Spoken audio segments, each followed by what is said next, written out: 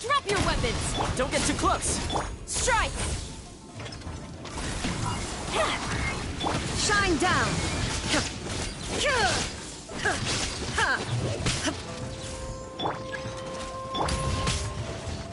Final warning! Quiver! Illusion shattered! Glory to the Shogun! Torn to oblivion!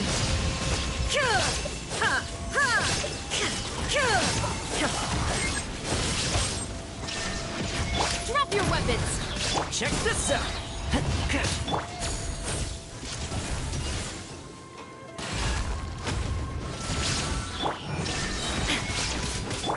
You asked for it!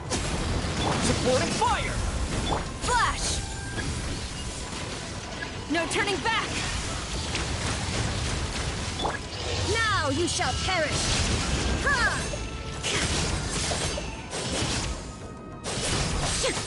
Shine down! Stop right there! Fire it up! Quiver! Glory to the Shogun! Here's backup! Justice will... Inazuma shines eternal!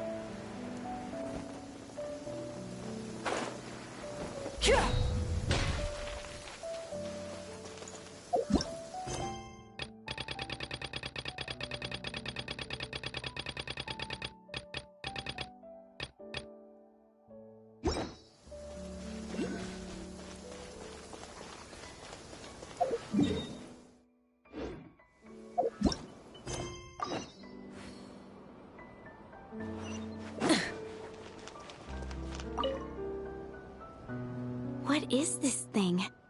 I've never seen it move, and there's no way to get inside. Goodness knows.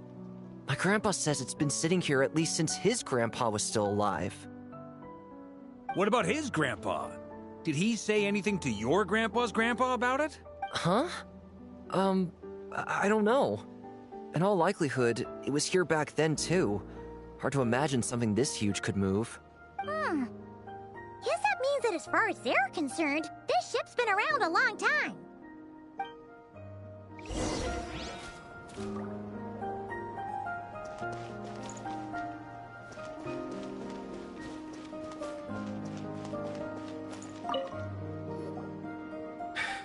Come on, brothers. If we can get even a small chunk off of this thing, it's gotta be worth a fortune. Today is the day we strike it rich. Huh? You mean Paimon? Yes, brother, I shall join you. Let's make our fort. We should go with them. What the? This thing is crazy tough. I can't even scratch it. Sorry, brother. Looks like we'll have to seek our fortunes elsewhere. Enjoying yourself?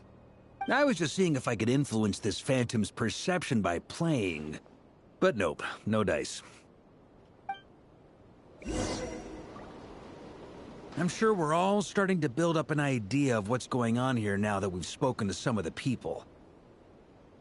These phantoms are reenacting real historical events in Nodcry. It's almost like we're in some kind of interactive stage play. We can talk to the actors, but the plot is fixed, and we can't influence it. It makes sense. History is set in stone. The objective facts of the past cannot be changed. Paimon totally thought you were just goofing around earlier. But actually, you were doing some serious investigating.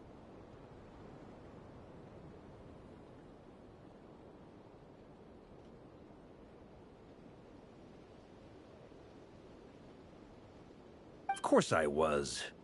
Anyway, at this point, I think we're forced to conclude that although the Phantom spaceship is right there in front of us, we aren't going to learn much about it from these people.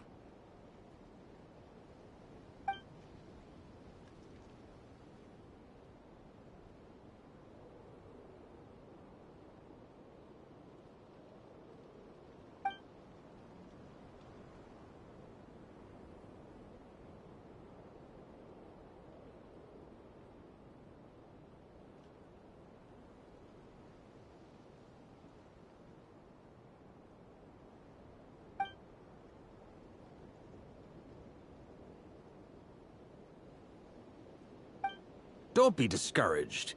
If nothing else, this is proof of the ship's existence. And think about it. So many people tried to hack their way inside, but no one could get the door open.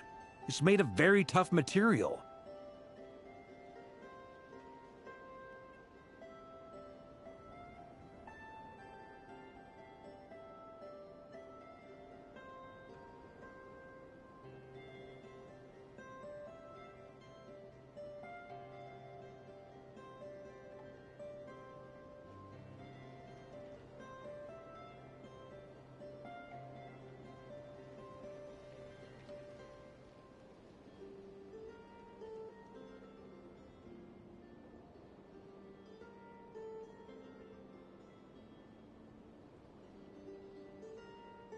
To me, that says that we'll either find the ship itself or the story behind it. It's just a matter of time.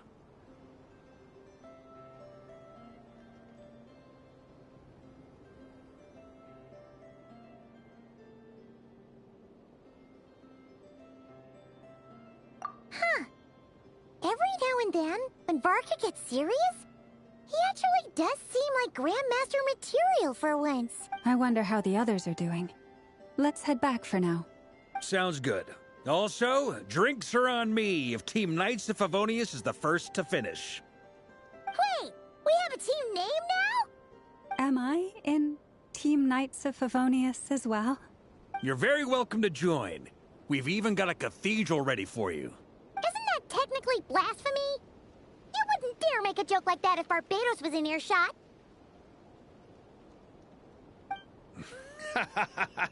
Nah, I'm sure Barbados doesn't mind a little harmless blasphemy once in a while.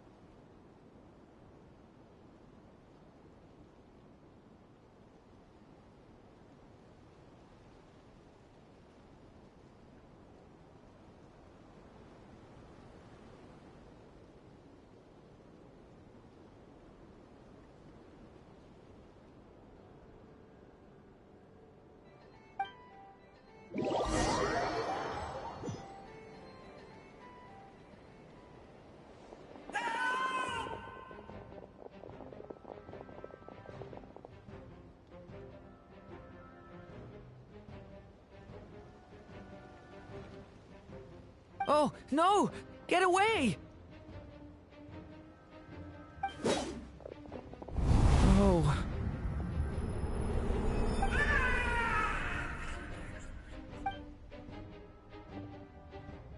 I know it's hard to stomach, Mr. Duran. But as I'm sure you've noticed, there is nothing we can do to intervene in that which unfolds before us.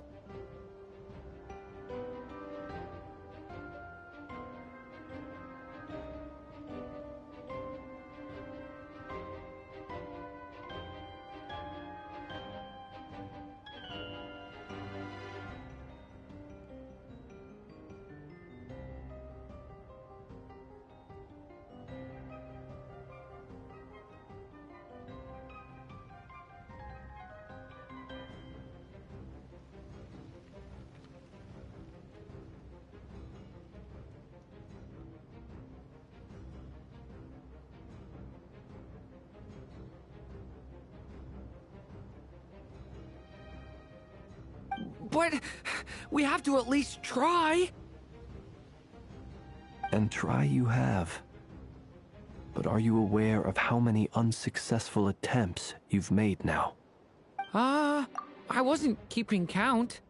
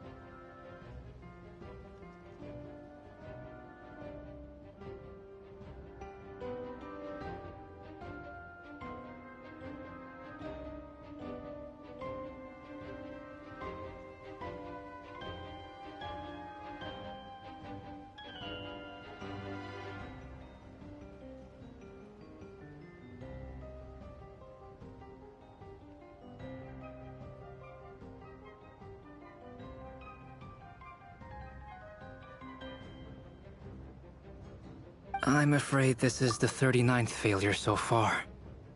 Or the 5th if we're only counting this particular victim. There are no indications that these phantoms may be altered in any way. You seem to have calmed down a little. I'll make us a fire. You should rest and have some water. Feeling any better now, Mr. Duran? May I ask a few questions? Be my guest. What exactly are we witnessing here? What happened to those people? My guess would be that we are seeing Nodcry during the Conrian Cataclysm. Would that be accurate? Conria.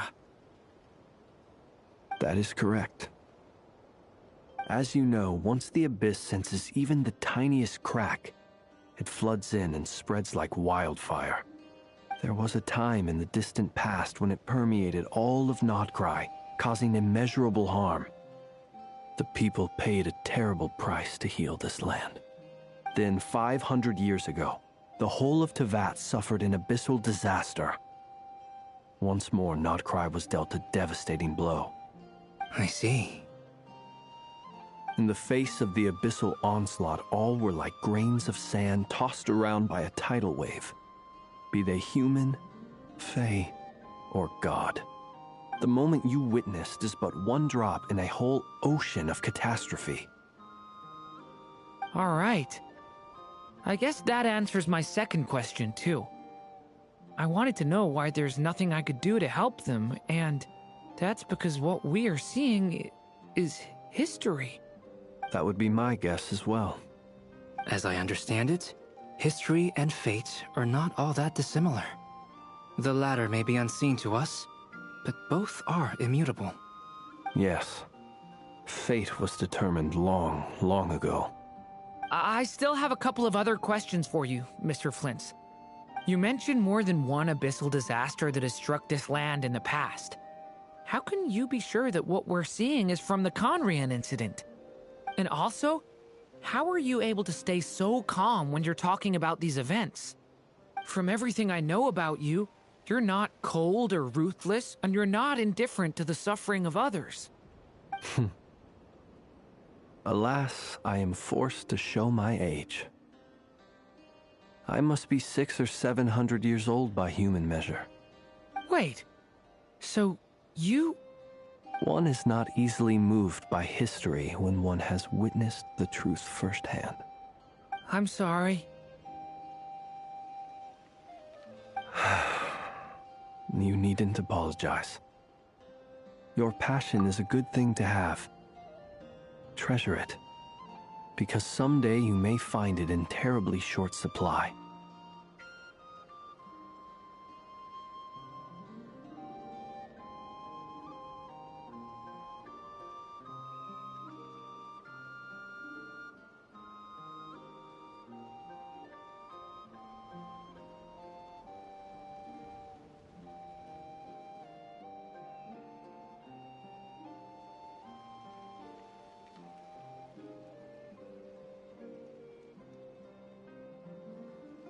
Now, at the risk of offending you, I have a... Alas, I am forced to show my age. I must be 600 or 700 years old by human measure.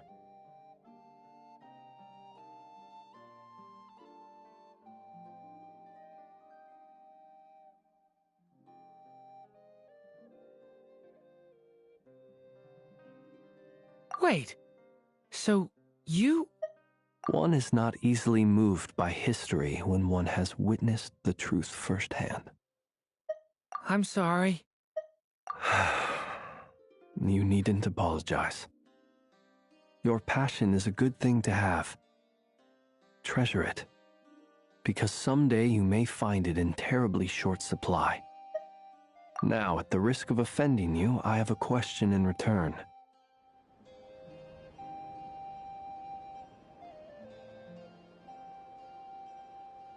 Your curiosity toward the abyss, is it born from hatred or because you sense its call? I only ask because I kept a fragment of Rere's body in my lantern for a short time. Specifically, his heart. So I know what a burden it can be to carry the abyss with you.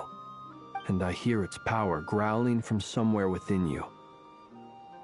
In my eyes, your mere existence is a miracle. My honest answer is... I don't know. I don't think I have the confidence to say for certain. What I will say is the abyss is not the only issue that haunts me. Even before I became who I am today, the question dogged me constantly. Should I even exist at all? My doubts remain unresolved. But when we fought Rerir, something became a little clearer to me.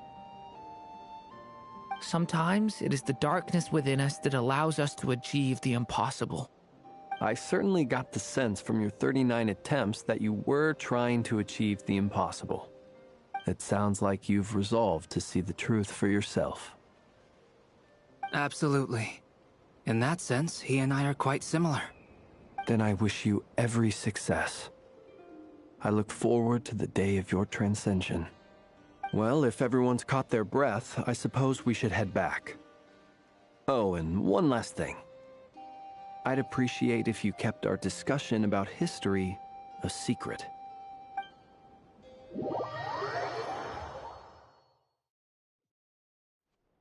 Incredibly, our separate investigations led us all to the same conclusion. Hooray for consensus! Yeah, but we barely learned anything, though. I totally thought this would be the mother lode. Talking with the ancients? I mean, come on! But nope. All we got was useless snippets of conversation. And all this stuff about moons and hyperopia. What a load of baloney. Seems like people back then had a few screws loose. I understand your frustration. We found the same issue. Each phantom only showed a very brief moment in time. There isn't much value to be found in these miscellaneous fragments of a civilization's history, no matter how glorious it may have been. If there's a silver lining, it's that these phantoms are harmless to the present reality. They shouldn't get in the way of the festivities. Paimon agrees. And not just because it's the first thing she understood in this whole conversation. You look disappointed, Nefer. Is something the matter? What do you think? We all worked our tails off, but the only one to gain anything from it was you, Lady Moonjanter. Well, please do share the Hyperborean records with me. I will gladly inscribe them in our people's documents. Oh, duh! Yeah! That was it! Hyperborea! Hyperborea. I'm serious. Only an expert in the Frostmoon Scions and their history can turn these records into valuable research material. The alternative is to let them gather dust on the Curatorium's storage shelves until the pages turn yellow. Nefer, you're wise enough to know that cooperating and sharing the profits is the best course of action here. Well, that goes without saying. Sure, let's do that. Huh? But didn't you say we aren't supposed to give out intel for free? Sorry. Shutting up. Now is not a good time to push Nefer's buttons. Anyway, back to Moon Prayer Night. I'm thinking that we should prepare something a little special, aside from the usual decorations and so on. You mean a parting gift? Can't go wrong with food. Although, does food go bad on the moon? Perhaps a lantern would be a better choice. It might be dark up there. It could prove difficult to light a lantern on the moon. Magical stones might serve that purpose better. What about a clockwork mecha model from Fontaine? I've got a whole bunch at home. I use them for fighting practice in my free time. None of these sound like things she would be even remotely interested in. But we don't interact with her enough to know what she likes. Yeah. It would really save us the guesswork if someone could find out what she's into. Wait, what the? Traveler? They're all looking at you.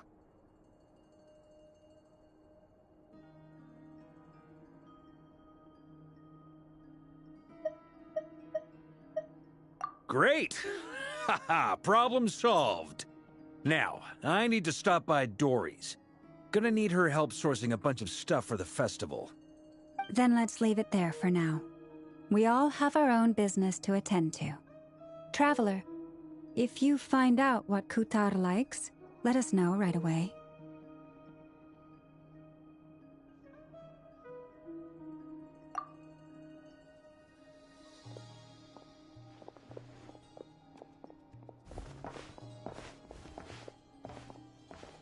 Is something the matter?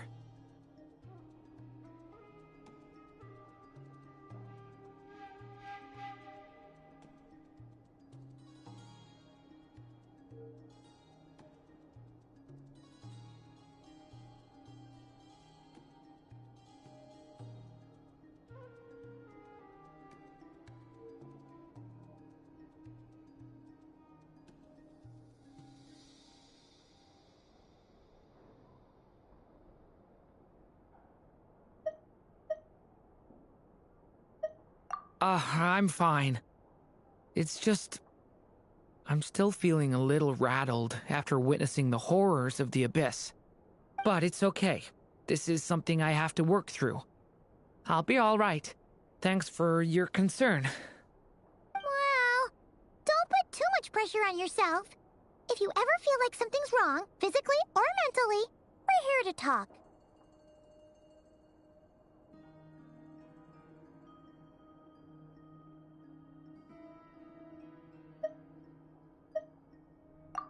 Come on. Stop treating me like a kid.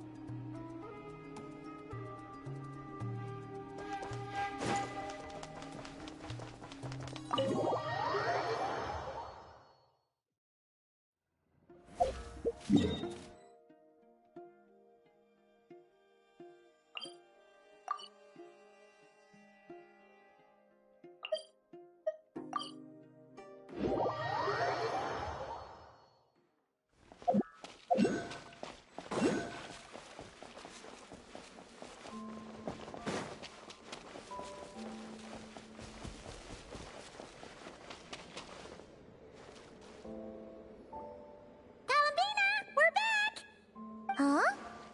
She's not here. Weren't there a few Kuhenki here last time, too? Where did they all go? Walkies? For Kuhenki? You're not pets, you know. Oh, well. Looks like we just came at a bad time. Let's try again tomorrow. There's still a few days until Moon Prayer Night, so we're in no rush. Besides, she needs time to rest anyway.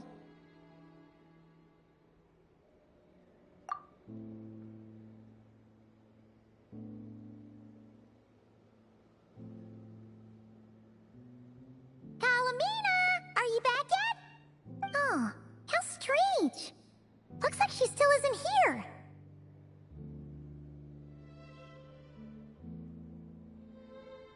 Right? It's not like her to spend so much time outside. Especially since she's worried about attracting unwanted attention.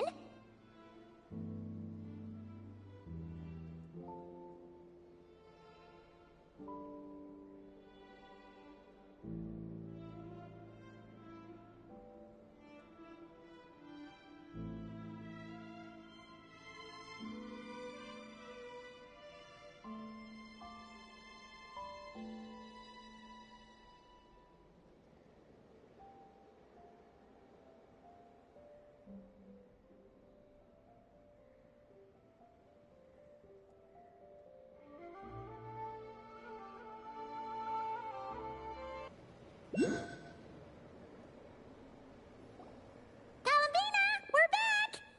Huh? She's not here.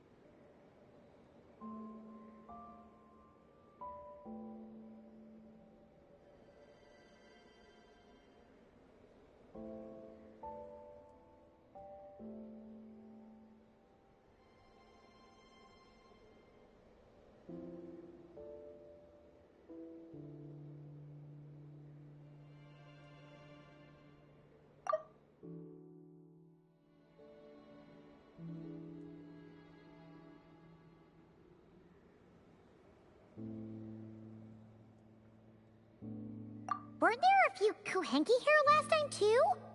Where did they all go?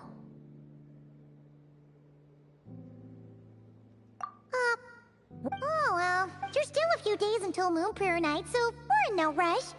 Besides, she needs time to rest anyway.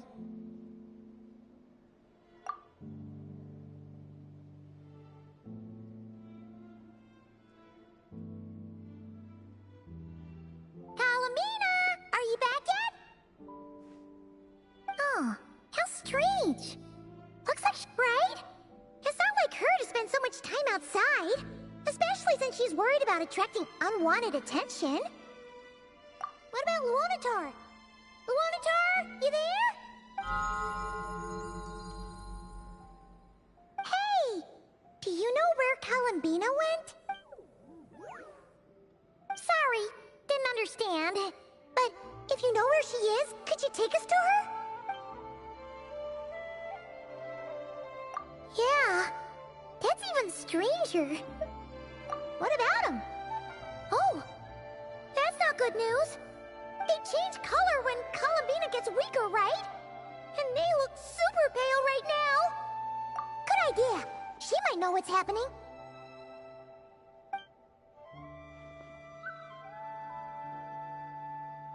Llama! Ah, it's you. How is Kutar? Is she okay?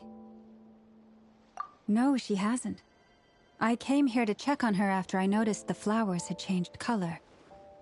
Based on past precedent, she must be very weak right now. Even getting up to walk would be a struggle. It seems unlikely that she wandered off outside. Not to mention that she doesn't do that at the best of times either. So yeah, this is super weird. No. Very few people are in the know about Kutar's whereabouts. And if anyone suspicious had visited, they'd have left some sort of evidence. Come on, let's go to Nasha Town. If anyone has seen her, someone there will know about it. It's not Kai's information hub after all. Makes sense. Let's go!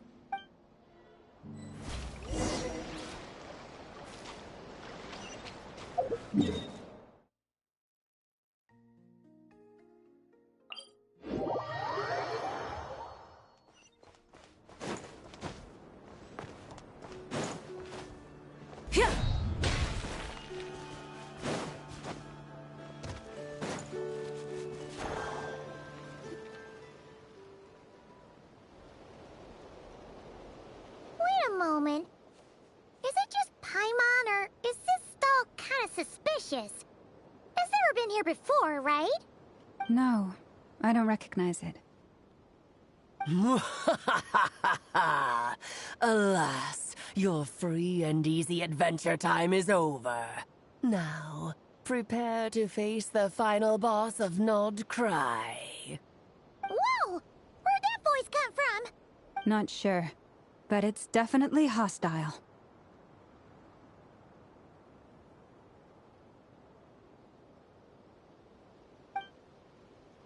No, no, no, not that way.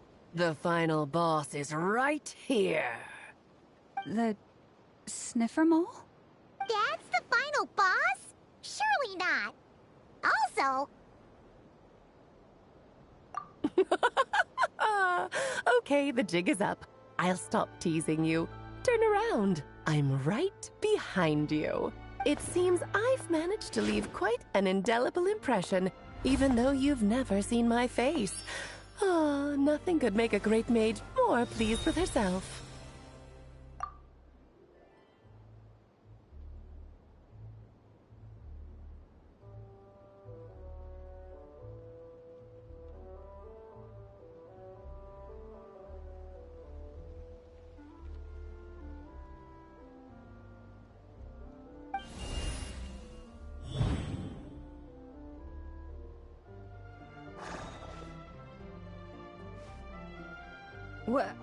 What is going on?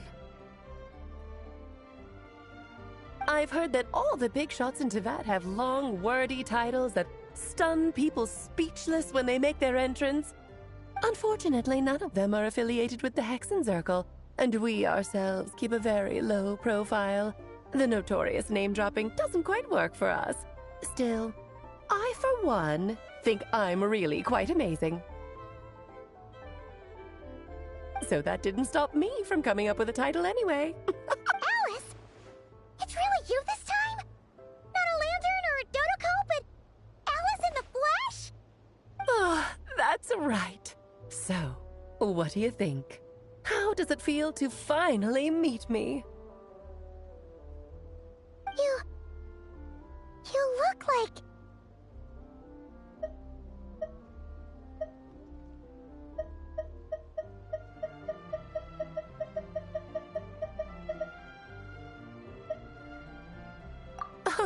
What is that supposed to mean, I'm the mother of Klee, Tivat's #1 cutie. How old could I possibly be? So she's a friend of yours? Kind of. This is actually the first time we've seen her in person. I see. Madam Mage, that was, quite a powerful entrance.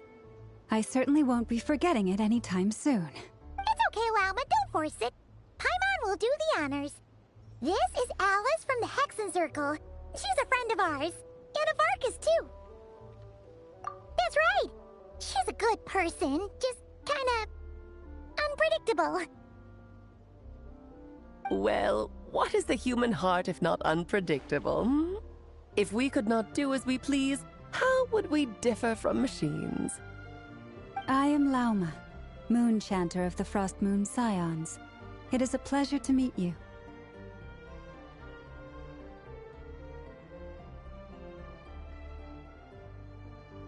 Oh, I know. Before you got here, I spent a good, 15 minutes getting up to speed on Nodcry's present situation.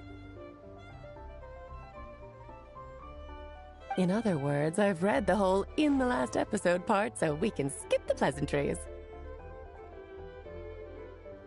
Fair enough. Well, Miss Alice, I can already tell that you have quite a unique personality. He'll get used to it. Paimon sure is.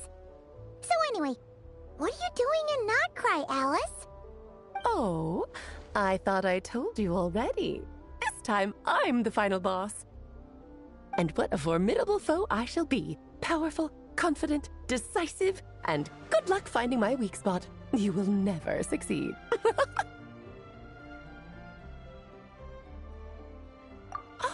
Oh, drat! My one weakness, and you found it in an instant. Fate has been dealt a devastating blow. Thus falls the great Dodo King. Why are you playing along with this nonsense? For funsies, of course. What's wrong, Paimon? Are you disappointed in me? Am I a gigantic letdown? No, it's just... you seem like a busy lady. And this is the one time you've shown up in person. Paimon figured it would be for something more high stakes than just goofing around. You're quite right. I'm here in Nodcry because something big happened. Something big enough it caught the attention of the Hexen Circle. It concerns the 3 moons, Tivat's borders, and of course, the moon goddess you are currently searching for. Kind of. Why don't we discuss this over a pot of tea? My main reason for coming on this trip to Tivat was, of course, to have some fun. But I do technically have a job to do as well, namely, maintaining the stability of Tivat's borders. I'll skip over the complicated parts, but to sum it up, abyssal energies are all that lie beyond Tivat's border. We'd find ourselves in a real pickle if they ever made it through. And the phantoms you've been seeing are a sign that the border has been disturbed. No wonder they tend to show up around Moon Prayer Night. Is it because the real moon is now so close to us that its power can cross the border? In part, but only a negligible amount passes through. Just enough to influence the verdant crests and so on. And as you've noticed, there has been an unprecedented number of phantoms appearing this year. The influence of the moon beyond the border cannot explain this. No, there is another far greater factor at play. The trilunar syzygy. A trilunar syzygy. Eons ago, before the heavenly principles came to Devat, it was the then 3 moon goddesses who controlled the laws of this world. Oh, that's exactly it! The 3 goddesses split these powers amongst themselves, promising never to consolidate them into one singular body. This was meant to keep the world stable. But, fast-forwarding to the present, the eternal moon's marrow is with you, while the iridescent moon's marrow, which should never have appeared in this world, has been retrieved. Add that to the presence of a moon goddess in the flesh and... the power of all 3 moons is gathered here in Notcry. There hasn't been an event like this since the War of Funerary Flame. And it's having a noticeable effect on Tevat's borders. Because I wish to give my darling daughter a peaceful, sunny environment to grow up in. Is that a good enough reason? Kinda sounds like you're dodging the question, but it does make sense. Well, that's one reason anyway, and the most important one. The others are a little complicated to explain. For instance, cleaning up after dearest Miss R. Albedo could tell you more about that if you're curious, but right now, I have a more important question to ask you. Why are you collecting the moon marrows? I see. Nicole told me about that legend once. Nicole? You mean Mage Anne? Oh, so you remember. Yes, of course. That was a story about fate, her area of expertise. But back to the story of our dear moon goddess. I'm afraid her intended method of returning to the moon is unlikely to work anymore. What does that mean? She may be missing, but she hasn't gone anywhere. She has disappeared.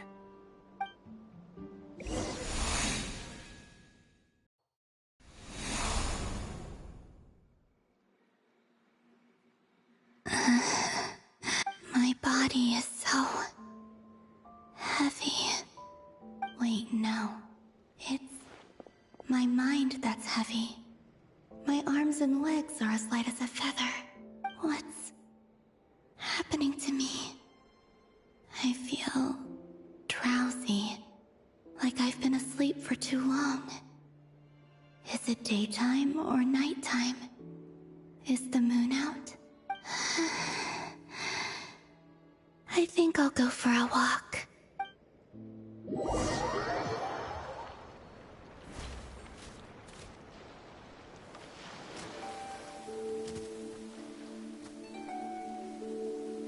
Are you out for a walk too? Huh?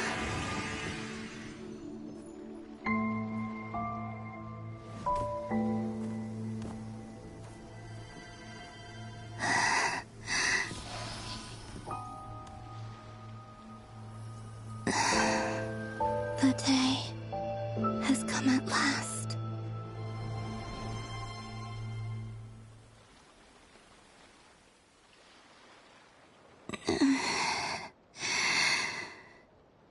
Have I grown so weak that I can't even sustain my physical form? But Moon Prayer Night is nearly here. I was so close to returning home.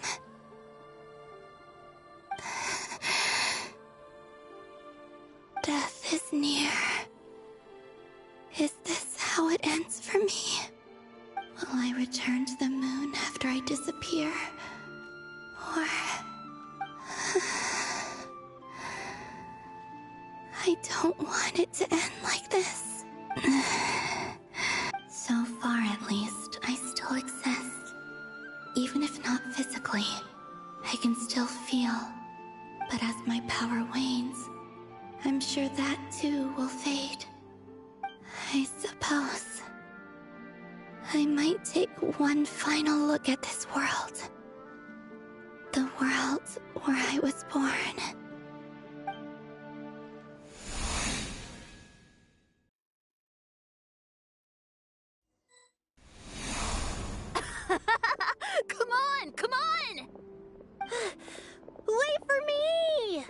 The Frost Moon Enclave. How much it has changed since I was born. These decorations, they're so heavy. It's times like these when you kind of wish men could be priestesses and acolytes too. How fascinating. I've never had the chance to be privy to people's private lives in this way. In the past, people would get so solemn and serious the moment I showed my face. Like they were frozen stiff. Karina, Lametti, it's time to eat. Coming.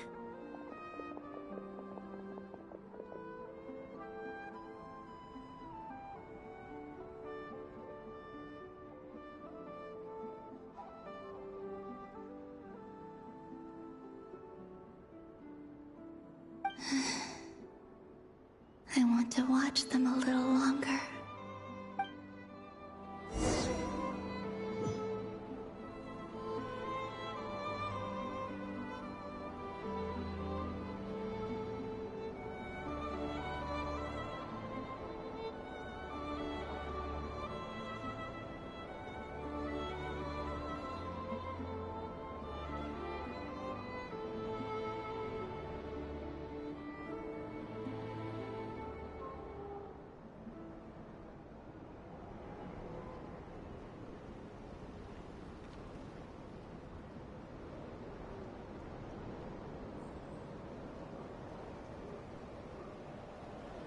So just fill these balloons with air, right? Yep. Try a couple now to test things out. The rest can wait. Think fast. Rita! Teasing an acolyte of the Frost Moon Scions? Surely that's a punishable offense. Take this! Huh? All right, enough horsing around. Lady Lauma gave us a task. We should get back to it. The task is just to check that the balloons don't leak, right? Doesn't matter if we fill them with air or water. Yeah. Okay, you got me there. And you got me there. But still, we can't use all the balloons before the festival even starts. We won't use all of them. And as long as Lady Lauma's trusted acolyte doesn't snitch, this can stay as a little secret between friends. A couple more can't do any harm, right? Oh, you menace. Then, think fast!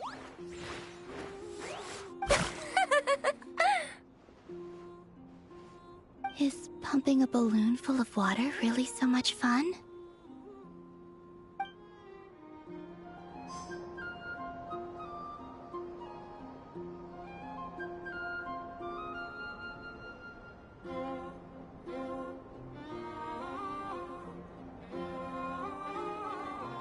I'm sure you're both tired from playing all day. Come on, eat up. A plain, humble meal. That has always been the way of the Frost Moon Scions. Huh? How come Lametti got a midsummer berry dessert?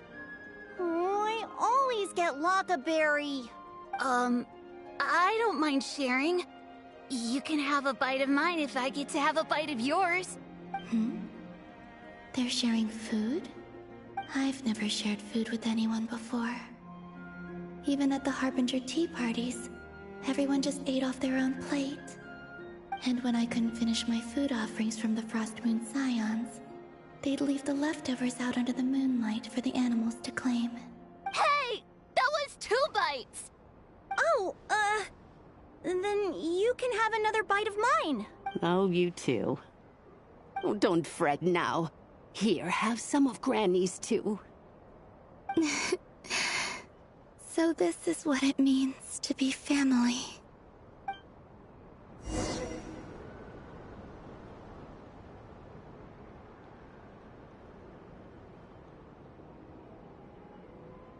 I'm seeing so much that I'd never usually get to see. They'd never act like this when I was around. It's nice, being able to just watch people in peace in these final moments. What a rare opportunity. I think I'll go take a look around Nasha Town, too. Maybe the Traveler will be there.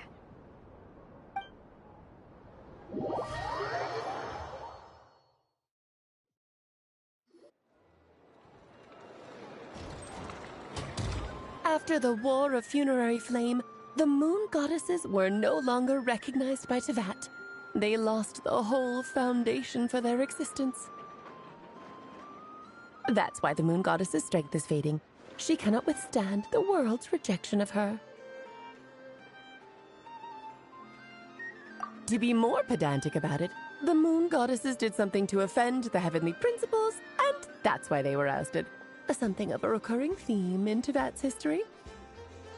Theoretically, speaking so candidly should put me in their crosshairs too, but they can't tell me what to do. I'll say whatever I want. Anywho, the Moon Marrow energies were but a drop in the bucket for her, and that battle against the Ray Hair of Solnari only weakened her further.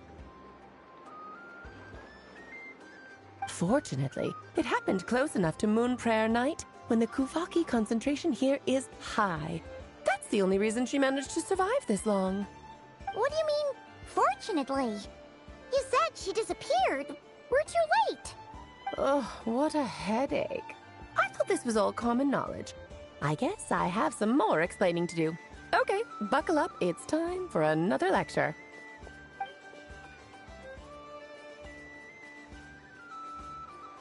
Now, I said earlier that the Moon Goddesses lost the foundation for their existence.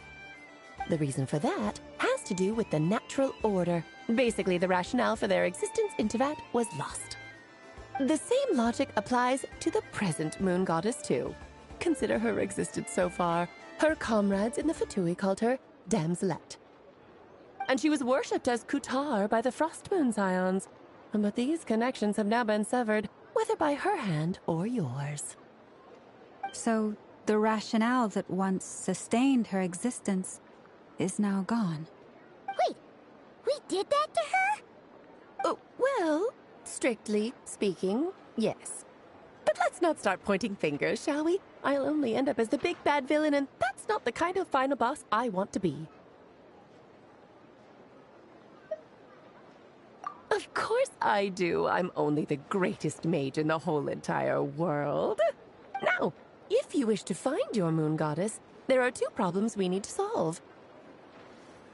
Firstly, we'll need to strengthen the connection between her and Tevat, at least enough to sustain her until Moon Prayer Night. Strengthen her connection? But does that mean I'll have to rally all the Frost Moon faithful behind this? I'm afraid a bygone faith and a former home won't be of any help to her now. Do you know her name? Her name? Oh, yes. Names are very important things. A name is a fundamental concept that anchors one's entire existence. Then your first job is to find it. As a moon goddess, I'm sure she must have a name she identifies with. Neither Columbina nor Kutar is her true name, and she's never really accepted either of them. So, finding out her real name is enough to sustain her existence? Yes, I know it sounds like a small step, but every journey begins that way. So for now, that's all we need to focus on. The second problem is with her plan to use the moon marrows to return to the moon. Unfortunately, piercing through the false sky will take an enormous amount of power.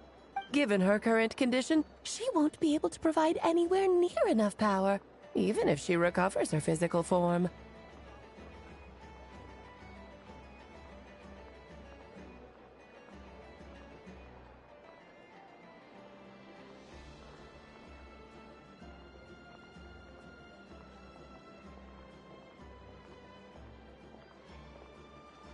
But no need to fret. Nicole's the expert in this field, and I'm sure she'll figure something out. Wait, Mage N is going to help us out too? That means we've got 2 Hexacircle mages on the case. This is turning into a pretty big deal. Actually, this is more of a side quest for me. Like you said, I'm a busy lady, so I can't stay for too long. I'll have to return to Tevat's border soon. That's the upside you get for looking out for my little Klee. Hopefully that will incentivize you to carry on keeping her company in the future.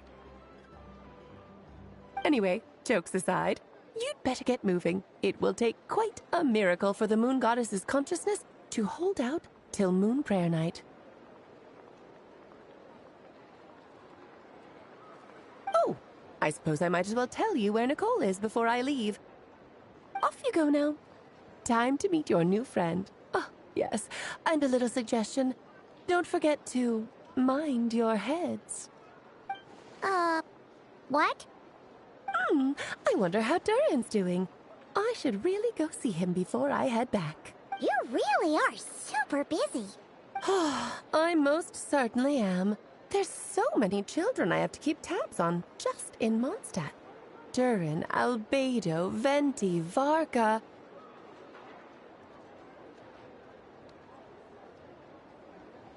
Klee didn't make the list, huh? Of course not. Klee is my pride and joy. I have no qualms about her, because she's the best child in the whole wide world.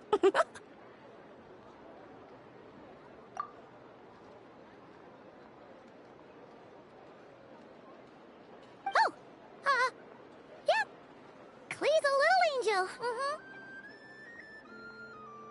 I'm glad you agree. Well, all the best. See you when I see you.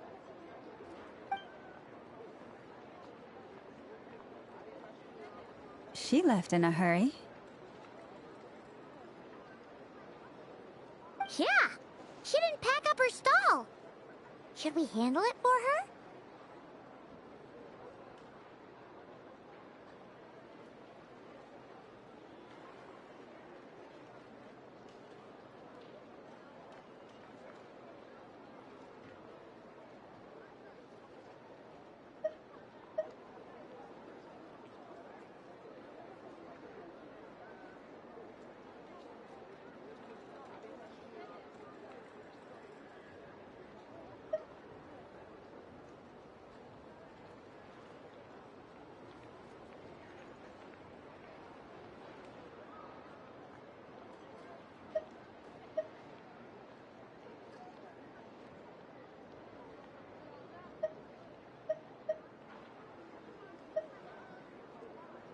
I must say, I'm now very curious about her daughter. Klee, wasn't it? What's she like? That's a long story. Come on, we'll fill you in as we go.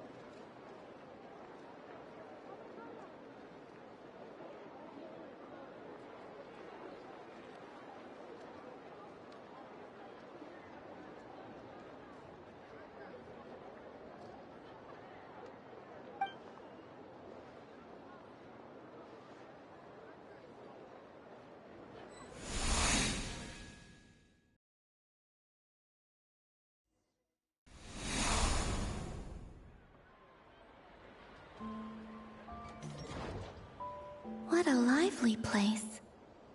I've never experienced Nasha Town like this before. Hey, you old geezer! Your hammer's rusted through! Who are you calling old geezer? Are they quarreling? I'm looking right at him! You've really gone downhill since giving your daughter free rein in the workshop. Can you even swing a hammer anymore? It shouldn't take you days just to fix a single chair. You might as well use that hammer to massage my back for all the good it's doing. Don't run your mouth, or you'll get a back massage that'll put you in bed for the rest of your life. Look, the materials haven't arrived yet, all right? You know how busy it gets in the days before Moon Prayer Night. I'll bet you send all the materials to your little princess. Blood's always thicker than water, huh? All right, you've made your point, Uncle Koski. As soon as the materials arrive, fixing your chair will be the #1 priority. And see? Lolka knows what the score is. I guess they're friends. But the way they spoke to each other was so ugly. Then again, it wouldn't be the first time I've seen something like this. Columbina! sing outside my door in the middle of the night one more time, and I'll unscrew your vocal cords. You hear me? Oh, Zandrone. So that was her way of trying to be friends with me. What a pity. I won't get the chance to say any ugly things in reply.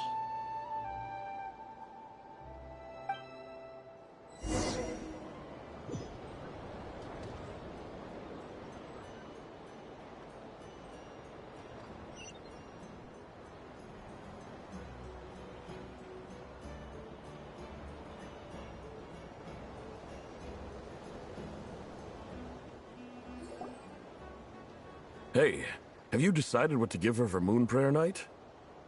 I sure have. She's gonna get the surprise of her life when she's least expecting it. Then I'll whip out the ring and pop the question. The surprise of her life. What a fun turn of phrase.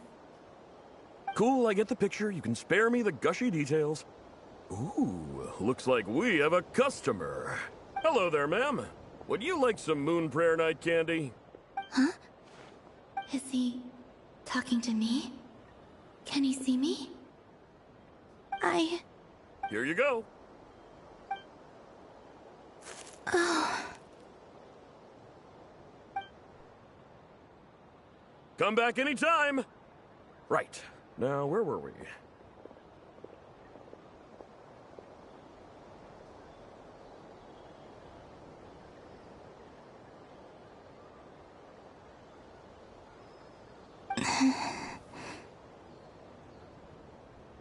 I don't know why, but I still held out hope.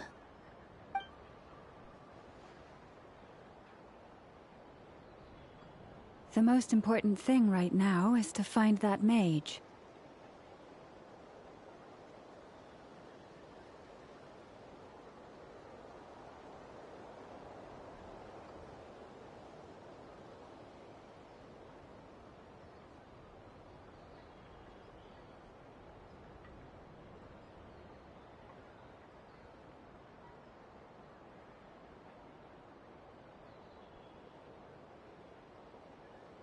This name thing seems super important too, but where do we even start looking?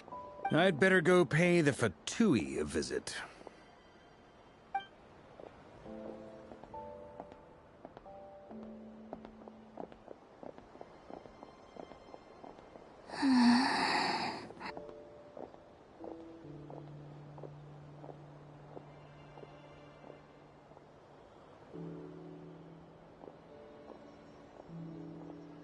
Columbina?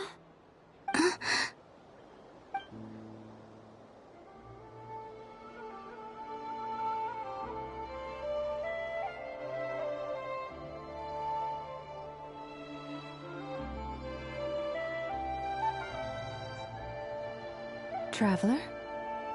Let's go! This is no time to be spacing out!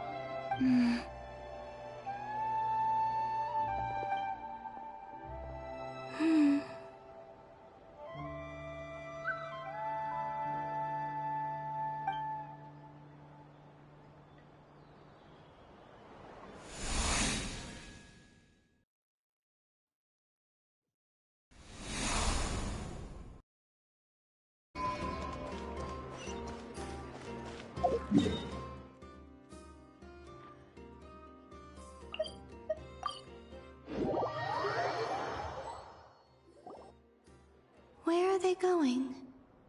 They mentioned a mage and... a name? So, Mr. Varka, are you acquainted with this Nicole? Or should I call her Mage N? Not really. We've never met, though she has come up in conversation. From what I've gathered, Alice kinda took Nicole under her wing. Taught her how to speak in a more ladylike fashion, that kind of thing. Huh. Hard to imagine Alice as an etiquette coach. Yeah. Alice is a larger-than-life personality, I'll give you that. But then again, that's why she's able to draw such an eclectic mix of people into her inner circle. If I remember correctly, being an interesting person is actually one of her main entry requirements. So, if you ever wanted to join the Hexenzirkel, I'm sure you'd both be eligible to apply. Hey! Don't go around making promises on Alice's behalf. I wouldn't dare. I'm just trying to paint a picture of the Hexenzirkel for you. Okay, sure. Anyway, since none of us have ever met Nicole, how are we supposed to find her? We can't just go up to every woman in sight and ask, "Hey, are you Nicole?" Maybe something she's wearing will give it away? Like, a windbloom pinned to her chest or something. Wait a minute. Alice never said Nicole was from Mondstadt. Oh, true.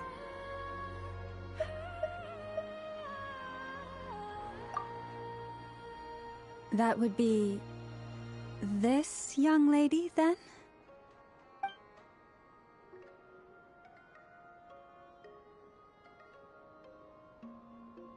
Hey there! Sorry to disturb you, but are you Miss Nicole? Varka, Knight of Boreas of the Knights of Favonius. Alice might have mentioned me before. Mm-mm. Have we got the wrong person? Sorry. Well, this is awkward. When I shook my head, I meant, no, Alice hasn't mentioned you before. Huh? Where is this voice coming from? My apologies. For certain reasons, I am unable to speak. This is the only way I can communicate with you. It might take some getting used to, but I hope you can understand. Hey, it's fine. I'm more shocked by the fact that Alice never speaks about me. I mean,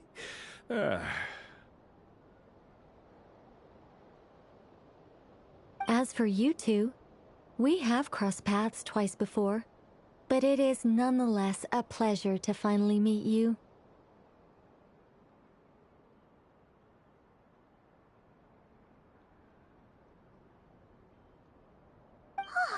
It's really you! Thanks for all your guidance in the past!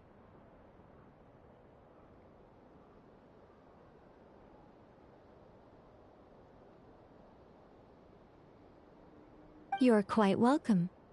This time, things are different. We have reached the unwritten pages of the story.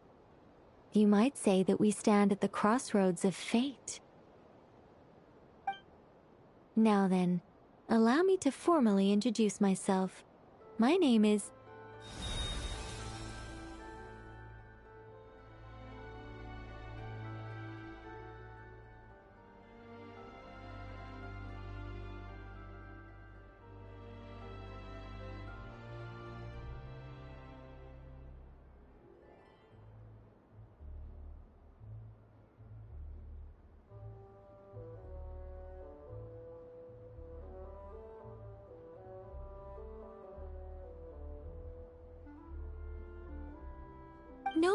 No, stop!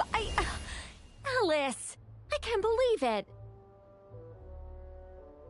I had a whole speech prepared. I'd agonized over every single word. She always picks the worst moments to ruin other people's plans. I'm so sorry about that. Alice took the liberty of devising some bespoke self-introduction magic for each member of the Hexenzirkel. But I could have sworn I deleted all of the triggering conditions for it. How did it bypass everything? Oh gosh, this is so embarrassing. This is a very different side of Nicole than what we're used to. Is she not used to face-to-face interactions? Don't worry about it. We've seen that introduction magic once already, so it wasn't too much of a shock. Please go on, Miss Nicole. We'd love to hear what you have to say, or... well, communicate. Huh? Are they talking to this lady? But...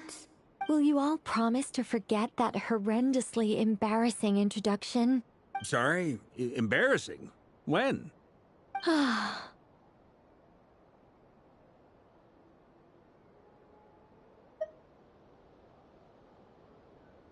Yes, my name is Nicole, and I am one of a very few angels who have retained both their preferred form and their power.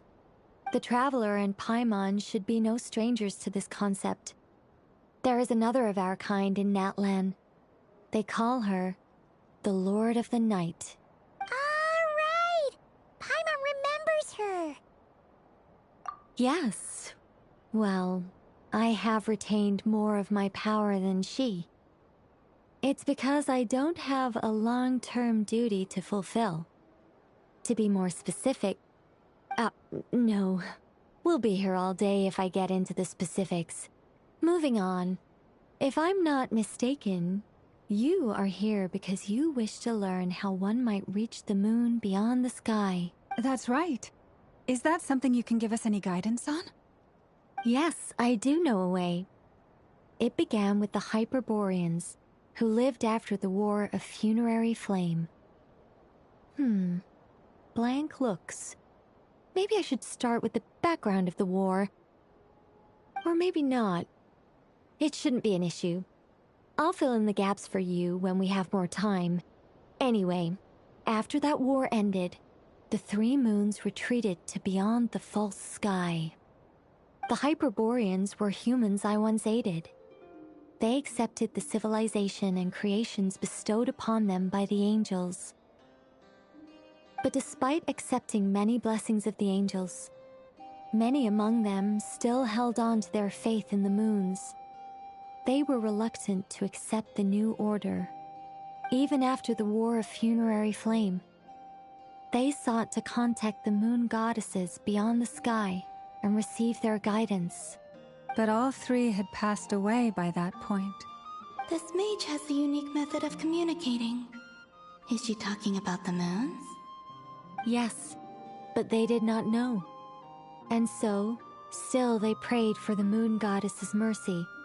After building titanic structures that consumed vast amounts of Kuvaki, at last they glimpsed the moons and heard their voices. But of course, they were gravely disappointed, for it was then that they realized the three moon goddesses were dead. Oh, that's such a sad story. It is. Humanity was in a very sorry state at that time. The angels who had once aided them were gone, and the War of Funerary Flames had left them homeless and destitute.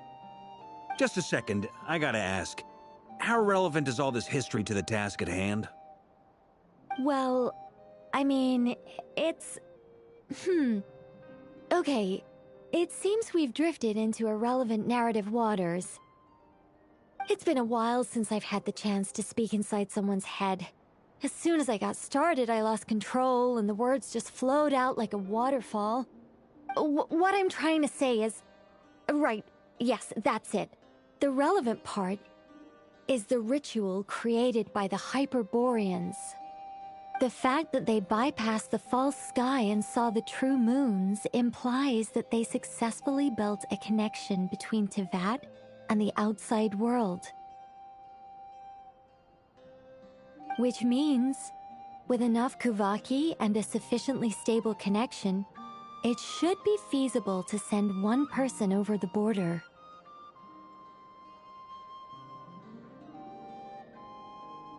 Okay, so they built some kind of portal?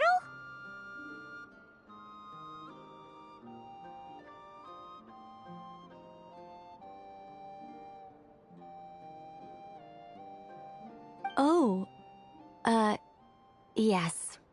A portal. Yes. Is something wrong? You sound disappointed. I just didn't expect you to summarize it so well. It turns out I could have said all that in one word, if only I'd managed to think of it.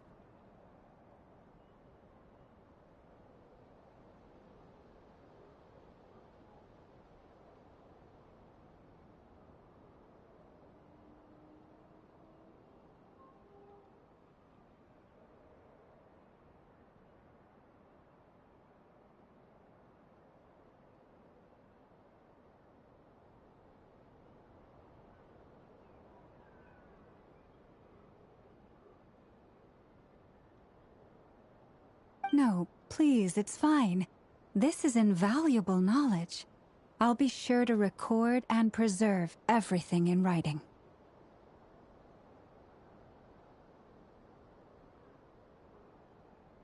Oh, really?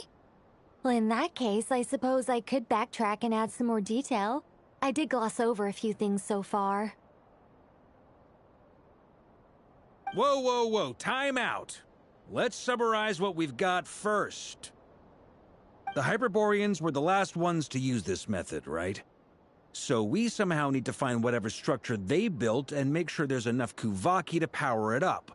Luckily, we have the moon marrow of both the eternal and iridescent moons, so we're all good for Kuvaki. Which means the key issue we need to focus on is finding the place. Am I right so far? Yes. Although, I expect the structure is long gone by now. That said, what if we could take advantage of the phantoms to travel back to a time when it still existed? Well, travel back isn't quite accurate. It's more like we'd be creating a handshake between 2 points in space-time. We wouldn't even have to pick a time when it still existed. It could just be a time when it still appeared in phantom form via projection, or we could project our own phantoms, fold them together, and...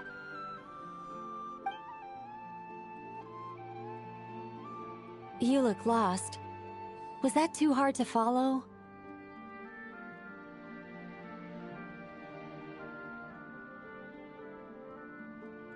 Yeah, things got a little, technical there. Paimon's brain is reaching capacity. Alright, let me think about how to put this more simply. Okay, over the next few days, I'll search for phantoms that we can use. Once I find one that meets the criteria, I'll let you know and we'll regroup. By completing certain rituals, specific individuals will be able to enter the phantom and make it to the Hyperborean structure. If everything checks out, and it looks feasible, we'll just need to wait for Moon Prayer Night, and we can send the Moon Goddess back home. I'm really skimping on the detail here. Is this making any sense at all? I think so. For now, we'll just wait to hear from you. Yes. Basically, yes.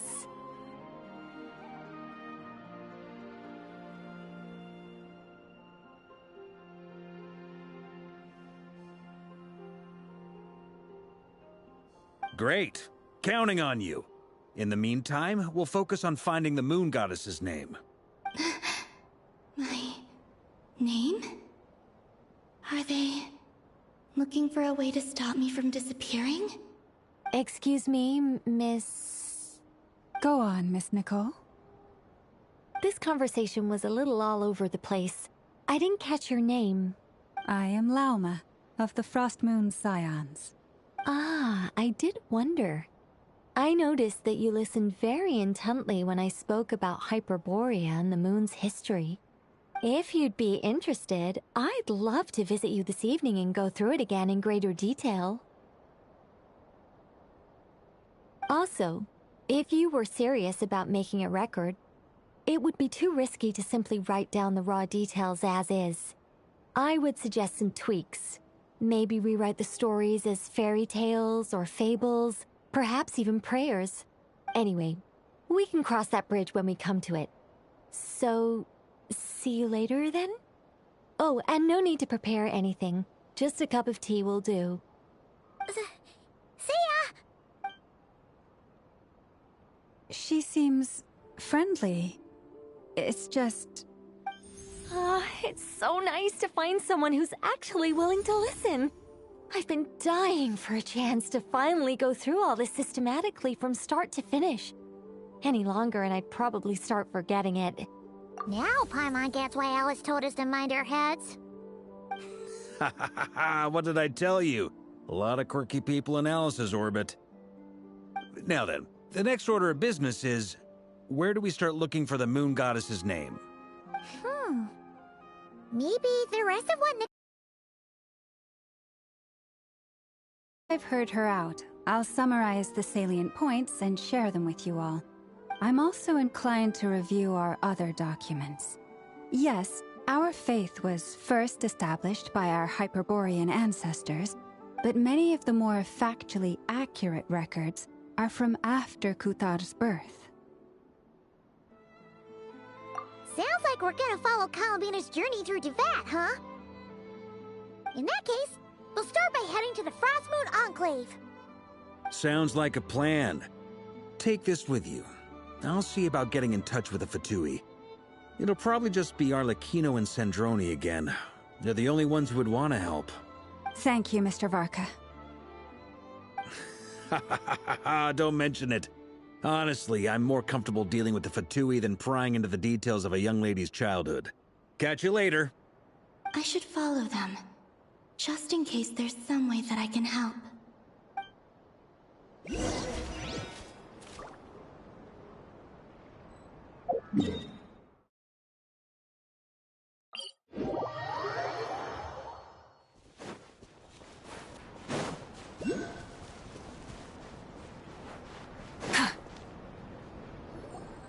A while ago, I took the time to organize all documents in our possession that pertain to Kutar.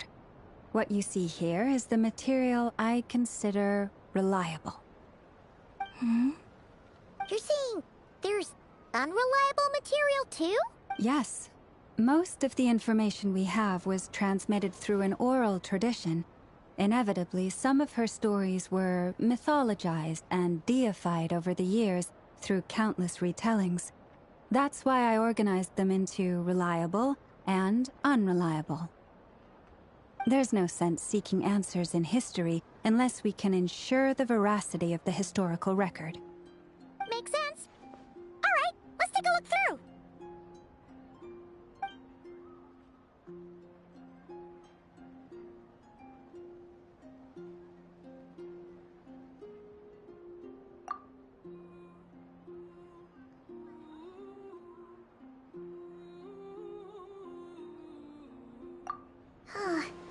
Almost all these records refer to Kutar instead of Columbina. Although neither of those is her real name. Taima's not sure what point she's trying to make. What we can gather from these records is that the Frostmoon Scions worshipped her as a god, placing impossible expectations upon her. I cannot fault them for their earnest faith, but for all their devotion, worshipping her day in, day out changed nothing. I imagine that none of it resonated with Columbina. It wouldn't surprise me if, even back then, she had already begun to reject the name Kutar and everything it represented. Lama speaks the truth. When I heard them call upon Kutar with hope and expectation in their voices, they may as well have been calling upon somebody else.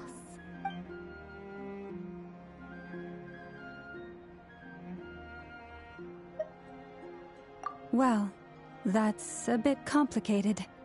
I looked at the level of detail, perceived authenticity, prose style, and how realistic their portrayal of Kutar seemed to be.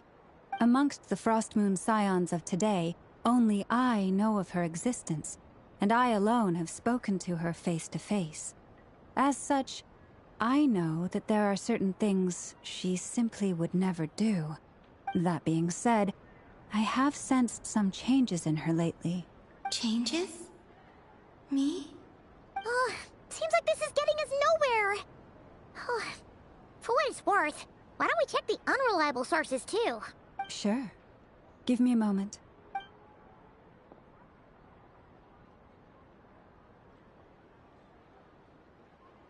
Exerting but a fraction of her divine might, Kutar sheared a great mass from the snow-capped mountain and cast it into the sea, upon whose surface shone the mirror image of the moon. Thus was formed the island of Hisi. Yeah, right. That doesn't even begin to pass the sniff test. The 3 moons are not but lies through and through. Only one moon has ever shone for us, and Kutar is her name.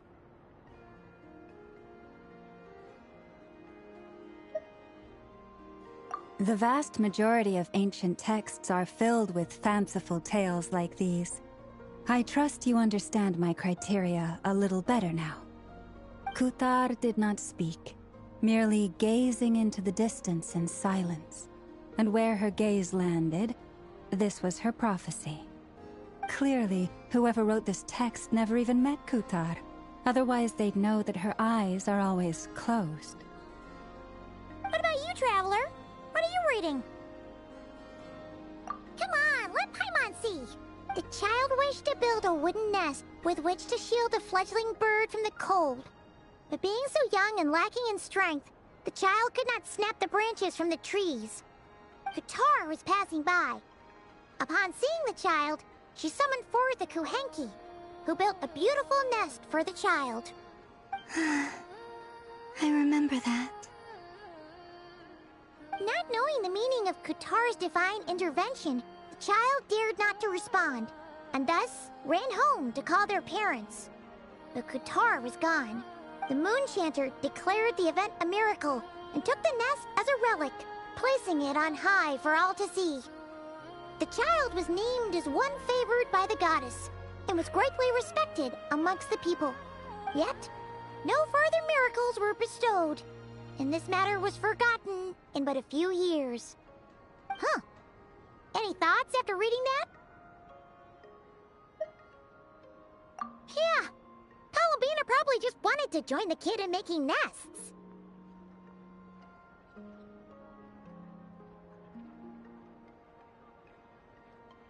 Ah. I'd originally considered this a fabrication, because Kutar did not perform any similar actions in subsequent records. But now that I think about it, it does seem like something Columbina would do. It's just that... She didn't know how other people would interpret her actions. She was probably worried about making things difficult for people. So, she gradually stopped joining in. Yes. Oh, that's so sad.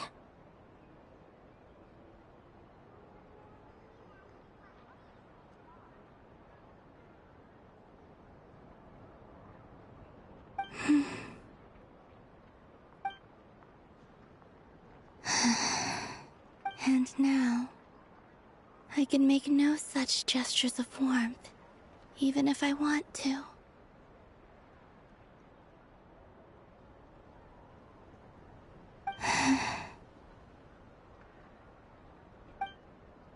Still no name. That's a bit of a shame. But we did learn some interesting stories. That's gotta count for something. Barca said he was gonna set up a meeting with Arlecchino and Sandrone, right? Let's go back to Nasha Town and see how he's doing.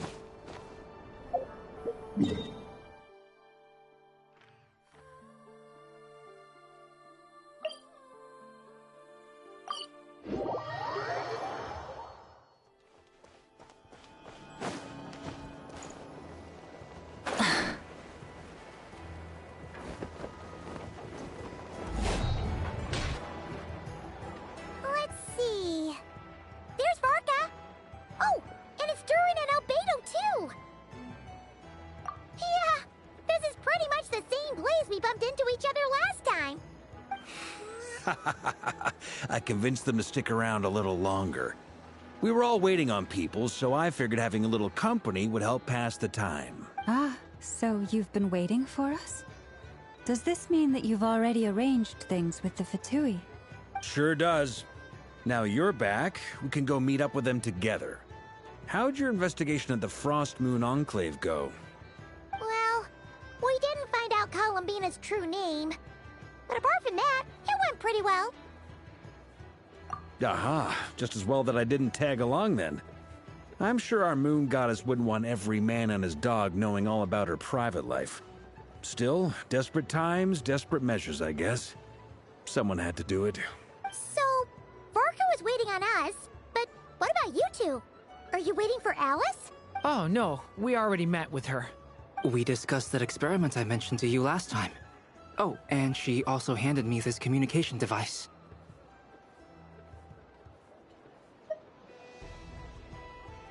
That's right. I understand she informed you about the relationship between the phantom phenomena and Tevat's borders, yes?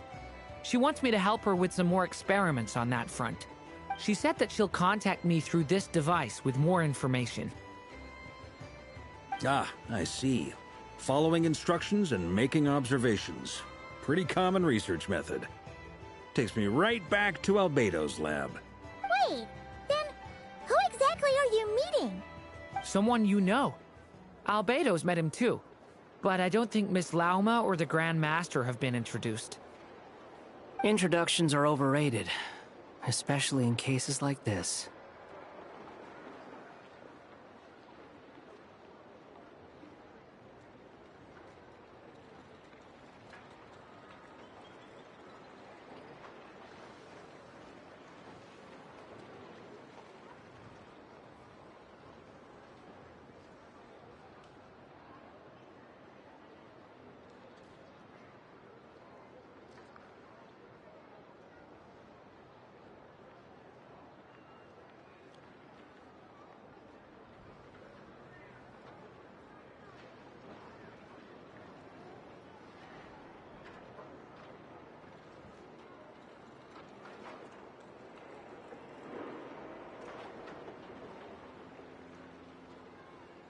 It's you!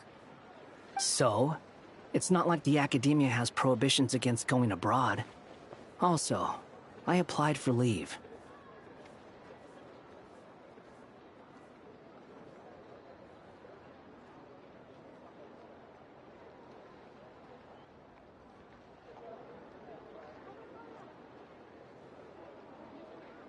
I've been writing to Hat Guy since obtaining a human form. I've already brought him up to speed on everything that's been going on in Nodcry.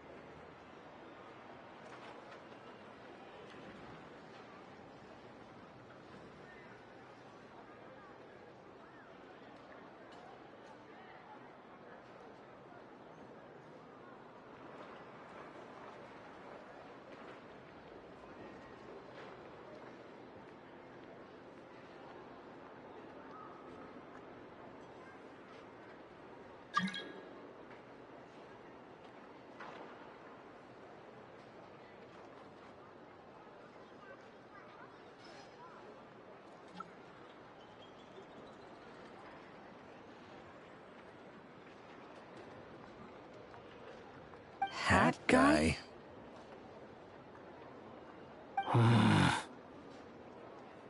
Turns out, I actually have heard that name before. Oh? Then why did you react the same way I did? I only knew the name, not the fella. But since we're all here, let's do some introductions for what it's worth. I'm Varka, Grand Master of the Knights of Favonius. Lauma, Moon Chanter of the Frost Moon Scions. And I'm a Driosh from the Vahumana Darshan of the Sumero Academia. Hat Guy.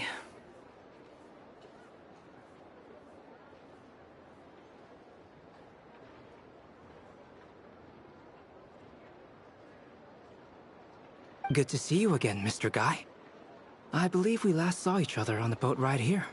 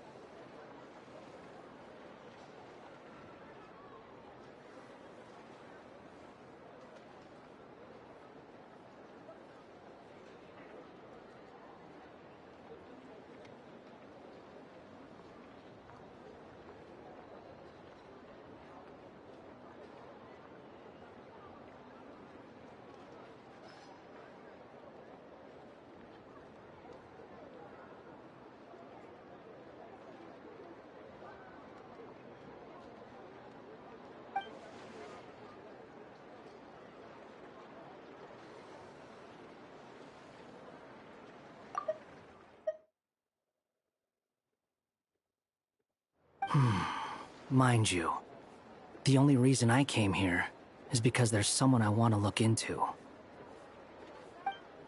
Who's that? The Doctor, also known as Dottore, second of the Fatui Harbingers. From the tone of your voice, it sounds like there's bad blood between you. I was reviewing our archives and noticed that a lot of information about him was missing. Left a bad taste in my mouth. That's all there is to it. Dottore, or Zondique, as he was then known, once studied at the Academia, but he got kicked out before he could graduate. So the Harbinger's #2 man is a college dropout? How embarrassing for them. Last we heard, he was planning something. We actually heard that a few times before, even coming to Noctri. But we haven't seen a trace of him since we got here. He only appears when something interests him. For all we know, he might have left already. But the fact he did something here at all is worth noting. It'll fill a couple extra lines in his file.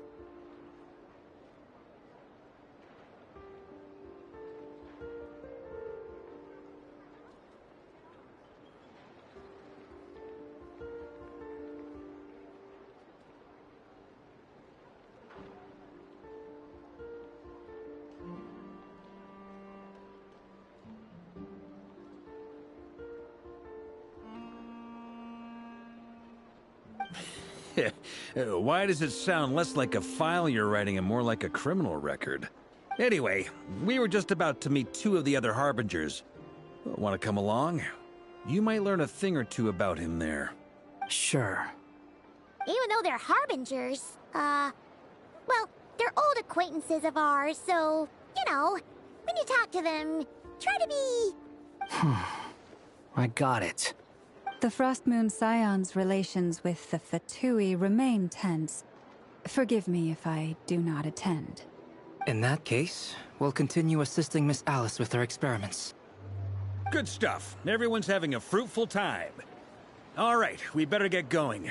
I'll lead the way.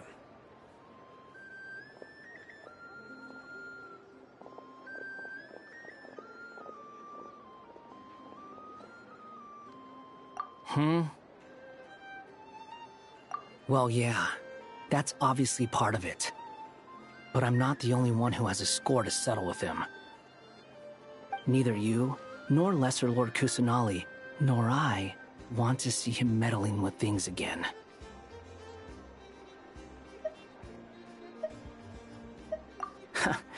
What's the hurry? Don't worry.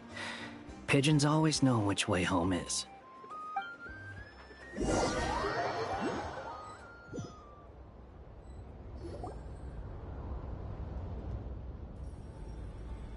You made it. Who is this? A scholar from Sumeru. They call him Hat Guy. He's an old friend of the Travelers. Wait, this is the academia representative you wrote about? He doesn't exactly look the part. I believe this will prove my identity. You'll notice it bears the seal of the Sanctuary of Surasthana. Well, what do you know? So it does. All right then. My mistake. It's fine. I expected as much. What? So as I mentioned in my letter, the Academia's got its eyes on Dottore.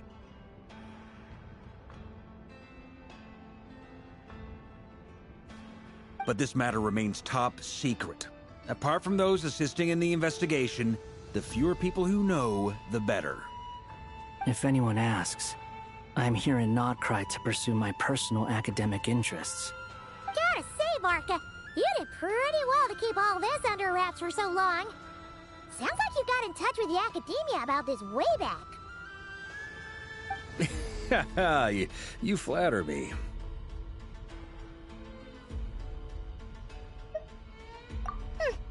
Where do I even start? Remember that time we fought Rerir at Star Sand Shoal? He sure let me have it then, didn't he? I'll bet Dottore had that all sketched out, with me as his convenient little pawn. He could not care less about us if he tried, but hey! The feeling's mutual.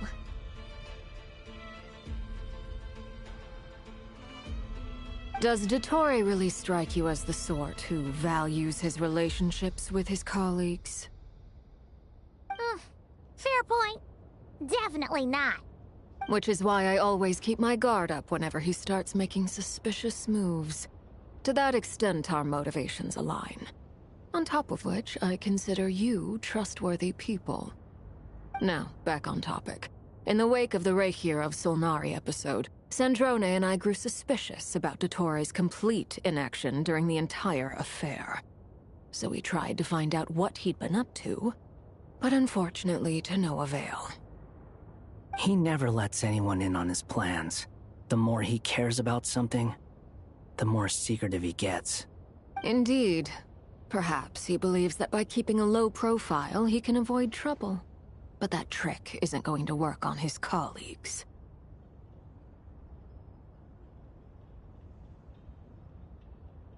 Yeah, I mean, he's been researching the ancient moon's remnants. And he's been trying to get his paws on the moon marrows. Only an idiot would believe he doesn't have something more planned. With this in mind, I returned to Snezhnaya and relayed my thoughts to Her Majesty the Tsaritsa, entreating her to have him recalled. That's pretty direct. Did the Tsaritsa agree? Yes. I made it abundantly clear that the Fatui's business in Nodcry is almost concluded, and we do not need 3 harbingers in this territory. Her Majesty concurred. Accordingly, Dottore has returned at her orders. I imagine he is continuing with experiments, which no one besides he would ever have any interest in.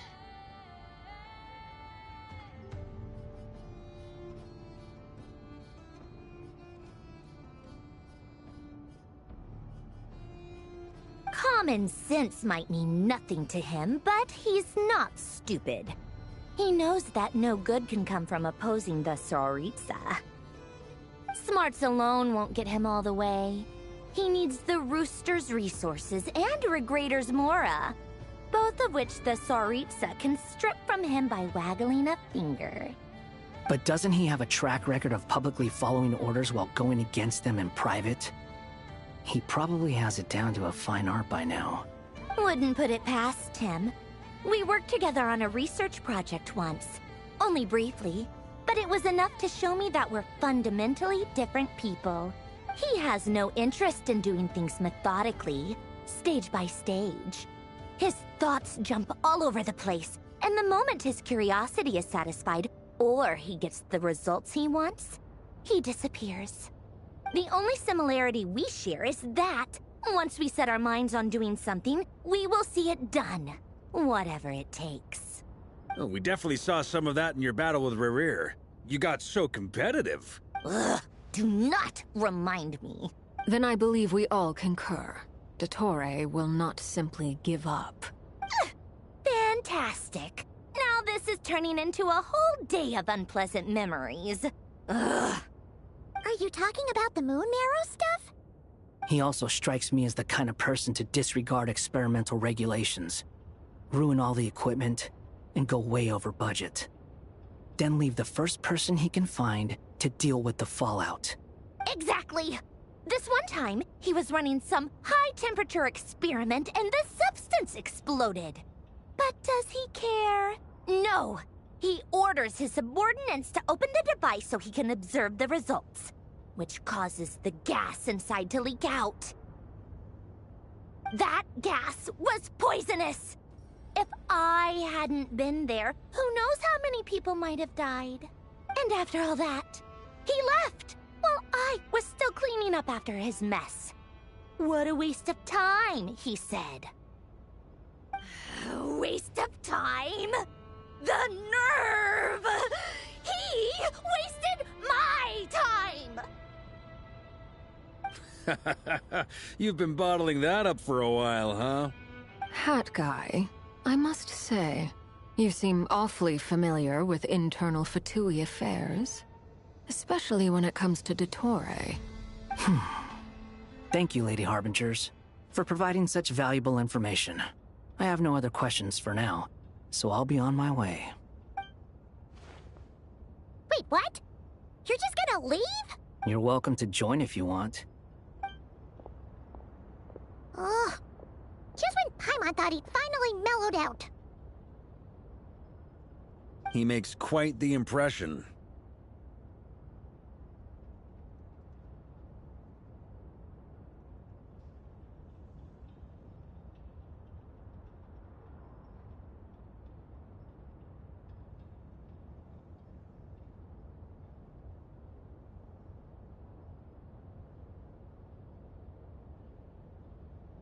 I'll say, I've met tons of headstrong people, but not many of them would join me in bad-mouthing Dottore.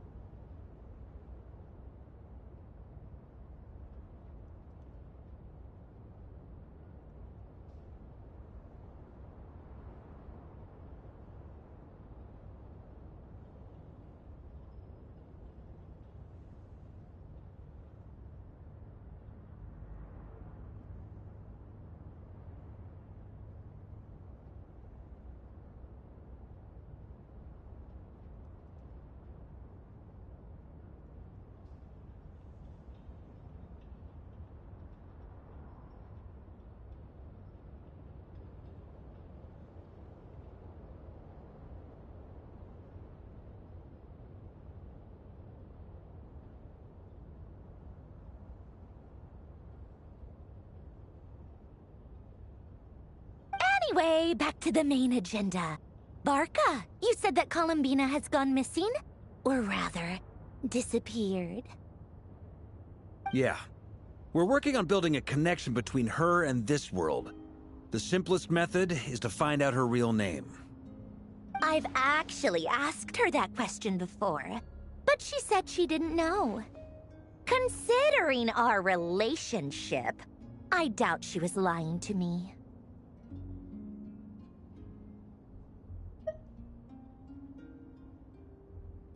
As far as I recall, she was never dispatched by Her Majesty to claim a gnosis or anything like that. The Tsaritsa's plans had long contained a place specifically for her. I always thought that was weird. What could she do that the rest of us couldn't? Knowing what we do now, it's probably something related to Kavaki, right? More than likely. When she first arrived, Columbina would often go to Her Majesty and ask when she could start the task assigned to her. But Her Majesty always gave the same reply. The time has not yet come. So she spent her days in Snezhnaya doing basically nothing. The Tsaritsa has summoned a beautiful blind maiden to be a harbinger, giving her the third seat by virtue only of her enchanting voice. It was a dumb and stupid rumor, but the reality of the situation made it hard to refute. And what happened after that? I imagine she stopped caring. She no longer seemed to care why she had been recruited, and Her Majesty never gave her any missions. So she just continued to sing in the flower garden. For my part, I was busy.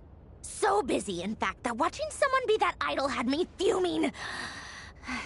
But still, I got the sense that she had long been used to a life of other people claiming she was needed when she wasn't.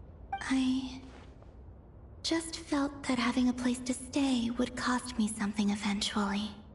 And so I waited quietly for the day that I would have to pay the price. And on the other end of that spectrum, you had me. Someone once told me that I had the lousiest work and the toughest luck. That's a good way of putting it.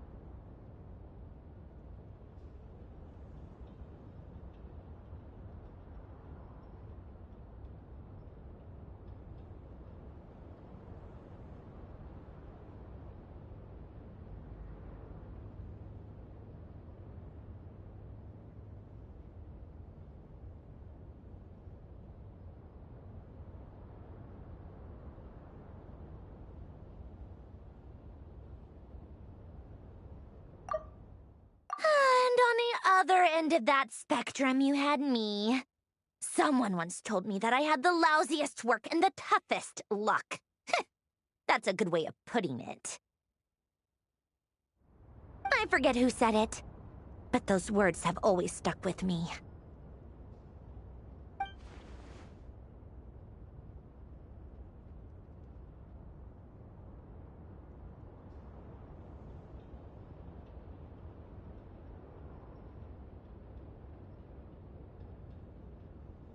But you've done your job exceptionally well all this time. Because at heart, you are a conscientious person. What is it? Something come to mind?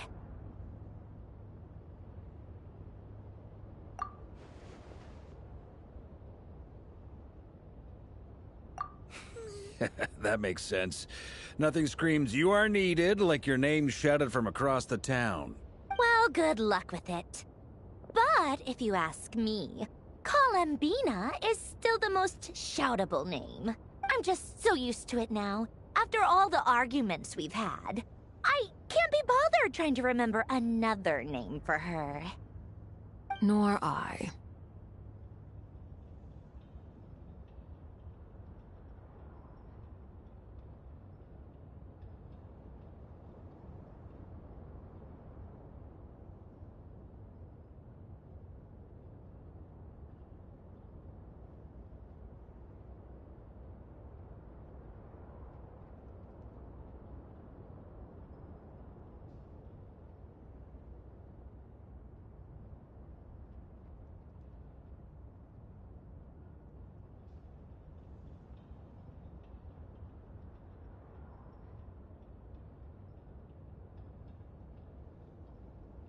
Sandrone.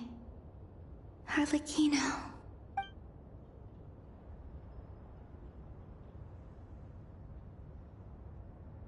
Huh! It's a Sealy! Does that mean Nicole has news for us? Ladies, I thank you for your hospitality. If the chance ever comes up, I definitely owe you both a drink sometime. I'm sure it will. You can make your own way out. Heck, you've been here enough times, you probably know your way around better than I do. Okay!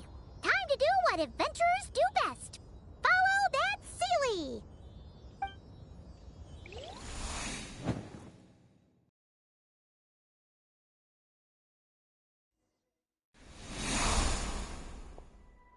Here you are.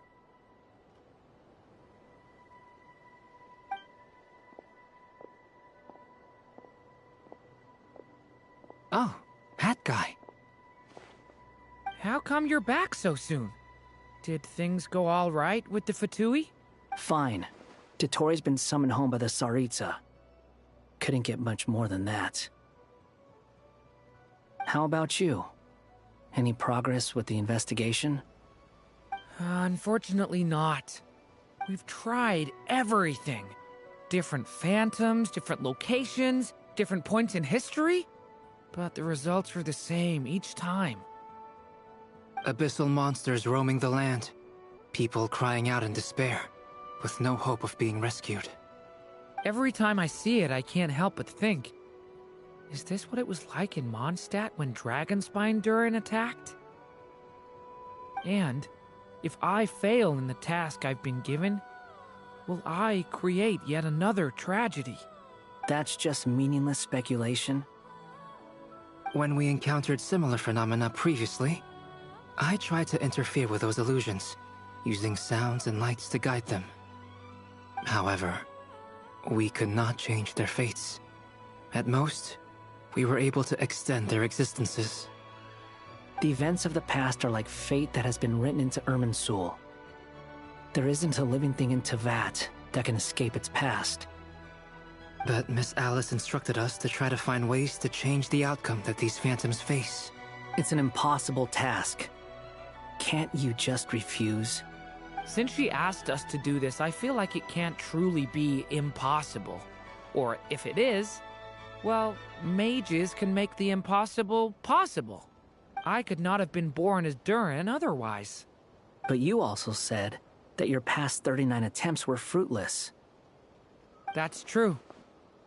But you're still going. Yes. After this many futile attempts, surely you realize that you're not doing this because you still believe what some mage told you. It's because you want her hypothesis to come true. It's something you wish for deep inside. So, think for yourself about what you want to do. As long as you don't believe it's futile, it isn't.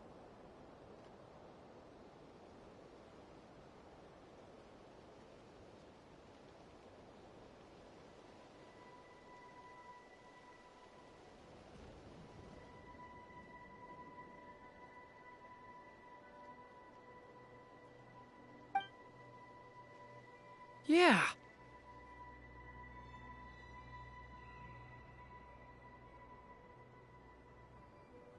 Previous experience indicates that we cannot touch the phantoms, which limits the effectiveness of our interventions. If we want to clear this hurdle, we need to break this rule somehow. Same thought here. Following the same rules means repeating the same failures. Reducing ourselves to mere playthings of fate. So you mean we need to figure out a way to make contact with them despite knowing that we can't? Yes, and I suspect that's something only you are capable of. Everything in Tevat is logged in Irminsul, but the withering that once occurred in Sumeru was a sign that the Great World Tree was being corrupted. This corruption allowed things that should not have existed in Tevat to appear. This is tantamount to rewriting reality to an extent. You're saying abyssal power might be able to affect those phantoms? No one's ever tried it before. If you're gonna try it, it'll take courage. And you have to be confident that you can control it. Is anyone there? Has anyone seen my daughter? She's missing. I have to find her. I hear someone inside. Spargana? Are you in there? If I can use my abyssal powers to warn him that there is danger here, maybe it'll change his decision. Maybe he'll stay away. Yes. The important thing is not the nature of the power, but rather how you use it. To intimidate and obstruct. Sounds about right for the Abyss. Let me try. I should be able to influence that thing. Have you seen a little girl? What? This isn't the time for that! Just run!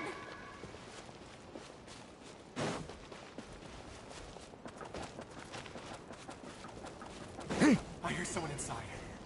Spargana? Are you in there?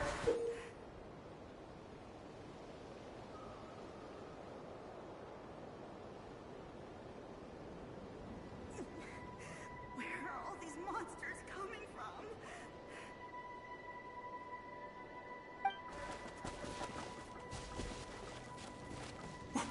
What is this?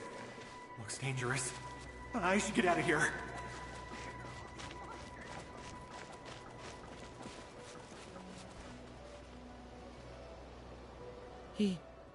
He really left.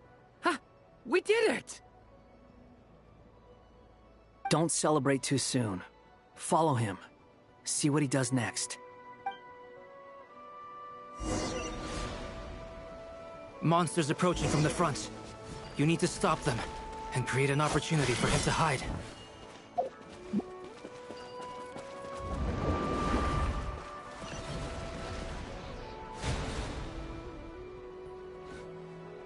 Help me!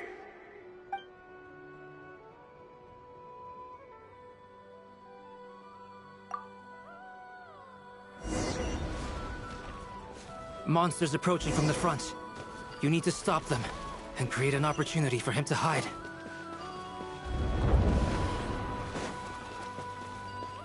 No! There's a monster ahead!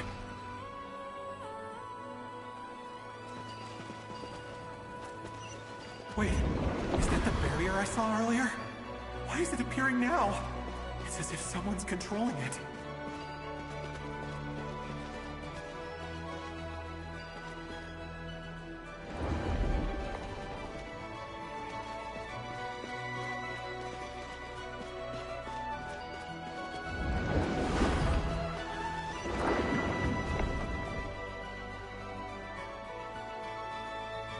The monster's gone. Is it safe now?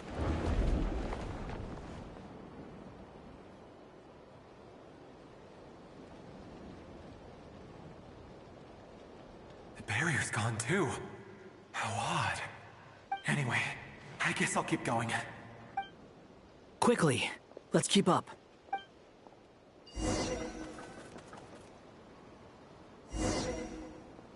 Wait, there was someone else here?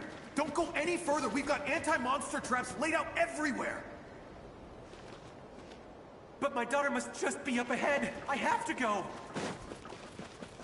This way's blocked.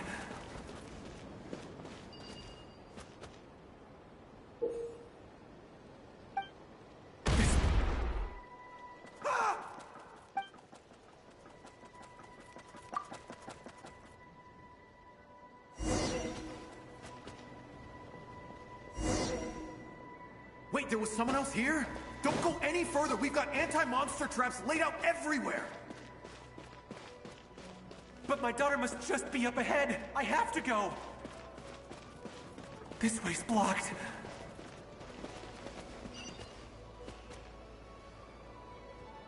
We might be able to use the explosives over there, but we need to take care not to hurt him. I'll use the barrier to keep him at a safe distance. This barrier seems to be helping me somehow.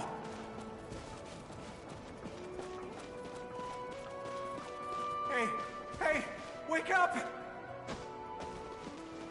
Oh, no good. Gotta keep moving ahead.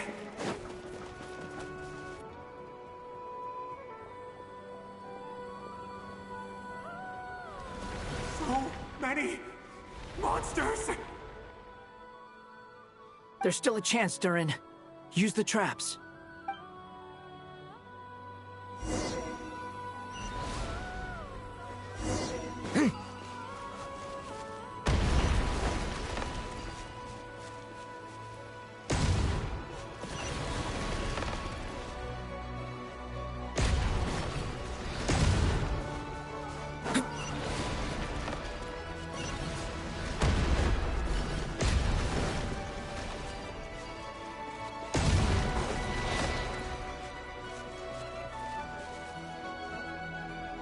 This is a new development. I've never seen this happen before.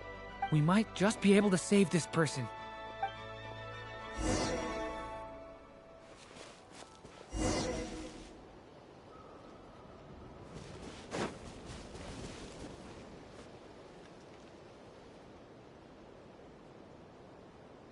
Hello there.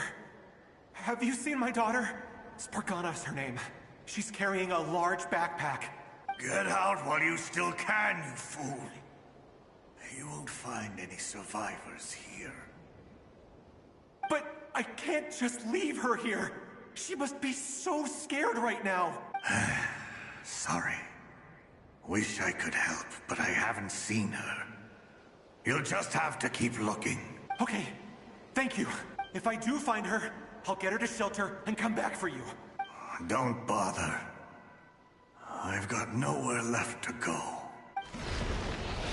What's that noise? Monster! No, if he goes inside, he'll be walking into a trap. Let's try this once more. This time, we have to stop him.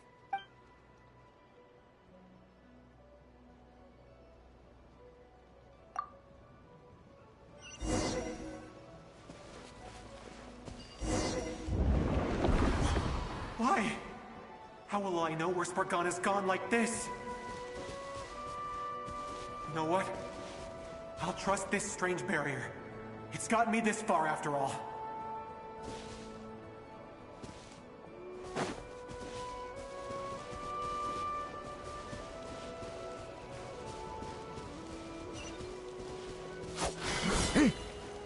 Spargana? What? What's this? Hey! Let us out!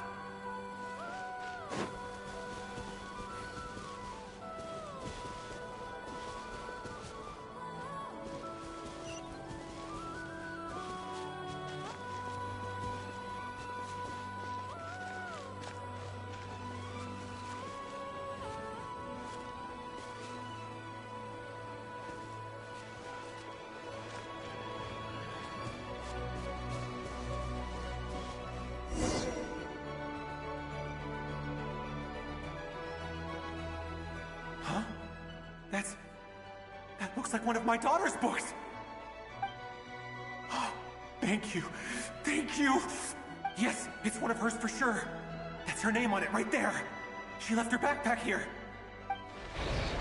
Durin, just like last time. Use the explosives.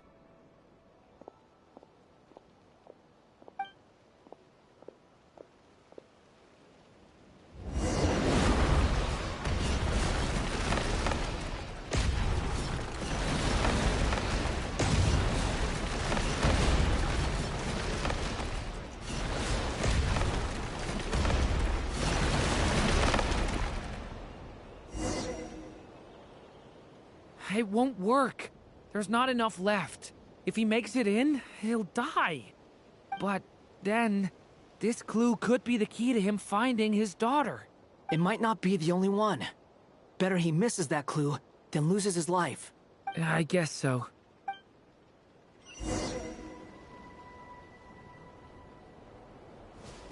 Stop him, Durin. We can't let him get any further in.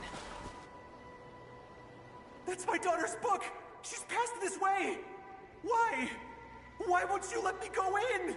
I've searched and searched and searched just for this! But how will I find her without any clues? I no longer have anywhere else to go.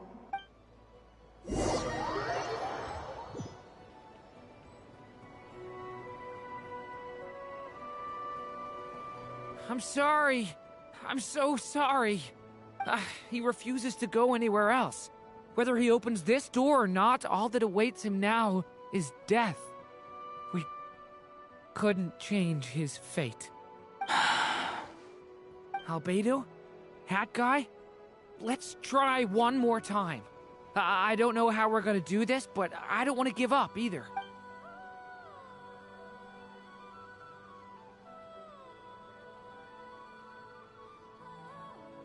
Why am I here? What's going on? All these scenes running through my head. Where are they from? Huh? What's going on? His reactions have changed. How many times have I... What's happening to me? Huh? Wait. Who are you? You can see us now? I feel like I always could, but that I only just realized you were there. I'm sorry, I don't know how to describe what I'm feeling, but you were the ones guiding me using that marked barrier, right? I haven't done anything yet, but those monsters, those deaths, they feel like memories.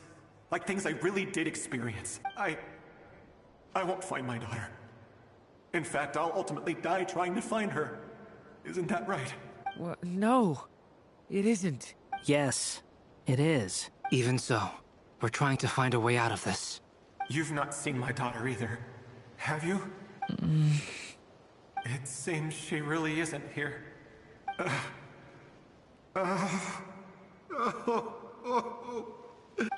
I'm sorry we couldn't help you.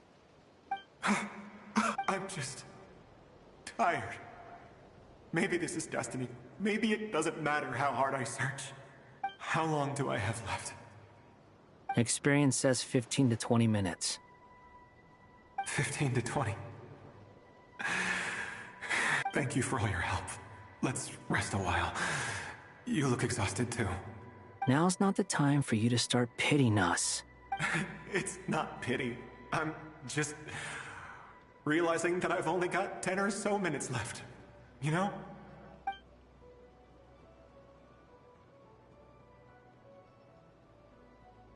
You say you're from Mondstadt, yes? A place with windmills, where people enjoy limitless freedom? And you're from Sumeru, where they've built an academy into a giant tree? Yes. It seems you've never heard of either place.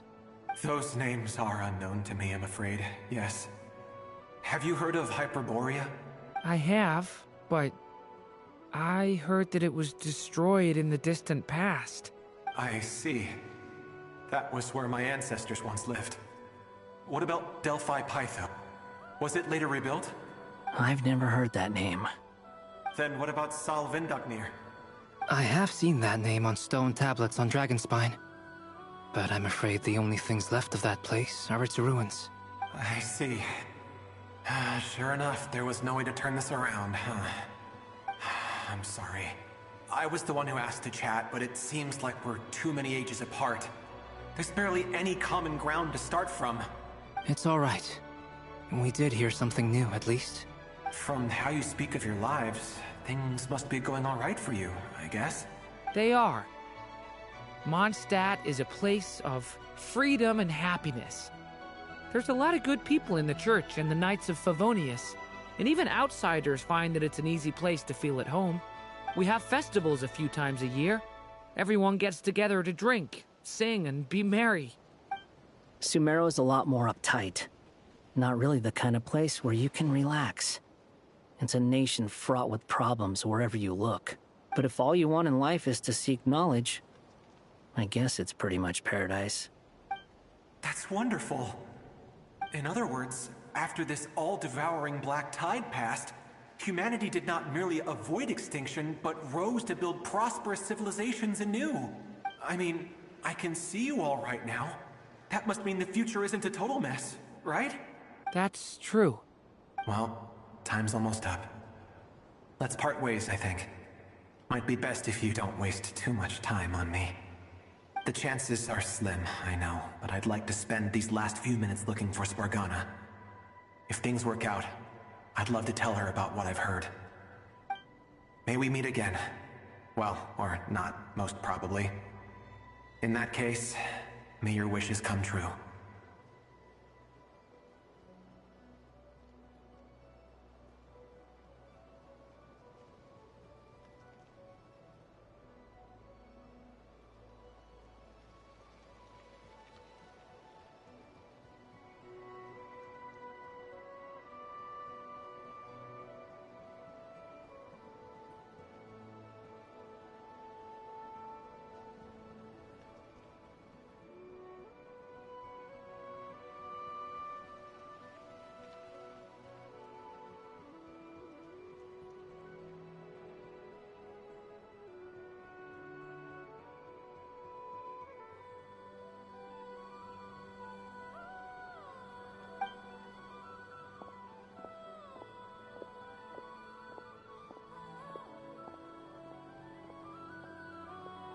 He's gone. In a few minutes, he will meet the end that was his to begin with. The ending of this tale did not change, but I believe that we've just made the most progress we have yet.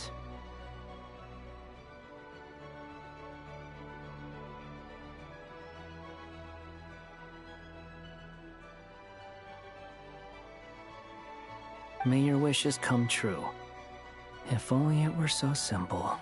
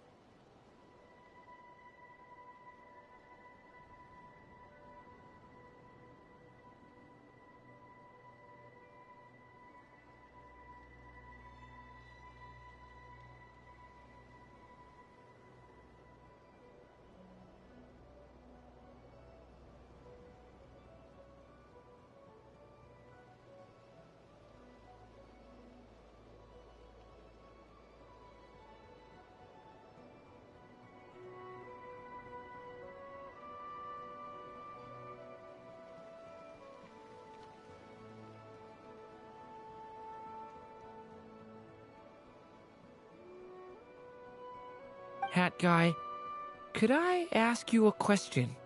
Hmm? You've never talked about your past. It seems complicated, and it weighs heavily on you, too. Would you be willing to tell me about it? I mean, sometimes it's better to get things out in the open. Take that guy we try to help, for instance. At least he said goodbye with a smile, right?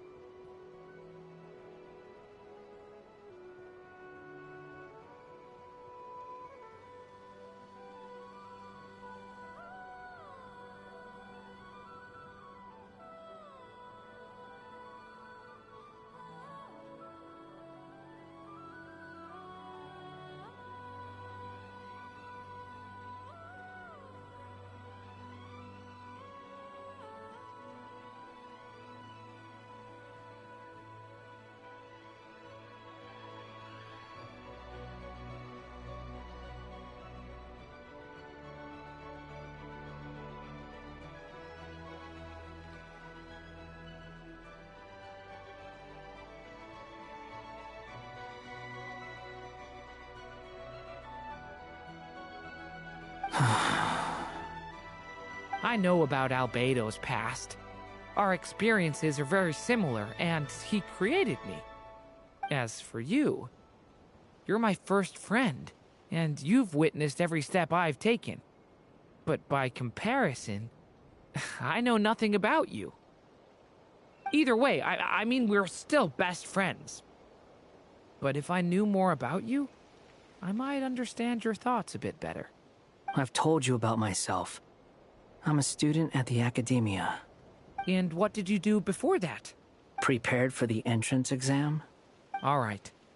If you really don't want to talk about it, I won't press you any further.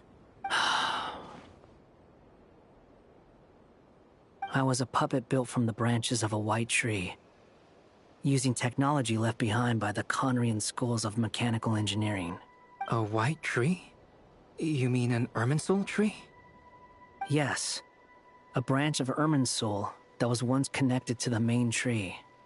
So you had a human creator too? Yeah. But my creator abandoned me after deciding that I was a failure. After that,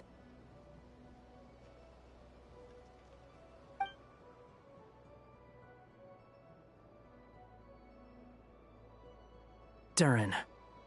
Resisting the influence of the Abyss, suppressing the urge to destroy, trying to do the right thing.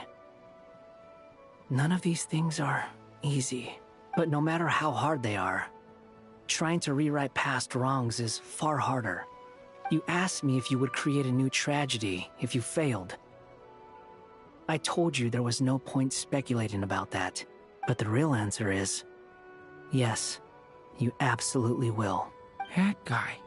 But at least you've got people here to help steer you away from the wrong path.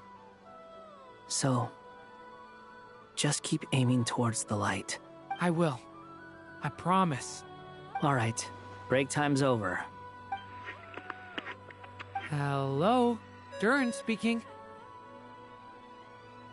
Hello, friends, it's me! What have you been up to, I'm detecting some unmistakable fluctuations here at the border. The amplitude isn't particularly high, but they're completely different signals from the ones before, and the scale is comparable to those I've detected previously. Alice, we were unable to save that person. However, he appears to have retained a portion of the memories gained through that cycle, and was able to hold a conversation with us. I see. Well, that is rather odd indeed. It definitely merits further attention.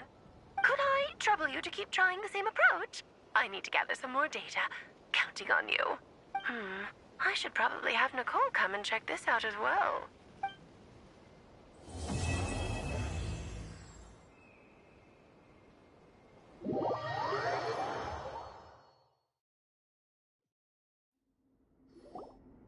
There you are. I was worried you might stop to collect treasure chests opened by the Seelie along the way. It would have taken you so much longer to get here.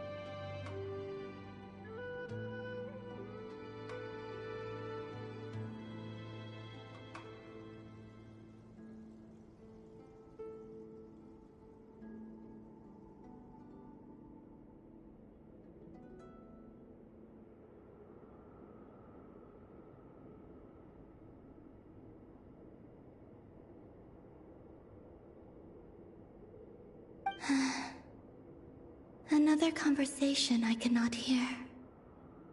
I am delighted to see that you understand what takes priority, and that your adventurer's instinct has not swayed your resolve.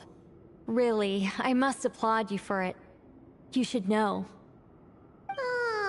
Paimon's head. Okay, I'll try and keep it short. My senses are telling me that this is where we shall find the entrance to the ruins. Oh, cool! Well, what are we waiting for? Let's open it up and see!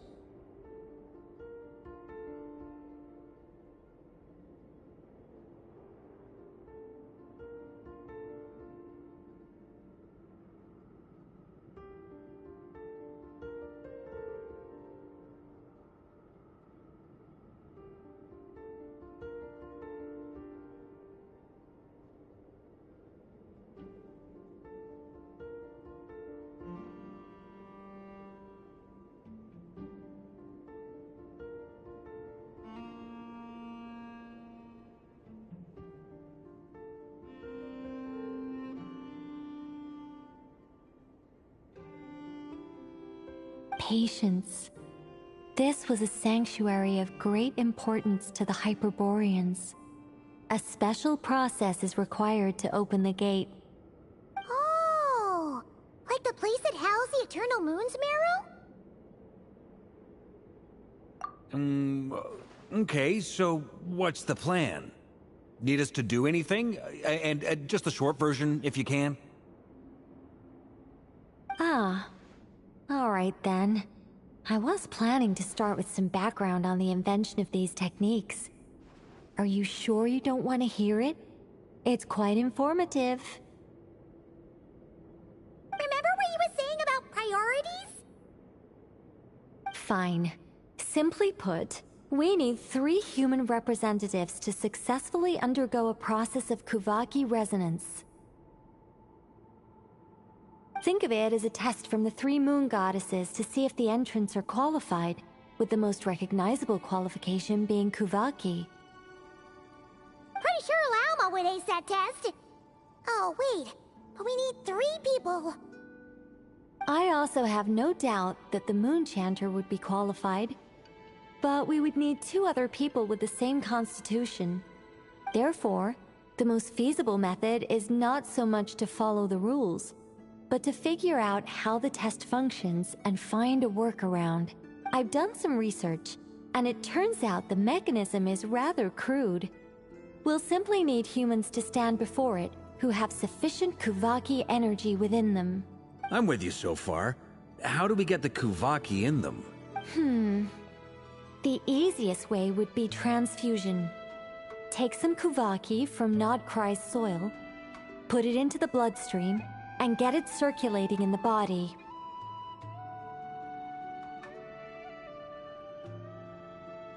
So we're going to cheat on the test? Precisely. There are other methods, but this is the simplest one. Cheating the system is much easier than trying to hide from it. Huh? Sorry? Does the idea of cheating upset you, Miss Lauma? No, that's not it. I suddenly had an idea. Oh, what is it? It's about Moon Prayer Night. I figured out a way for Kutar to join in the festivities. Huh? But as Paimon said, we need to have our priorities straight. Let's get back to the test. I'll follow up with Nefer on the festival arrangements. Oh, okay. Anyway, is this really the best method we have? A Kuvaki transfusion sounds dangerous, no matter how you slice it. If you think that's dangerous, wait till you hear the other methods. I'd be more than happy to go through them if you'd like. There are several. No need, we're good. Let's go with this one. Very well. Kuvaki transfusion it is. Now, I should mention that the risks can be greater or lower depending on individual compatibility.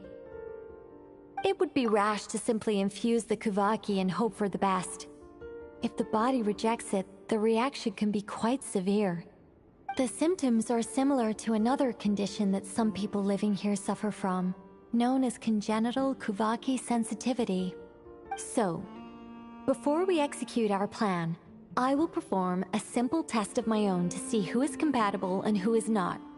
Once that is done, we will have to complete the resonance process as rapidly as possible. The participants must remain stationary while the Kuvaki circulates and bonds with them, and they mustn't eat or drink anything. What? No eating or drinking? That's some hardcore fasting.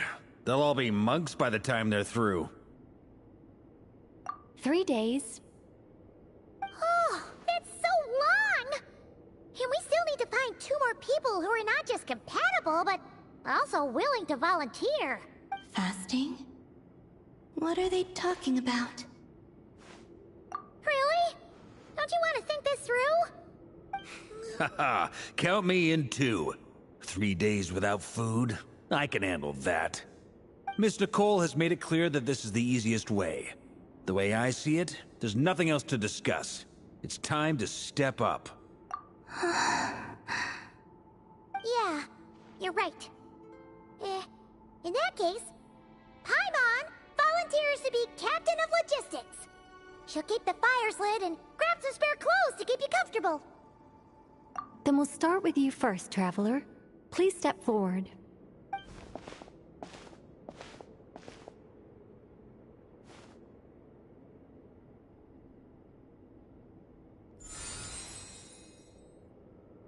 How's it going? Do you feel anything? How about now?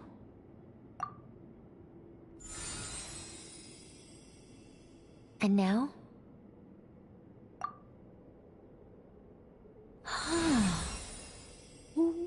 What about now? You guys, it's not a competition, you know. All right, I'm officially impressed.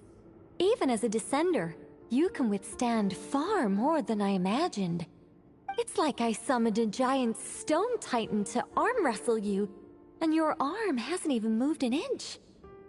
In my last attempt, I infused 5 times the amount of Kuvaki required.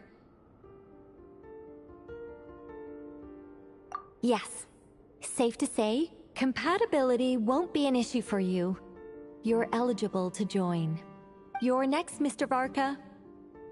Sure, here goes nothing. All right, I'll start where we left off. 5 times the required Kuvaki dose.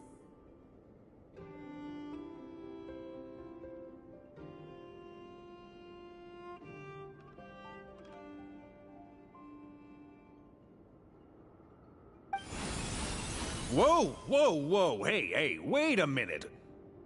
How's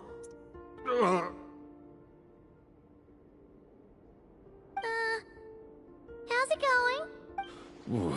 No, not great. I kind of want to puke. Feels like I've been drinking too much.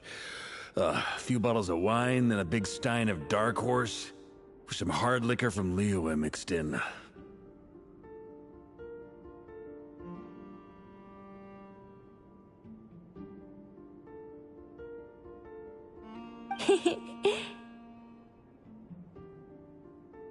You think this is funny?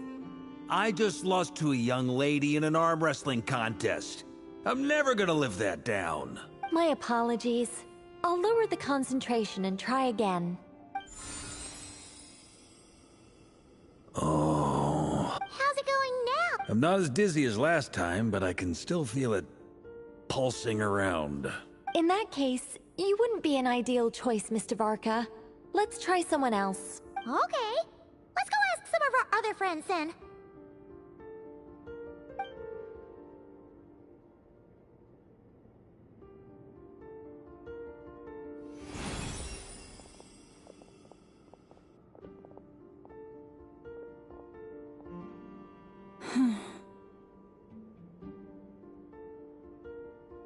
No surprises here, Miss Moonchanter. You're perfectly compatible. You may join.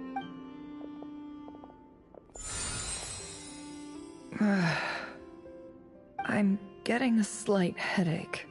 Shame. You were so close.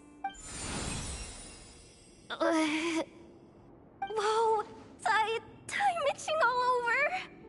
Allergic reaction. We can't have that. Huh? Well, are you gonna start a what? The Hexen Circle is an organization that cares for and protects children. We will not have them do dangerous things. Not even tests.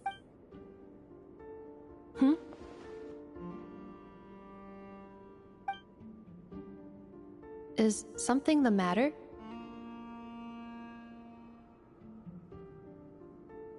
The candidates have to be human. I guess that rules me out too. Huh. Everyone except the Moonchander got beaten. Guess I don't need to feel so bad after all. I mean, looks like this isn't gonna be as easy as we thought.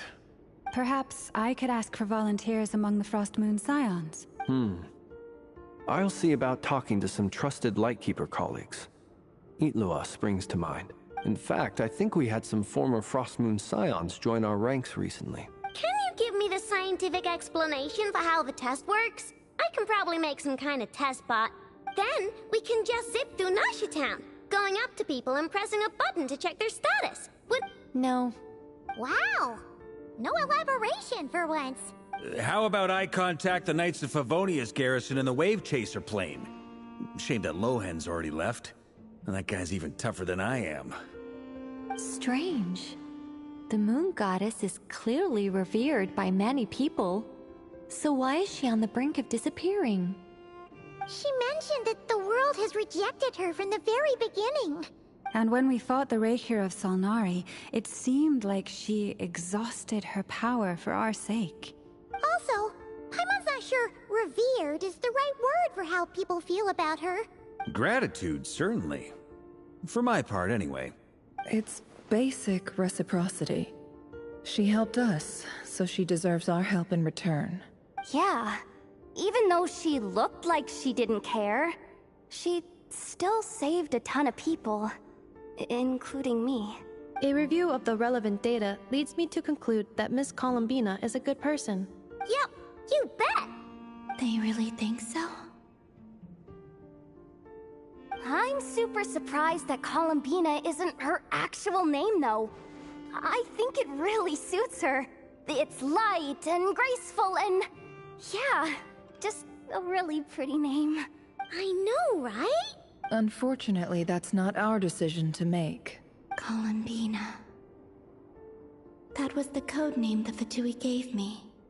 But it also came up in the song I heard when I was born. But... is that really all there is to it? What do I truly think of my own name? Is there anyone left who will still call me by that name?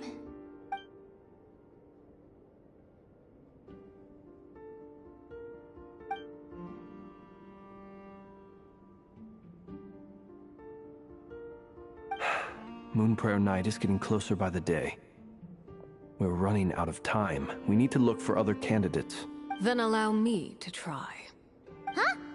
What are you doing here? You contacted your friends via the Adventurers Guild. Sandrone has been keeping an eye out for something like that, so she informed me. Since I have the ability to accommodate a moon marrow, I should prove to be a suitable candidate. Arlecchino. When can we begin? I see. We can begin right away.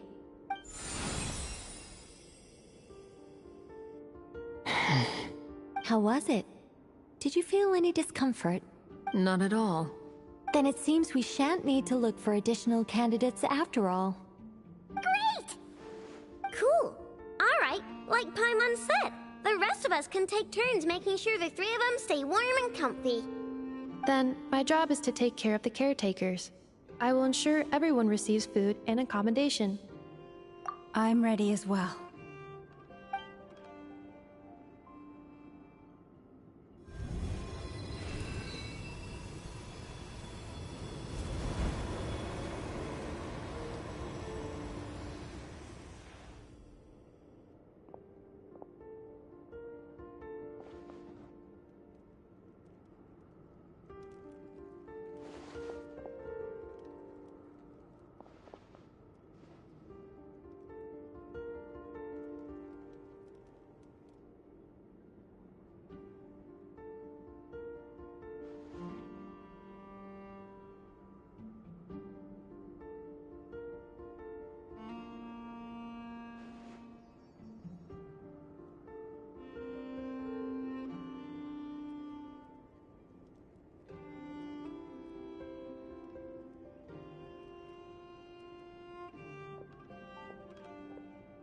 The work is done.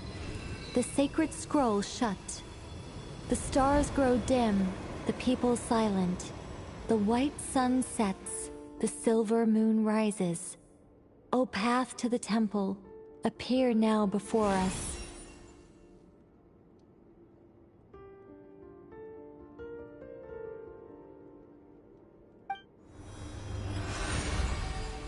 Wow! It really opened! So that's what all this is about.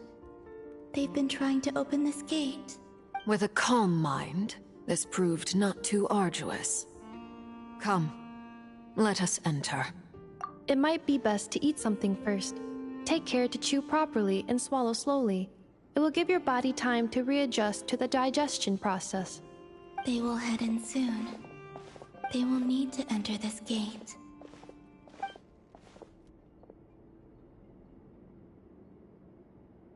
Huh?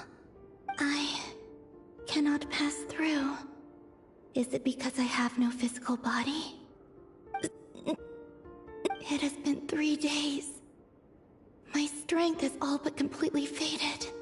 Can I really hold on until Moon Prayer Night?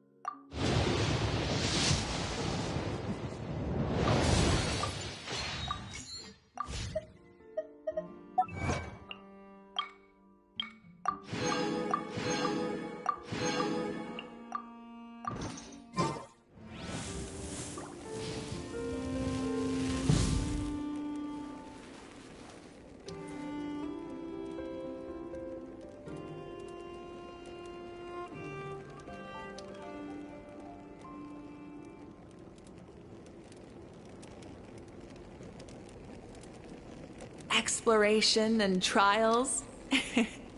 Adventuring is right up my alley.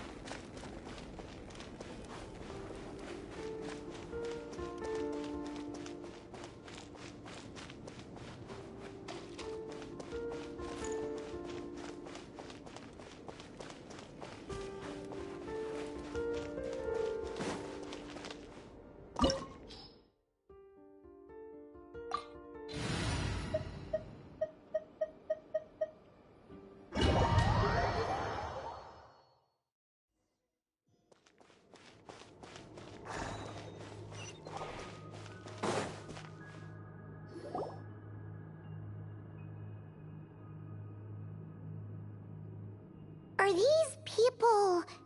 Judging by their clothes, they appear to be phantom Hyperboreans from the distant past.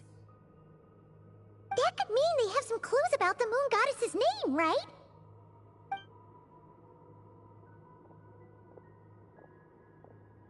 Hey there!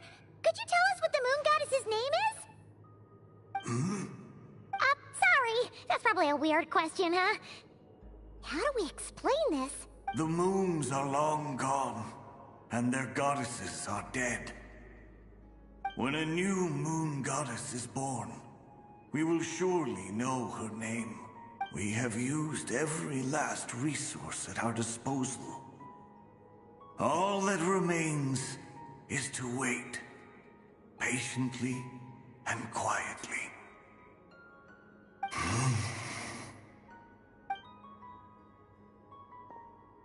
Were the people of the past all this devout? It looks like this phantom doesn't intend to converse with us any further. Surely the new moon goddess he speaks of must be Columbina. Alas, Kutar's birth came long after the age in which he lived. But, maybe if we find a phantom from a more recent age, they might know Columbina's real name. True. Keep an eye out. We should be able to tell which era they're from by the clothes they wear. Yeah, you've been pretty talkative this whole time. What changed? Oh, nothing. I'm fine. You all make good points. When the Hyperboreans speak of moon goddesses, they mean the three from truly ancient times.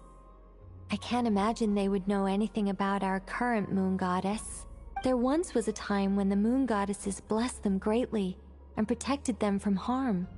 So, when the war between the gods and dragons plunged the world into chaos, it seems they looked once more to the moons for help, praying for a new goddess to be born.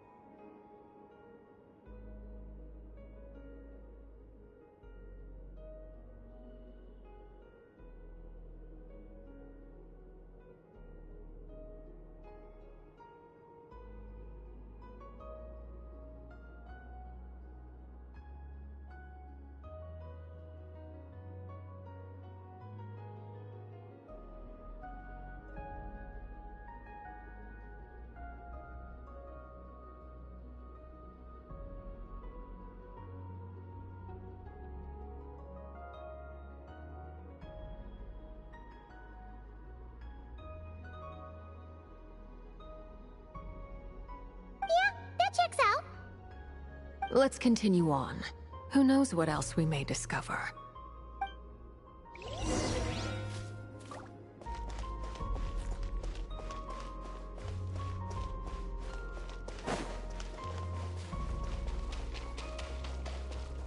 There's a door blocking this path. Not a problem. Try this. Whoa! device was maintaining the door's integrity. Remove the core, and the device stops working. Is this our destination? Impressive. More precisely, this is a device that will help us reach our destination. Let's go. We still have a long distance to cover.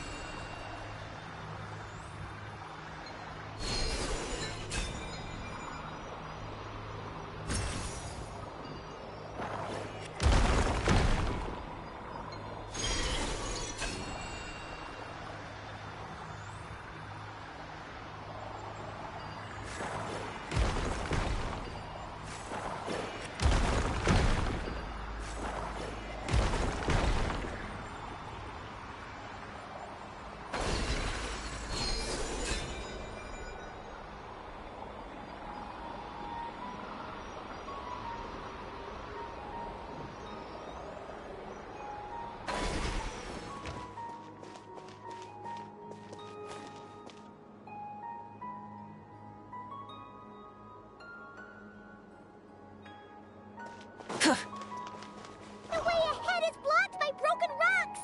Oh. Let's try that device again. Remember the door from earlier? So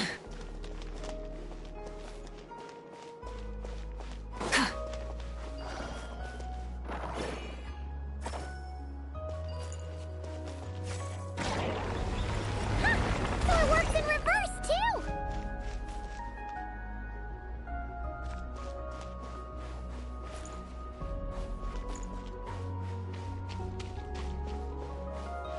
The humans we see are all phantoms, but the monsters are real. What a fascinating place. There'll be plenty of time to admire it later!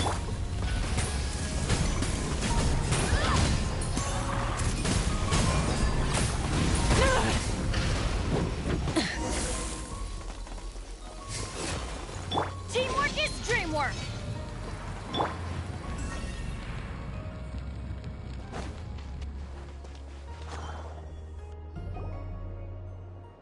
Ooh, there's a whole bunch of artwork in here. Seems pretty old. Nicole, this is probably your area of expertise. What do all these paintings mean? Let me see. To understand these murals requires some knowledge of the history surrounding the War of Funerary Flame. I shared a little of this with Lauma before. Yes. I think I follow. The dispute between the Moon Sisters. The transformation by Nibelung. Oh no, it's no trouble. I'd be delighted to share the tale again.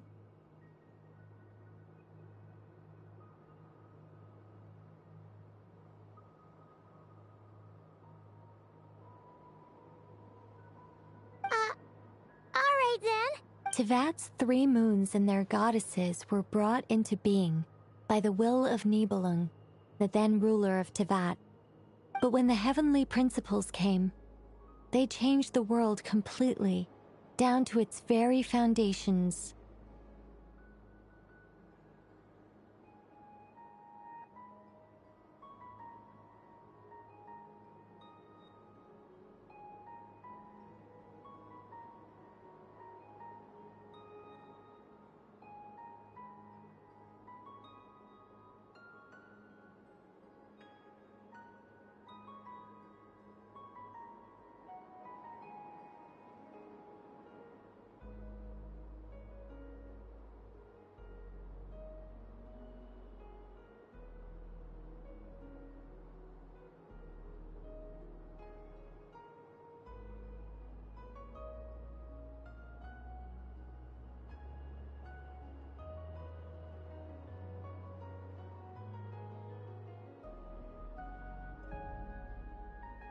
The moon goddesses were nowhere near strong enough to challenge this entity.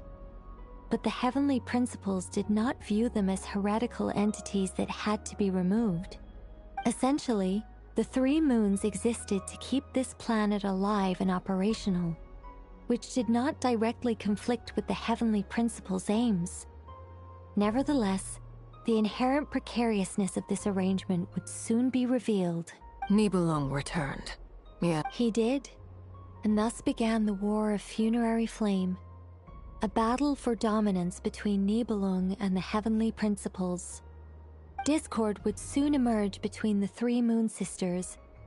One would voice the opinion that they should follow Nibelung, for it was he who first hung the moons in the sky. Another would argue that taking sides in the conflict would only bring the world closer to ruin. There was no telling where it would lead, especially since their creator had returned, bearing the perilous power of the Abyss. Nibelung would eventually discover their disloyalty. He had all three imprisoned before transforming the moons into weapons with which to fight against the Heavenly Principles. What? Weapons? Yes. The very moons that had once defended the planet became instruments of death and destruction, striking terror into the hearts of all living things. And although the Heavenly Principles and the three Moon Sisters had once been at peace, it now seemed that the moons posed an unacceptable threat to Teyvat. It is possible that the Heavenly Principles did not know of the goddess's imprisonment. If so, the weaponization of the moons would surely have been viewed as an intentional breach of the peace agreement. Regardless of who knew what, when, the Heavenly Principles shattered two moons and flung the other beyond the skies. Whether the goddesses managed to escape Nibelung's captivity after his fall, nobody knows. But this much is certain. From that day on, the moons no longer belonged to Teyvat. The rejection slowly drained their power until eventually they passed away. So that's the full story. You say the moons ceased belonging to Teyvat from then on. Why then would Columbina be born here? That is perhaps due to the lingering connection between the Frost Moon, which was not shattered, and this world.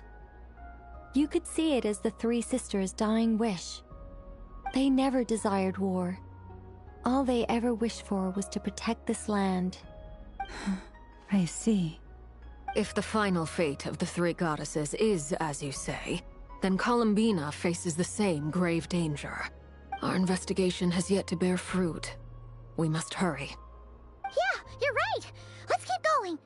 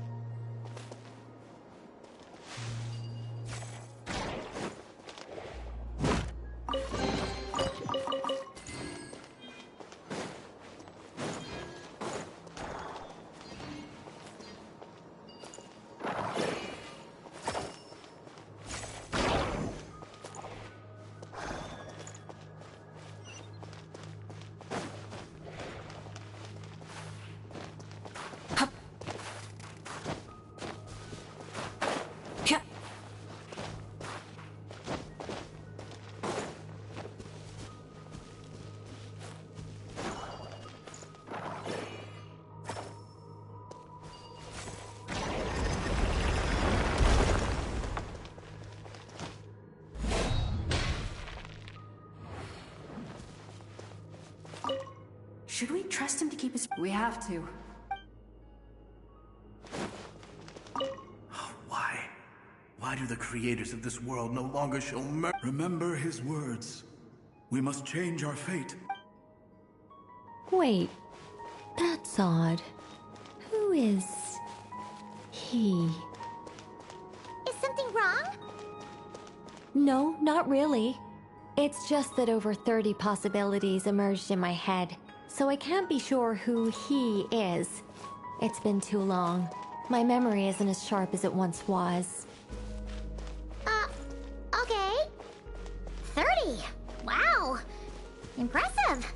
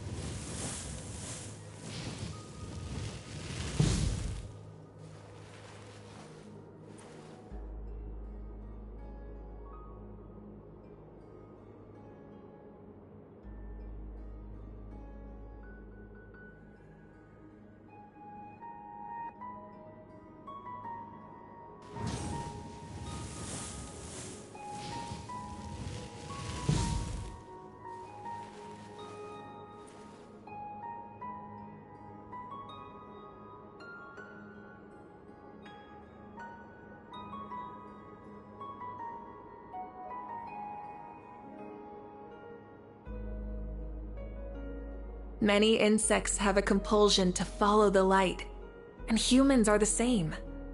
Except we call that light hope.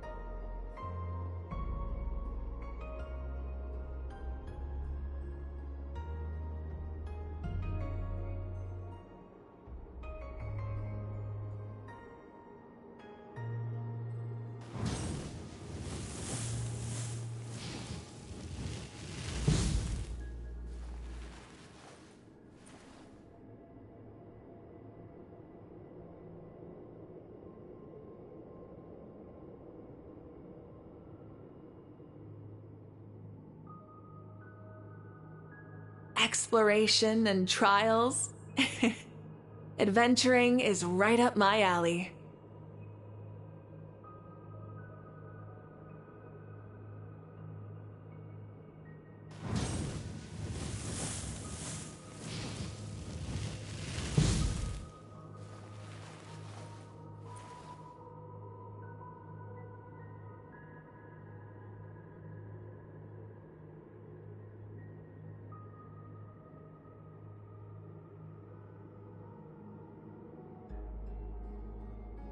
Many insects have a compulsion to follow the light, and humans are the same.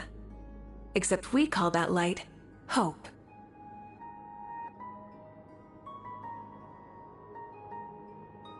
Exploration and trials. Adventuring is right up my alley.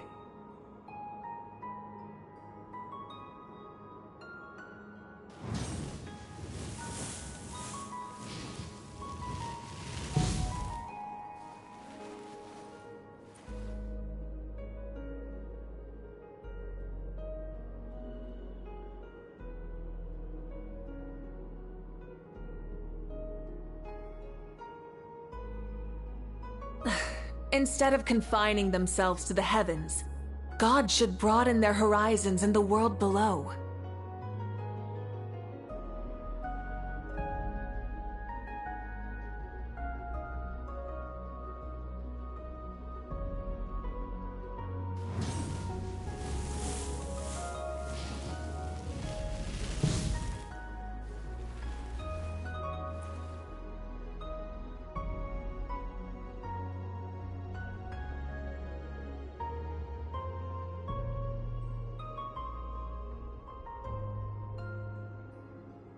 Exploration and trials.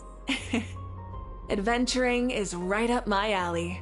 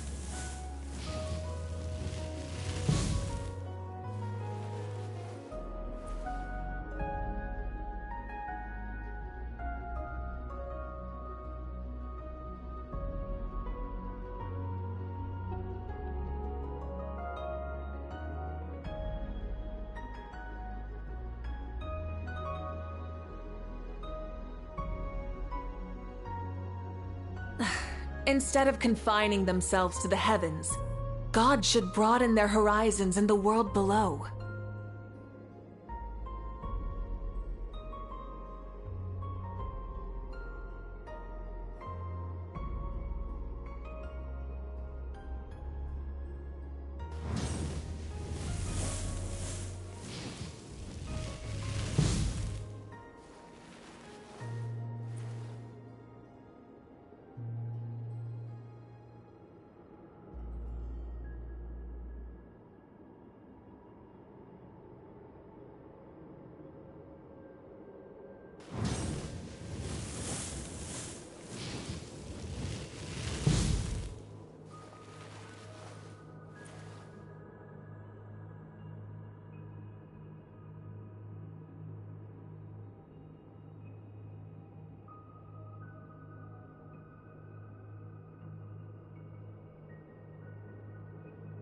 Many insects have a compulsion to follow the light, and humans are the same. Except we call that light hope.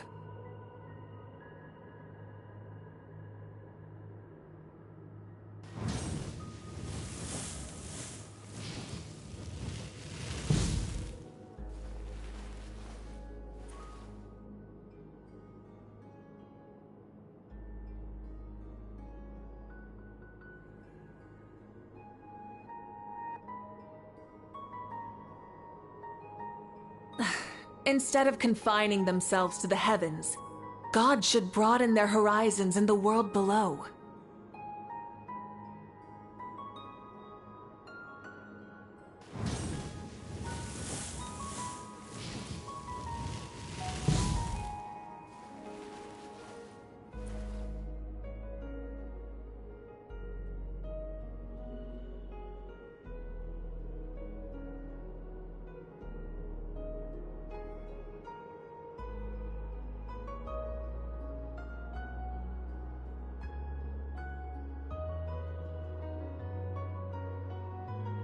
Many insects have a compulsion to follow the light, and humans are the same.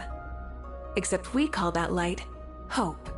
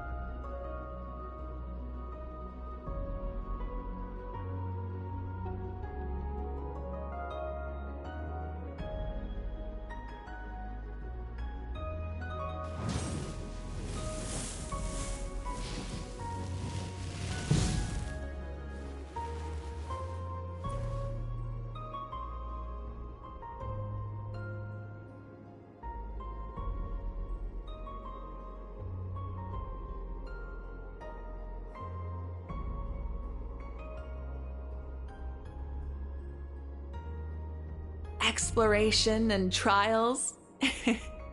Adventuring is right up my alley.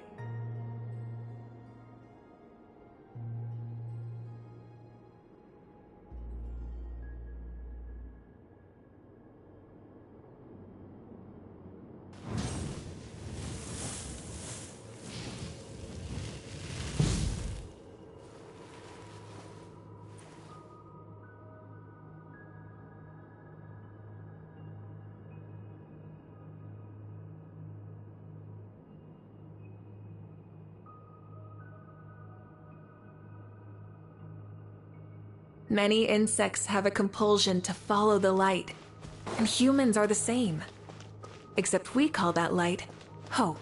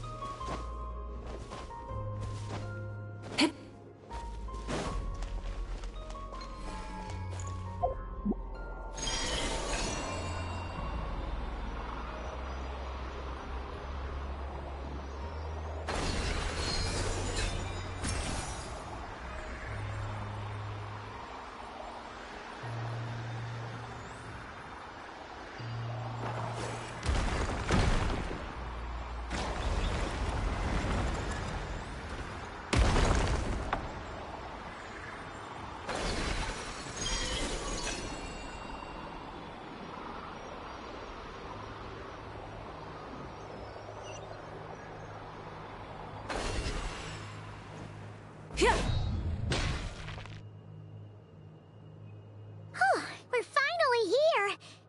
Guessing we'll need to activate this thing? Indeed.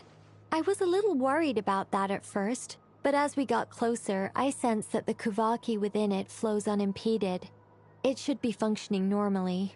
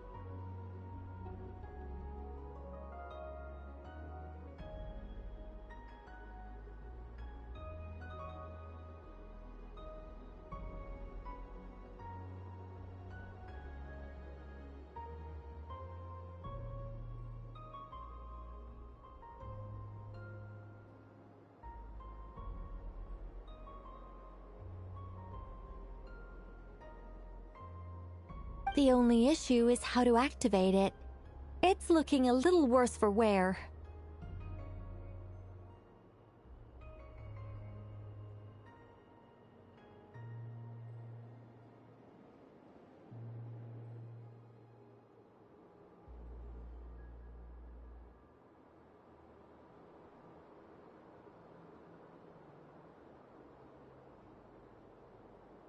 What about the cores from some of the other devices we've seen?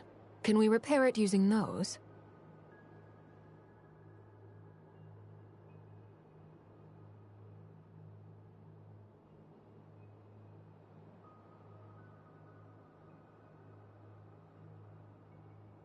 In all likelihood, yes. I imagine that would have been the Hyperborean's backup plan. Let's look for some cores.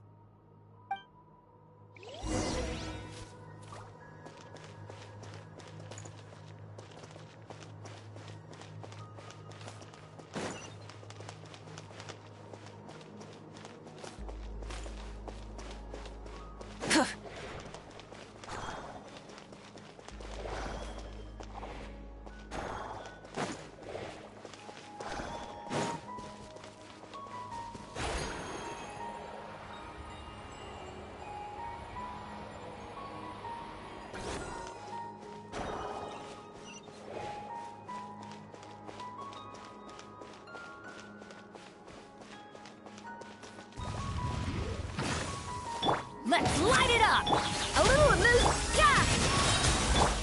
Full throttle!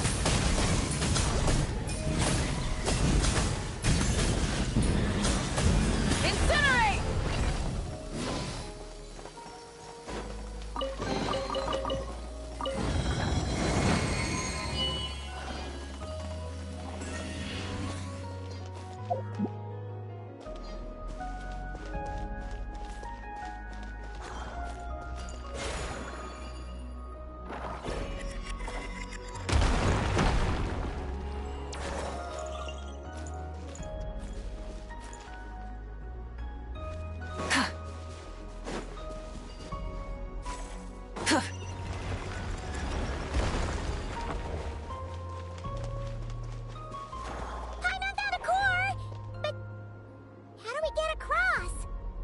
Walk up, then jump down.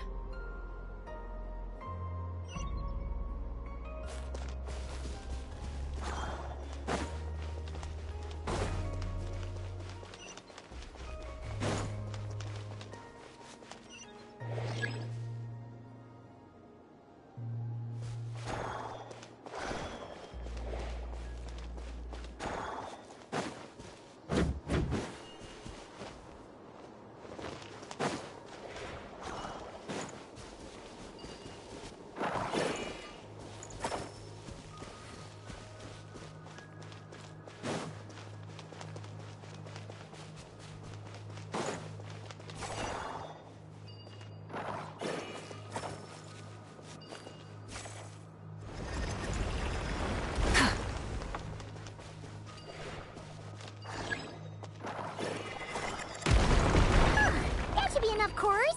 Let's head back.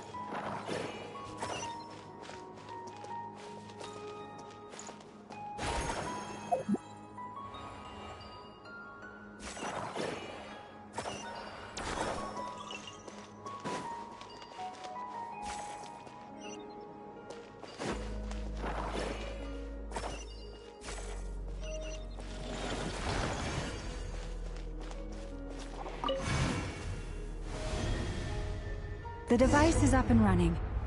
It's hard to believe that the ancients were capable of constructing such things. I'm on Caesar destination! It's right up ahead! Yes, let's go.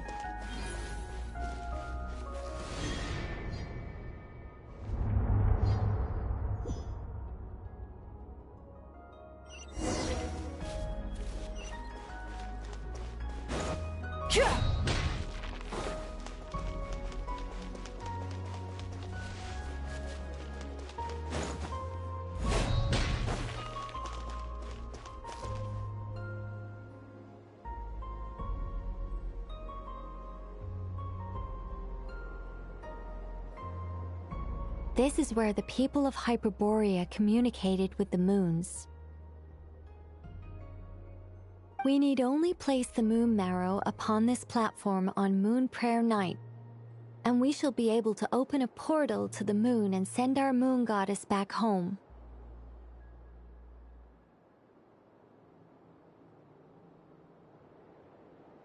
The assumption being, of course, that we can find her first.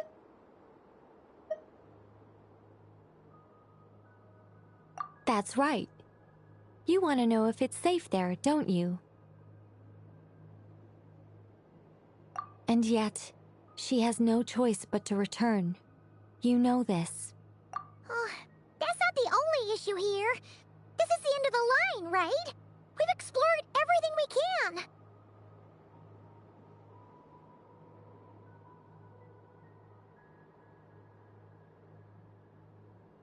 And despite looking at historical artwork and talking to people from Hyperborean times, we're still no closer to learning Columbina's name.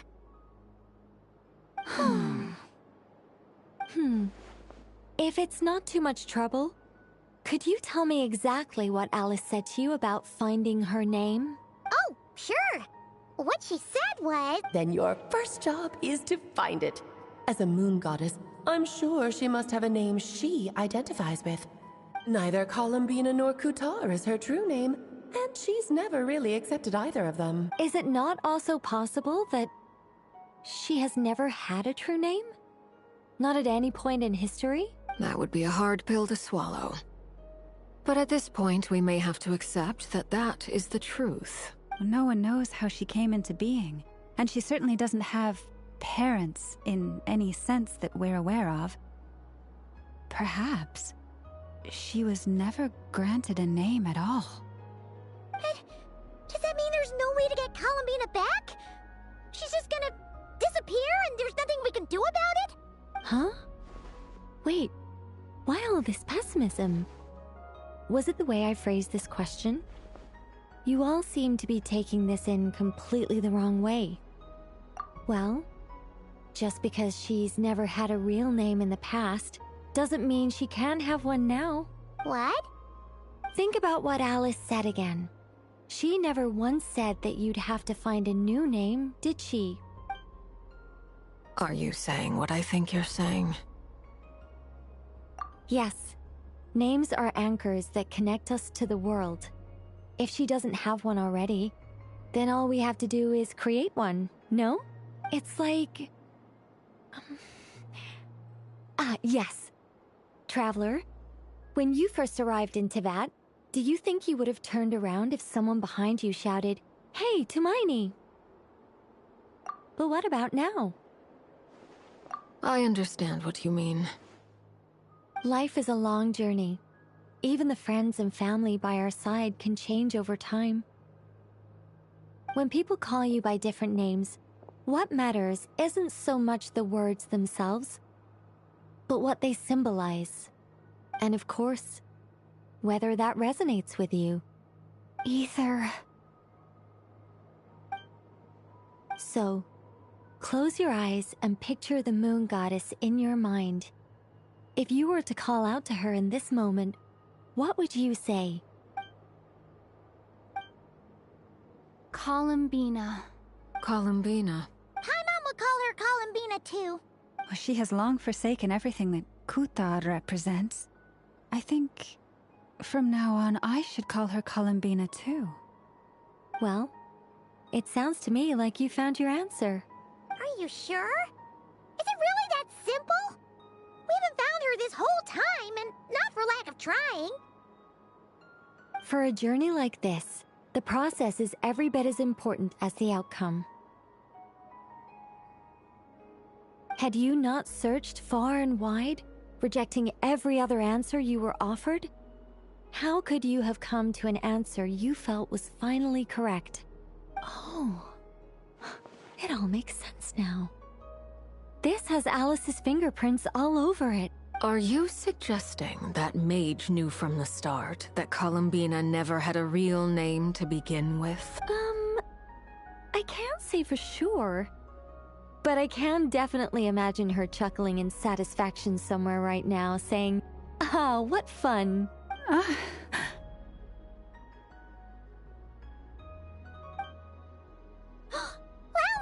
your antlers! You should hurry. The festive moon has begun to rise.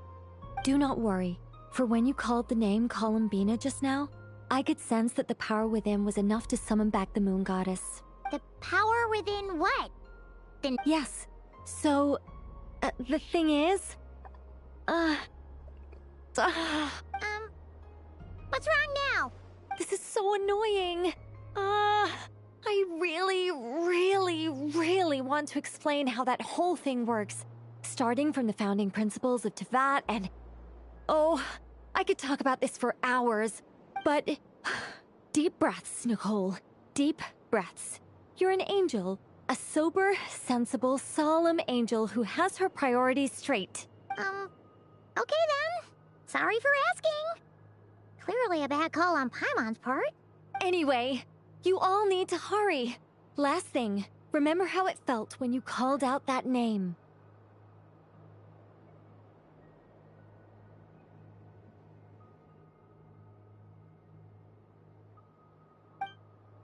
Then it is agreed.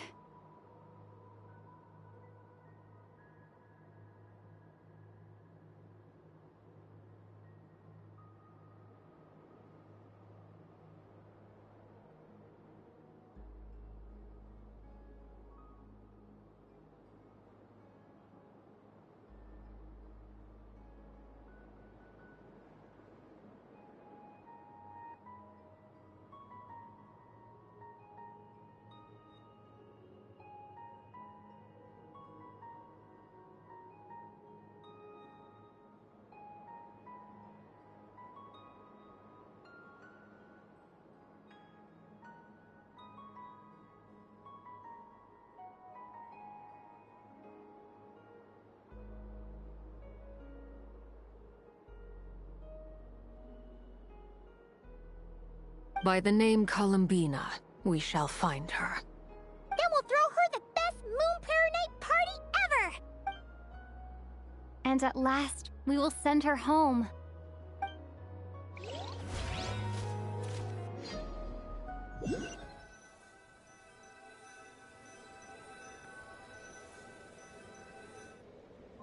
I can barely move anymore. My consciousness is fading away. Have they come back out? I'd love to see them one more time.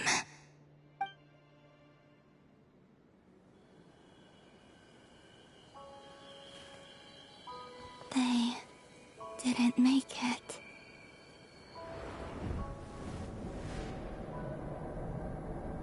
Could you tell me your name? My name is... Columbina!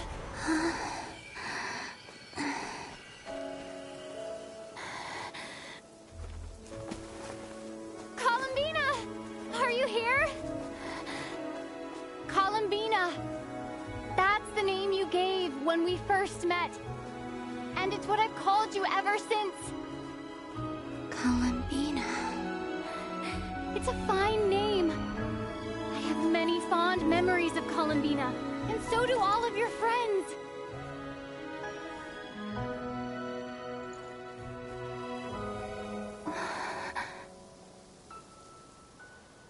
If you like this name...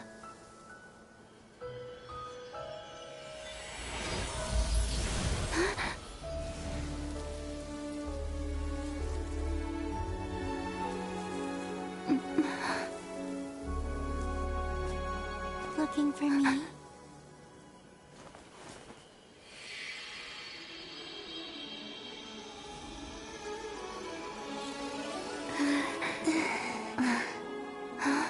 I like it.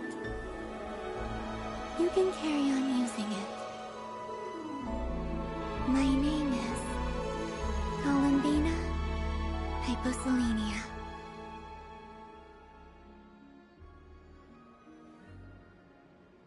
Columbina hyposelenia. That's a wonderful name. I never thought that Columbina would become my real name.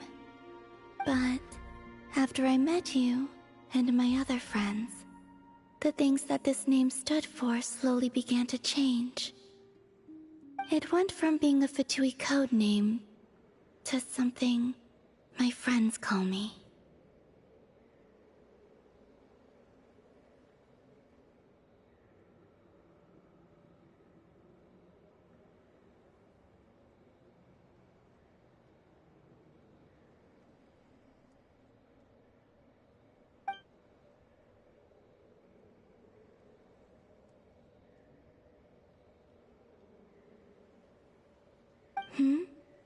What is it? Why aren't you saying anything? I'm just so happy for you. Thank you. So, where's everyone else? We can go and meet them very soon. Everyone went to different places to try calling your name. Great. I'd like to thank them as well. Everyone's done so much for me. Searching for my name, entering those ancient ruins. Huh? Wait, so you were... Yes, I was there. Not physically, but my consciousness was still holding on. I followed you the whole way. Starting from when? You turned around and called out my name while you were in Nasha Town. Do you remember?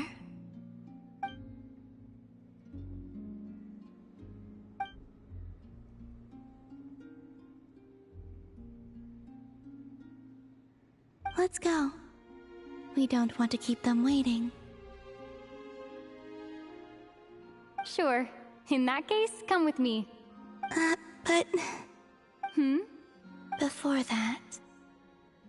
Could you call my name one more time? Sure. Come with me, Columbina hyposelenia.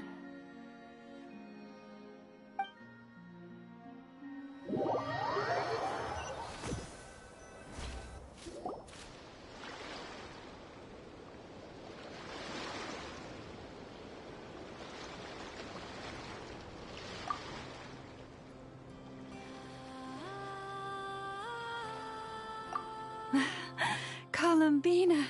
Oh, this truly is wonderful. Llama, I can't breathe.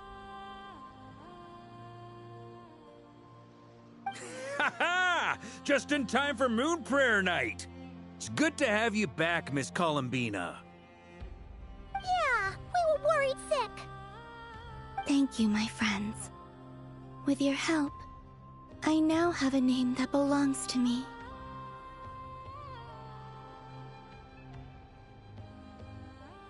Columbina hyposelenia. Where's the second half from? You added it yourself? That's right. It means... Born beneath the moon. Yes. And by extension, it can also mean born beneath this world. A fine name. Now, as much as it pains me to interrupt this beautiful reunion, I feel obliged to remind you that the Moon Prayer Night celebrations in Nasha Town have already begun. Don't you want to enjoy the festivities? There's so much to see and do. And some of the ambient lighting and entertainments were sponsored by the kind souls in the Hexen Circle. Nicole? Why have you turned into Dodoko? So you're Miss Nicole. Thank you for helping us, and for helping me find my name. It's nice to finally hear your voice. You're quite welcome. Guiding lost people to hidden treasure is what we Seelie do. And if you ask me, spiritual treasures are far more precious than material ones.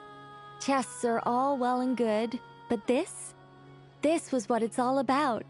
Oh, so satisfying. Anyway, I had to go help Alice. It seems like she ran into some trouble. That's why I couldn't be here in person. But don't worry, we're with you in spirit. We'll be celebrating right along with you. Keep an eye out for the Hexen Circle's festive stalls in Nasha Town. I think you'll like what we came up with. Alice said she even managed to rope B in this time. The Frost Moon Scions have also prepared various attractions. I believe Aino, Ineffa, and their crew are setting things up as we speak. On that note, Nefer, about that request I made. It's all in hand. Yehoda is on site to ensure that everything goes off without a hitch. Wonderful. In that case, Traveler? Huh? Come on, Columbina. It's time to celebrate the best Moon Prayer Night ever.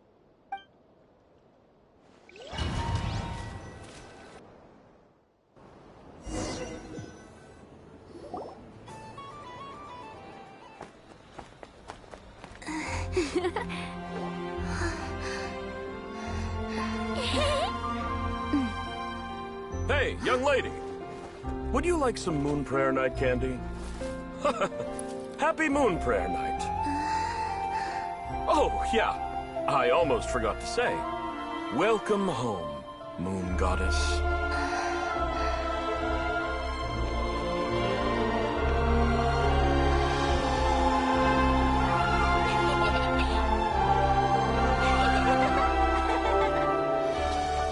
Welcome home, Moon Goddess. Welcome home, Moon Goddess.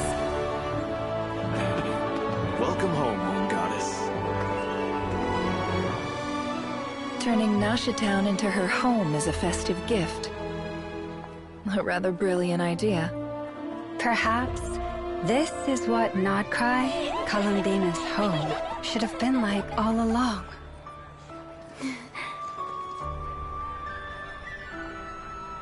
Thank you for the gift. I like it a lot.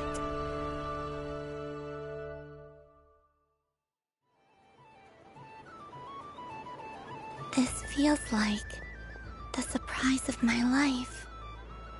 I do. I never imagined I'd ever get to enjoy Moon Prayer Night with everyone so freely. If you're happy, we're happy. Quite a strategy you came up with. Hide the tree in the forest. It's not your usual style, Lauma. Is there something about Moon Prayer Night that enhances what's in your head as well as the antlers on top?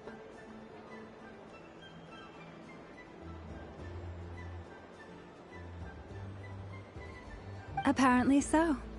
It even inspired a perennial penny pincher to use their resources for a greater cause. It truly is a magical festival.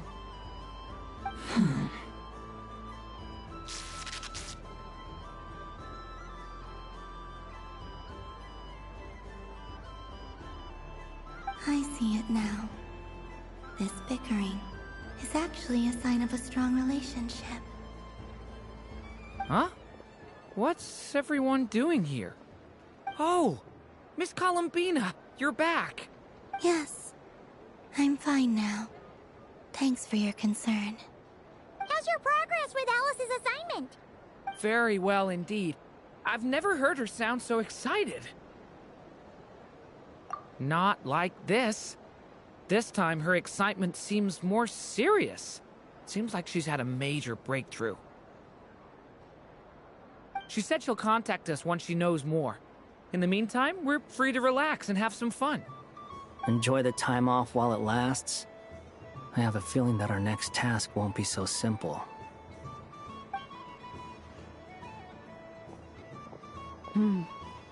I should go. I still have a few things to attend to at the Frost Moon Scion stall. And I think I'll take a look around. With any luck, this once-in-a-year festival will come with once-in-a-year opportunities.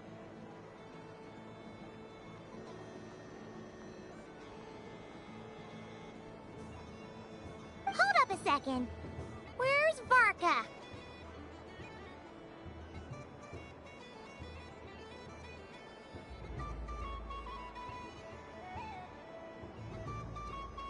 I believe he made a beeline for the flagship the moment he entered Nasha Town.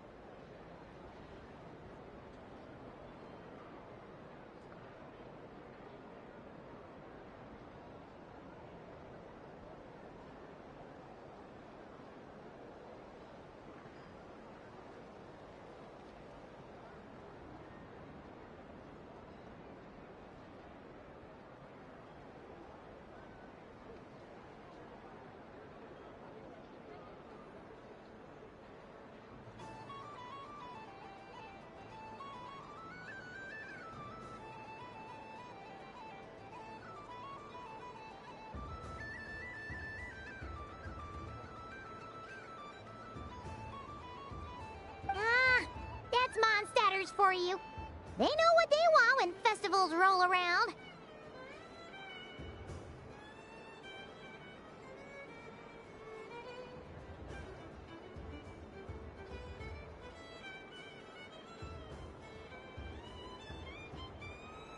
Goodbye for now, Columbina.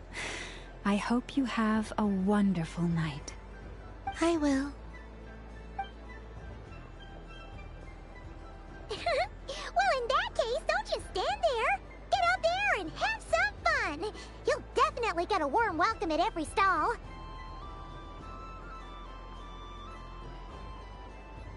Oh, also, take this map with you. It's a guide to the festival.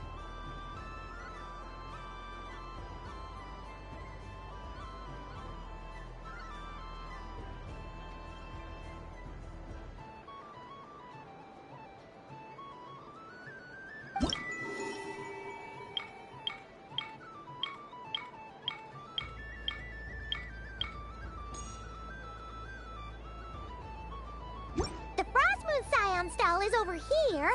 Lauma's invited a whole bunch of cute animals to celebrate too. Over there is the Hexencircle section.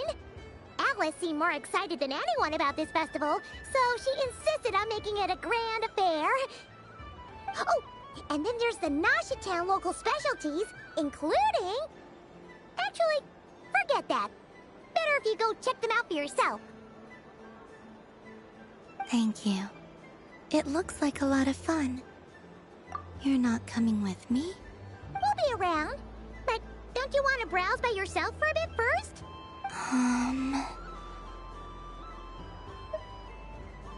Yep. If you find something you like and want to try it out together, just give us a shout. We'll be right with you. Otherwise, just relax and enjoy yourself. There's so much on offer, so try to experience as much as you can. And don't forget to stuff yourself with all the delicious festival food! All right then. Off I go. Where should I go first? This must be the mage's stall. It feels like I've entered a fairy tale. Ah, how lovely. A soft and furry creature that bounces and jumps. Welcome home, Moon Goddess. This one talks too. Allow me to introduce myself. I am a Dodoko from a distant archipelago, the most mischievous of all my Dodo brothers and Dodo sisters. When the going got tough, I powered through, and when I met obstacles, I boomed them away.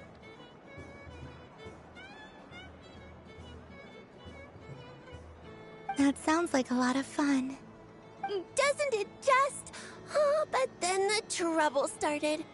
Recently, I found a lovely beach, the same beautiful jelly color as my hometown, and so I dove in to have a look. Only to find it overgrown with seagrass and nasty little spiky fish everywhere, looking to turn me into a Dodoko kebab. I made it back to shore by the skin of my teeth, but my tail was sorely hurt. Couldn't you just boom them away? Oh, I wanted to, believe me. But I've heard that you, Moon Goddess, can understand animal speech. The last thing I wanted was to cause a gigantic fuss and get taken to court by a school of spiky fish. I'd be driven out of these waters for good, and my winter holiday would be ruined. And so, dear Moon Goddess, I was wondering if you might lend me your allegiance. Are you roping me into a crime? Oh, let's call it a once-in-a-lifetime carefree adventure. Does that sound better? All the festival goers tonight are dressed up as the Moon Goddess. But there's nothing to say that the Moon Goddess can't disguise herself as a Dodoko, is there? Besides, this is your home. You should be free to be whoever you wish. I'm afraid I'm not well acquainted with Dodokos, Madam Mage. Oh, that's quite all right. We Dodicos are innocent, happy creatures with a free-spirited nature. Many, like myself, are mischievous troublemakers. Others are lazy souls who like nothing better than to lie down on a nice rock and take a nap. In our eyes, every creature who yearns for happiness and freedom is a Dodico. But perhaps in yours, we Dodico are a fluffier and more mischievous breed of Kuhenki?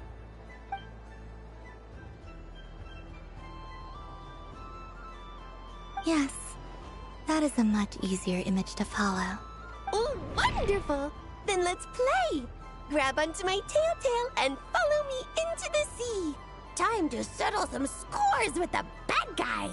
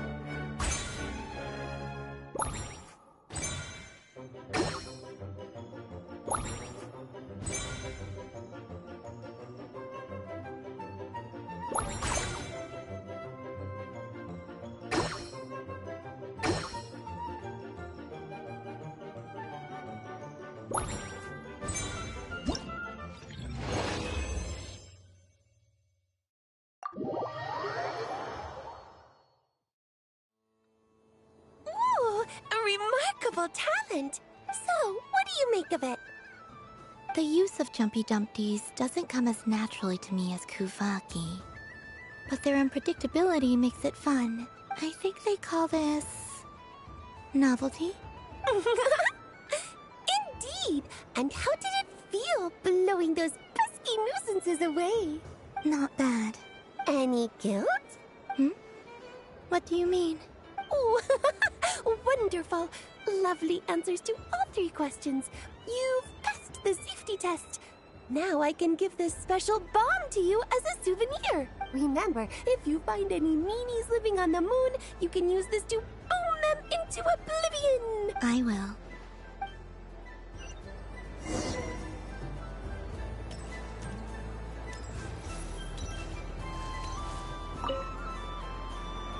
Welcome home, Moon Goddess. Oh, you're the genuine article. Alice was right. This Moon Prayer Night was worth watching after all. Another one that talks. Greetings. Pleased to make your acquaintance. I am the Hexenzirkel member they call B. Barbeloth Trismegistus. Columbina Hyposelenia. Pleased to meet you too. Hyposelenia. A fine name indeed. Now then, Miss Columbina, do you wish to hear a mage's divination? Divination? The Frost Moon Scions used to ask me what would happen in the future. Is this like that? From the perspective of the one seeking answers, perhaps. As you look to your journey ahead, if you seek to understand the unknown, resolve your doubts, and soothe the confusion in your heart, divination could be for you. The unknowns on my journey. Of course, if one wishes to peer into fate, then hydromancy is the more precise option. But that is a complex affair, and to relegate that majestic art to the status of a festive amusement would seem somewhat uncouth. Besides, it is sometimes better to not know fate with great certainty. Hence, I shall use the suitably festive Luna Arcana to tell your fortune instead. It is more popular with the youth in any case. Lunar Arcana. Indeed. Unlike hydromancy, this will only display possibilities and trends. People like to think of themselves as creatures of agency and free will. Peering too far and too clearly into the future is detrimental to both body and soul.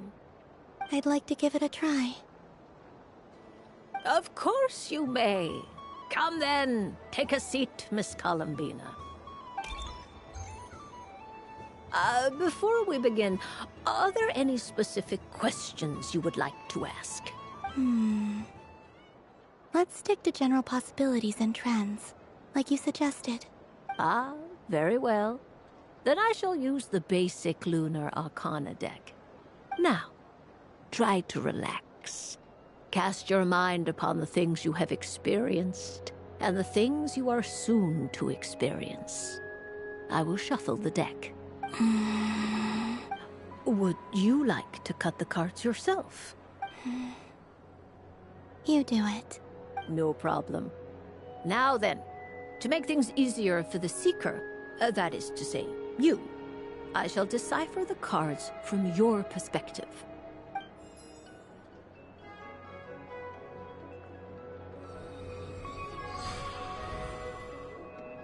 Please, draw the first Lunar Arcana. This represents destiny and is the foundation for the divination as a whole. Now, draw your second card. This will stand for the past, the sum of all your experiences that have come before. And now the third Arcana. This is the present, your interpretation of the current moment.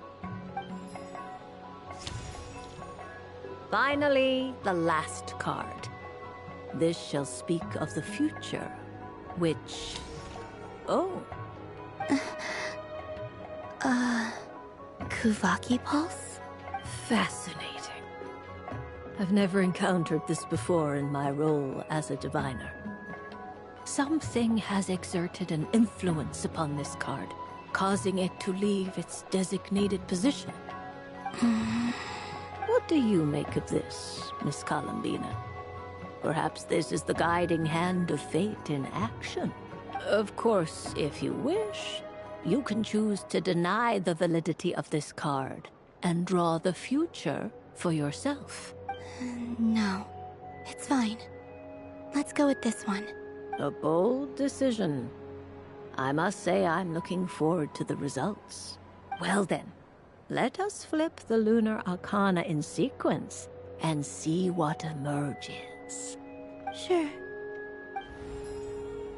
First, Destiny. No surprises here. The card that represents yours is the moon. The moon. Indeed. The moon can represent the truth at some times, but deception at others. False peace, destructive calamity, and the world-changing power that lies within. When the moon is placed on the destiny tile, it indicates that your destiny is not what it may appear on the surface. Instead, it may yet have a hidden side. It symbolizes a journey through the fog, fraught with uncertainty and deception, where one must face inner challenges head-on. I don't understand. Patience, my dear. This is but the first card, which serves as a basis for the interpretations that follow. Our divination will only grow clearer from here on out. Now then, flip the second card, the one that speaks for the past. Ah, the hermit, but inverted. Inverted? Yes. The hermit symbolizes solitude, introspection, and the pursuit of truth. When inverted, it represents isolation, truth out of reach, and a path that leads one astray. Combined with the moon as one's destiny, the hermit inverted represents a choice you made to stand alone in the past. It was a choice made not out of fear or arrogance, but for reasons that others could not perceive. You fumbled through the darkness without a guide, but you did not find your way. Rather, you went astray. More than once, it would seem. Is this about how I became Kutar despite not wishing to become a god? And how I joined the Fatui because I yearned for a place to belong? I suspect only you know the answer to this question. All is not lost. The past is in the past, and so it shall remain. Shall we look into the present now? Oh my. The lovers. One of the most interesting Luna Arcana. What does this one mean? This means that you have had an unprecedented emotional experience. The joy of finding your soul becoming intertwined with that of another. A precious and wonderful thing indeed. It's true. I've made a lot of friends recently, and they are very good to me. I like them a lot. That sounds lovely. I am most delighted for you. The lovers can also represent important decisions, perhaps related to a parting of ways. Now, if I were to guess... Yes. My return to the moon. I understand. Parting with friends is never easy, Columbina. But rest assured, this is not the end of your journey. There is always another story waiting to be told. The future always lies ahead. The future... Well now, it's finally time to flip this most mysterious of cards. Why did it appear? And what does it wish to tell you? I'm ready. Very well. Flip this card and see what lies on the other side. Oh. Miss Barbeloth? This card is death. That doesn't sound very good. It depends on how we interpret it. It is true that it can represent an agonizing death, a complete and utter end, but at the same time, it can also represent rebirth. Do not forget that your destiny card is the moon. That lends your future many different potential meanings. If death spells the end, is it unavoidable? As I have said, divination can only display general trends.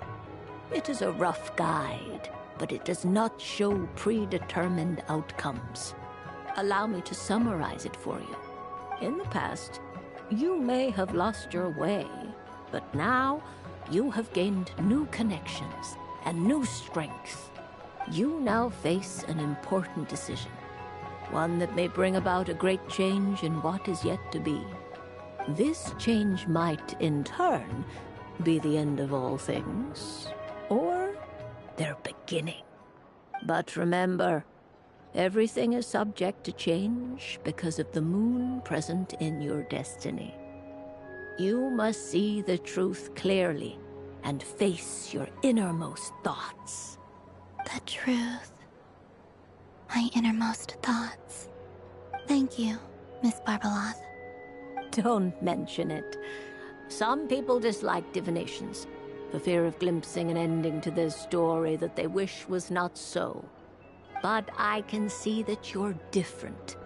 The result of this divination will not sway your decision. This is a rare quality, and one that diviners always hope to see in the seeker. We are here merely to guide, not to exert undue influence. I understand. Go then and illuminate your future, Miss Columbina. The moonlight that shines from you now is most captivating.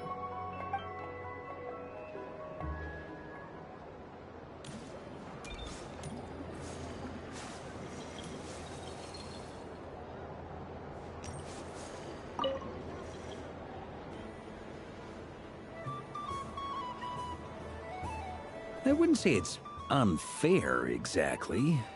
I mean, your voice goes right into people's heads. How would you explain that to the kids? You can't just explain it away as magic. Is something the matter? Ah, Miss Columbina! No, nothing you need to worry yourself about. Ah, impeccable timing. Stick around for a second, Miss Columbina. I need your input on something. This self-proclaimed Knight of Justice has yet to give me a satisfactory answer. I, for one, would like to hear your verdict on the matter. Hey, now, I left the flagship just to help you out, Miss Nicole. What's going on? So Alice and I are both using long-range remote control spells that work on similar principles, allowing us to attend this festive fair in Dodeco form. Sorry, let me backtrack a little. While similar, there are some key differences. Alice, being a great mage, wanted her Dodeco to reflect something of her own charm and mystique. So she adjusted the way its tail moves when it spins around. An entirely gratuitous move, in my opinion. I hardly see how anyone is going to notice that. If anything, I'd say that anyone who stares intently enough at a Dodeco's tail to notice such a small detail is someone we ought to be highly concerned about. I only say this to emphasize that my question has nothing to do with tails. Now that we're clear on that, why is Alice's Dodeco permitted to interact directly with the children celebrating Moon Prayer Night, while mine is not? Your voice speaks directly into people's minds. See? Exactly what I said. Miss Nicole? Ugh, I can't stand it. I know that probably makes me sound like a whiny child acting out in front of their parents. And it's a little embarrassing now that I think about it. But hey, I've said it now, I can't take it back. That would be even more embarrassing. Also, don't go reading too much into that analogy. It was off the top of my head. I'm actually an awful lot older than either of you. Miss Nicole, are you saying that you'd like someone to play the game you've prepared? I'm not so invested in that. It's just something cobbled together using items I borrowed from Alice. She probably didn't even make them herself. The point is, I want to know everyone's thoughts after they receive their prizes. But as you've said, I can't just ask. I've been biting my lip for so long, and I've had no one to vent my frustrations on. I thought this was going to be a nice, straightforward festival where I'd get the chance to guide people to treasure. Well, can I play? I can't guarantee that I'll win a prize, but... You will? I'd like to try. Then what are we waiting for? Let the game begin! It's like they forgot I was ever here. Ha ha ha ha.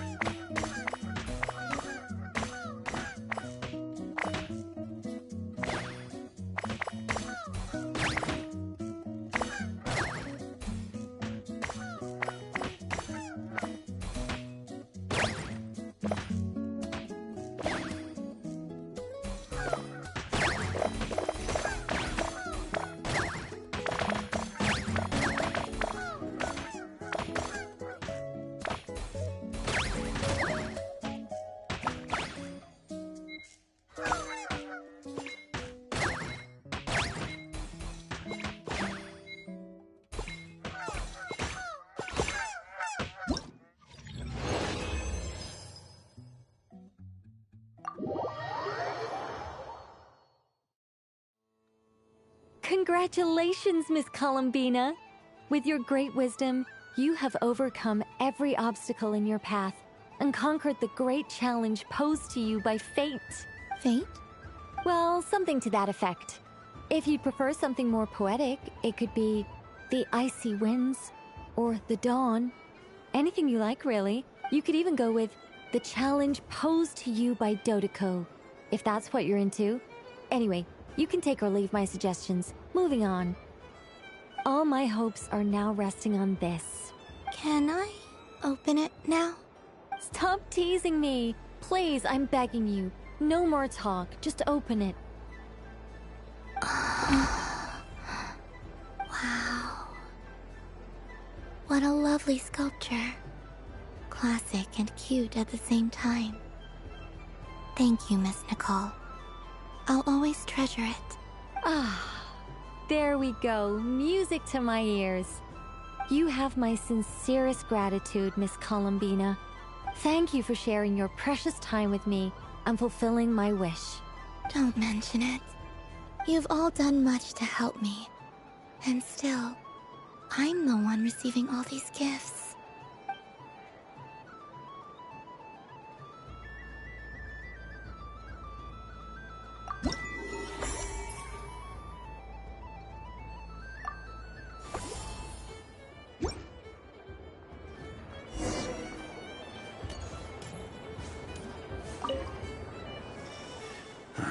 It'd be rude to just leave without saying anything.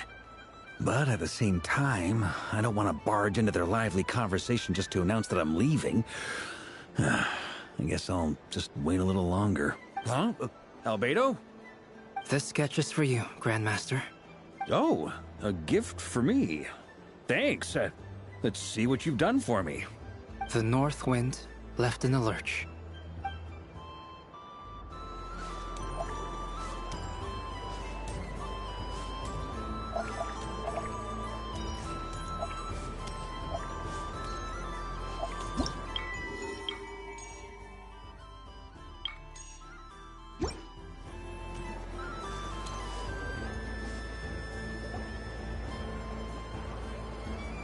Dodoko's Whirligig! Come check out Dodoko's Whirligig!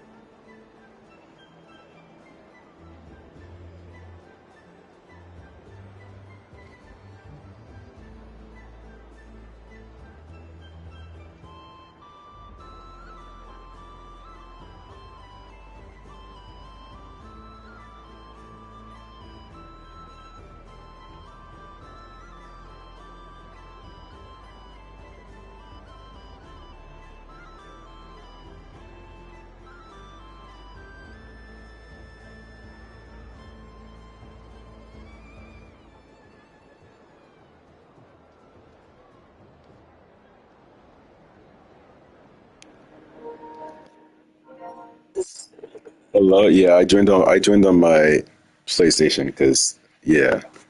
Uh, mhm.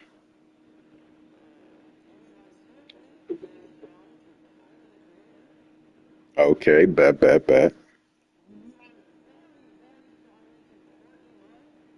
Okay.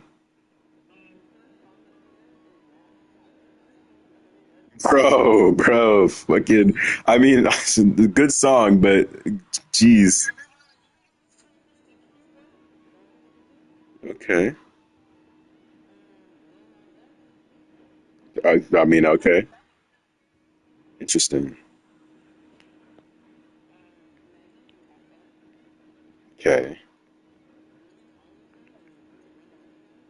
Oh shit.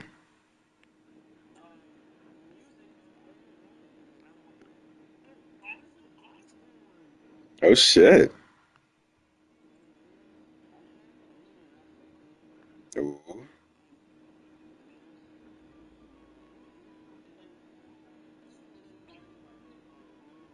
Okay. Wow. A lot of money. Gorilla, let's go. Which Gorilla song? Just the Gorillas as a band? Let's go. That's good. They know me so well.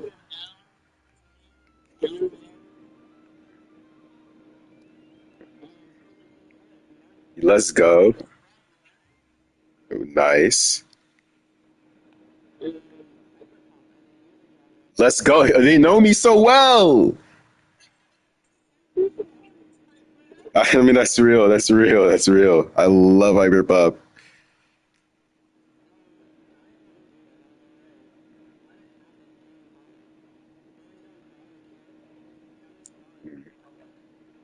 The Cure is awesome. Oh, J-pop. Oh, that's so, bro. They know me so well. I don't think she said I'm into my head. Of course. Okay. Wow.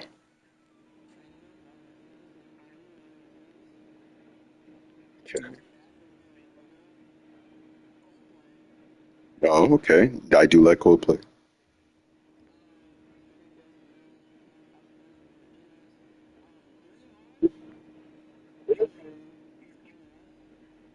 Okay.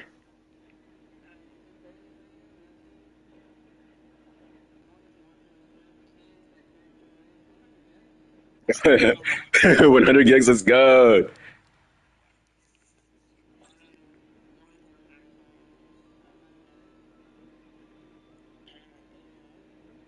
Okay.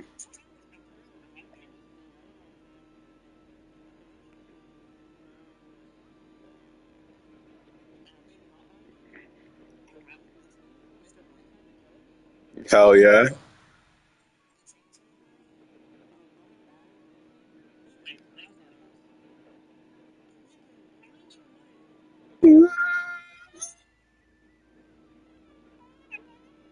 Yeah, I can't sleep. Oh shit, Lemon Demon, yo.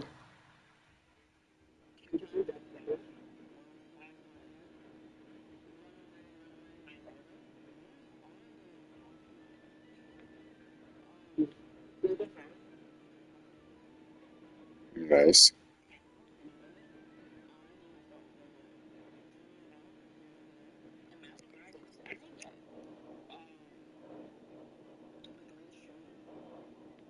Today, awesome.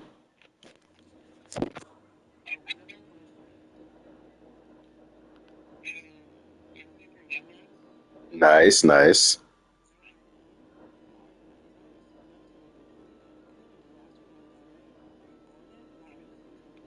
Okay, you can stand around and watch the sunset.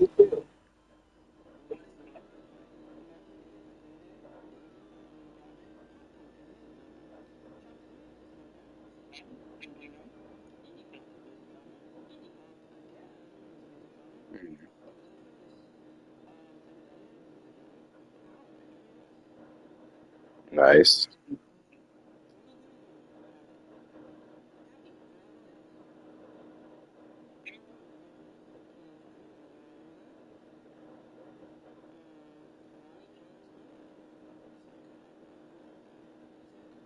Okay. Okay. Call me maybe.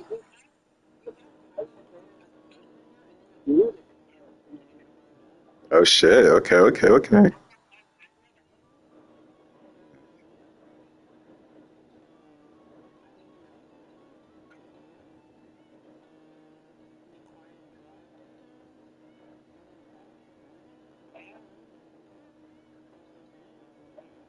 No, I'm still standing.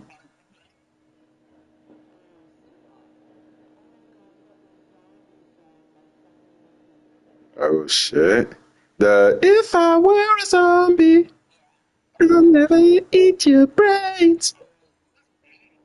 I did. Paramore, of course, of course. They know me so well.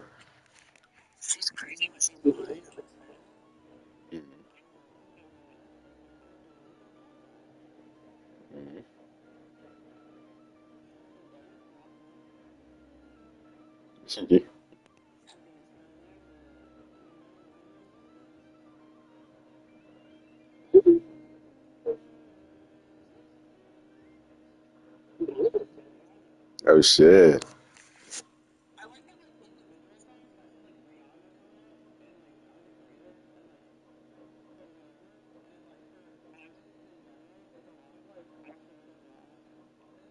Yeah, because like I mean I'd say that's accurate because when it comes to like artists in like the fields that I really really like I I'm all over the place. Damn, yo, watch out.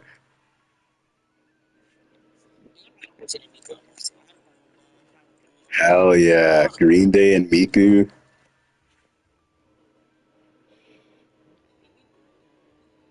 I don't know so much about the Taylor Swift part. I don't know about that.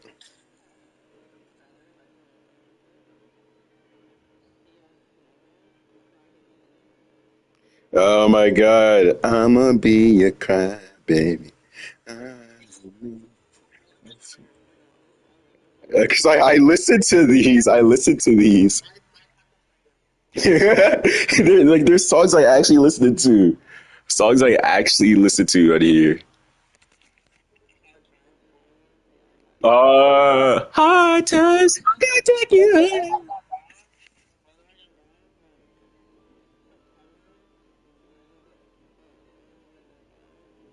Do you remember?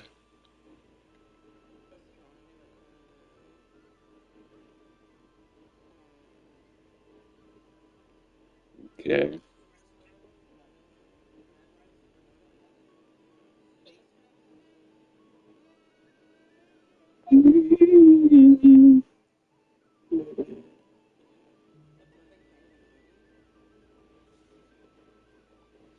Okay.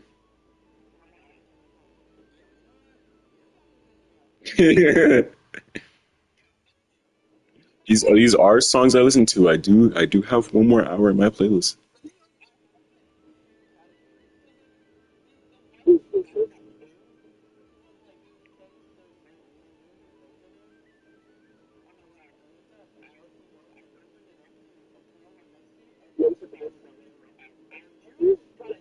Yeah.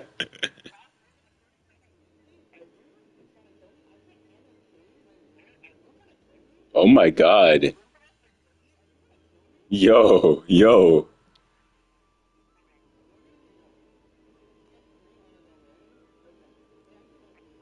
Interesting.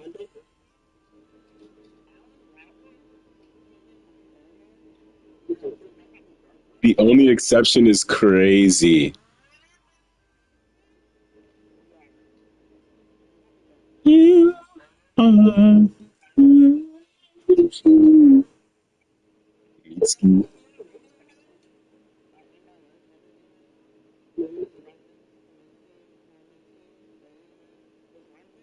a lot of Mitski. Oh shit.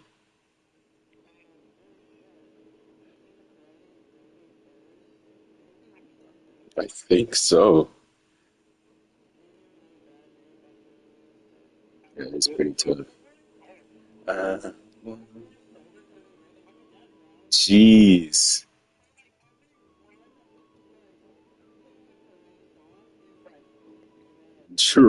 Like depression.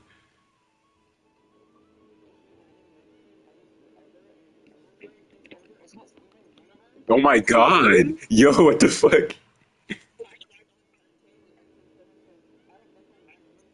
Yo. You used to call me on my. Yeah. I mean, technically, that is depressing. Oh my God.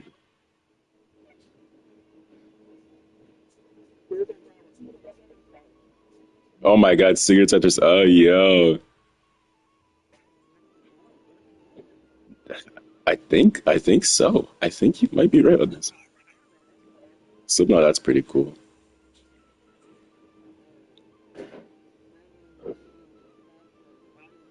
Oh my God. The Bonnie song. They tore me apart. What the fuck? Hey, yo. Interesting.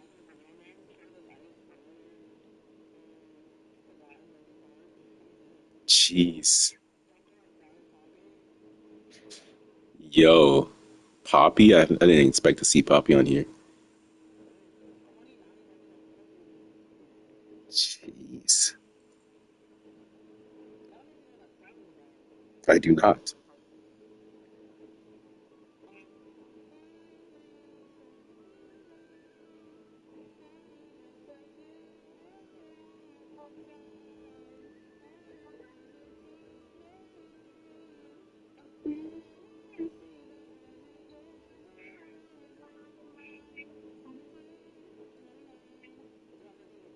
Oh shit.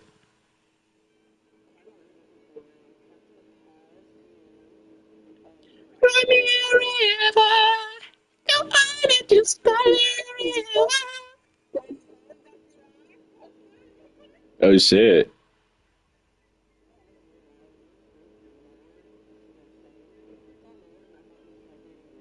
No.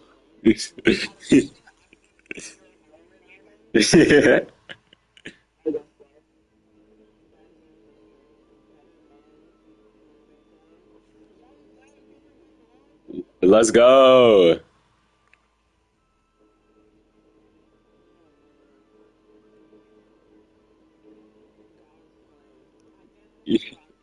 God's plan.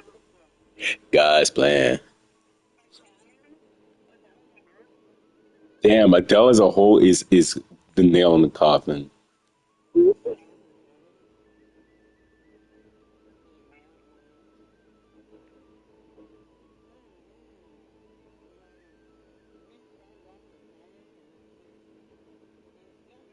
It's still going. Interesting.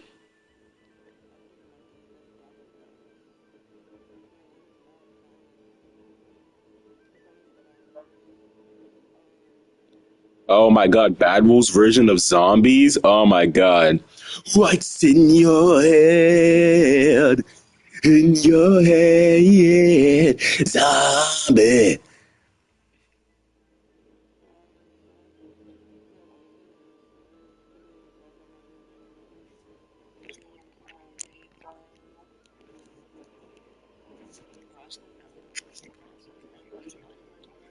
Oh shit.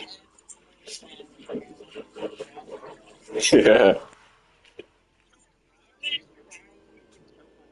Yo, they're yeah, this shit is insane.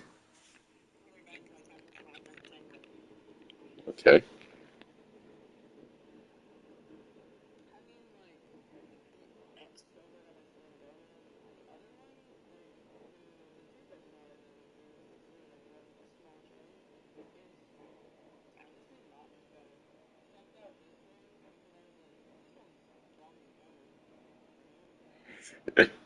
And it's worse.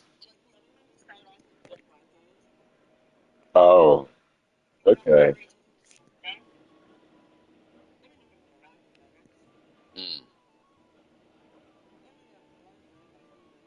Yeah.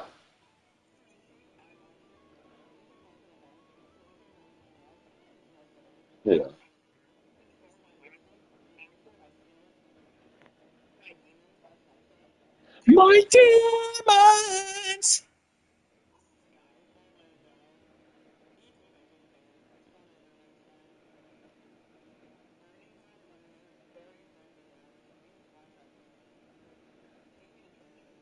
Interesting.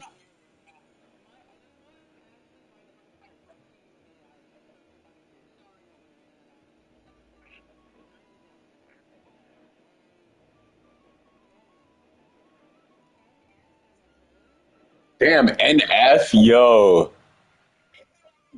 They want you dead.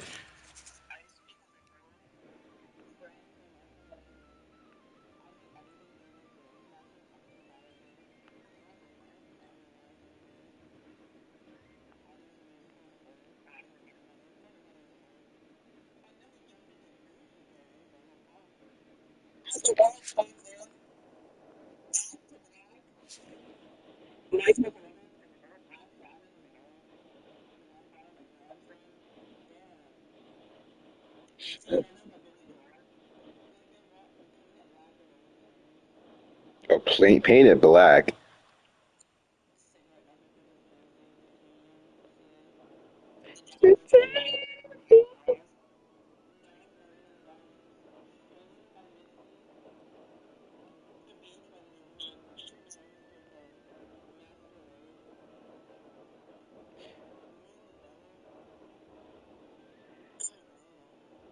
Interesting. Yeah, I don't know.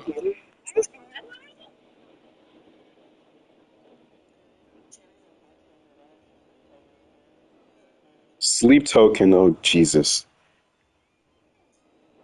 Yeah, if I got sleep token, I would have just ended it, bro.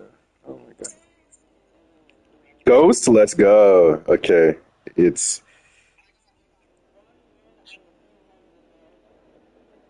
yeah, that is yeah, big win.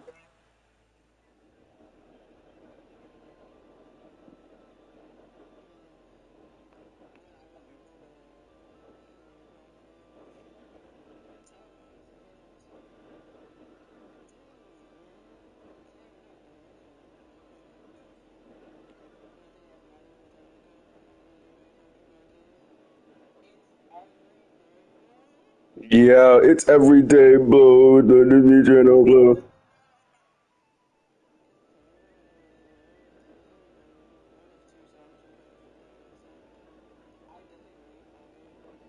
Yo, for the hyperpop genre, they have the exact like forget if it's an album or if it's a single song, but they have the exact like song, one of my favorite songs as the cover. Yo, Disturbia.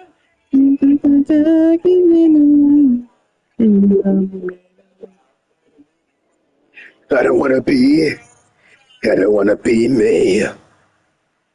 Black hole sun. Oh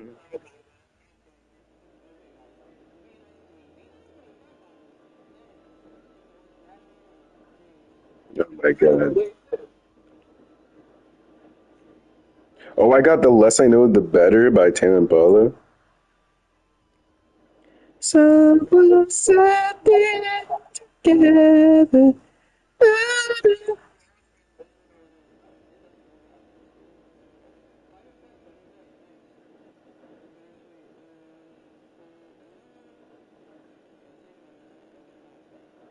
Yeah, just exit.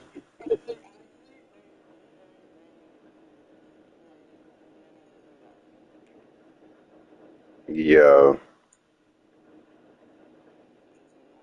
I got Steve Lacy, A Bad Habit. Kurt Cobain. Oh my God. Yo, I got Snow Strippers Under Your Spell. Oh, uh, uh, uh.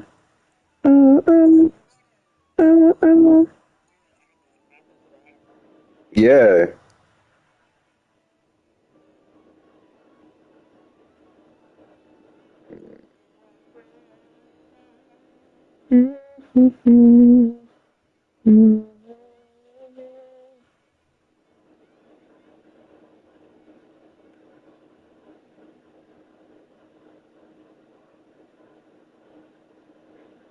Yeah, they know me so well here. Like, yeah, this thing's a little too accurate.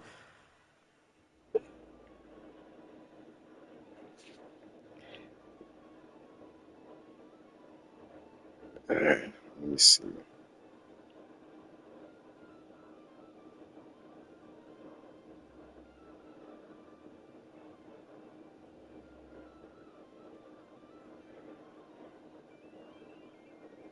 Okay.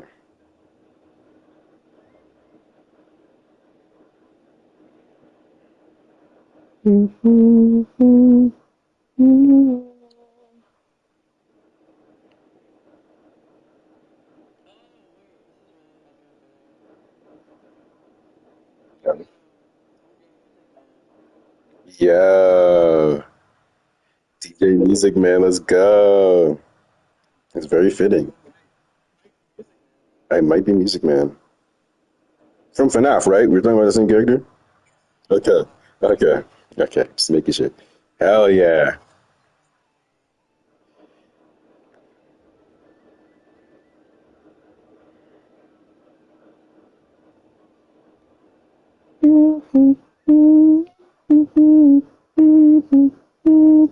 New jeans, so fresh, so clean.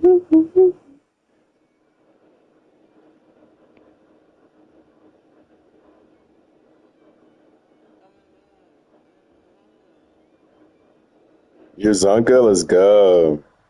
Yeah, I'm Rio. I got Genie in a Bottle. I fucking love that song. Like literally, like that's like the number one song my mom used to play during my childhood. If you wanna be with me, baby, there are price to pay.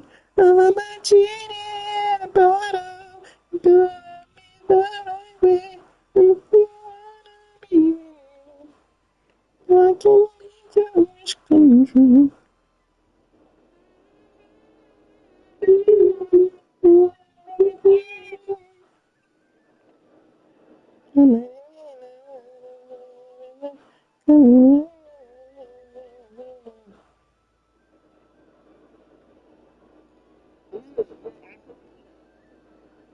I'm also Ida.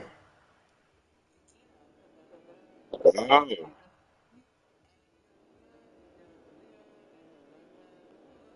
oh shit, okay.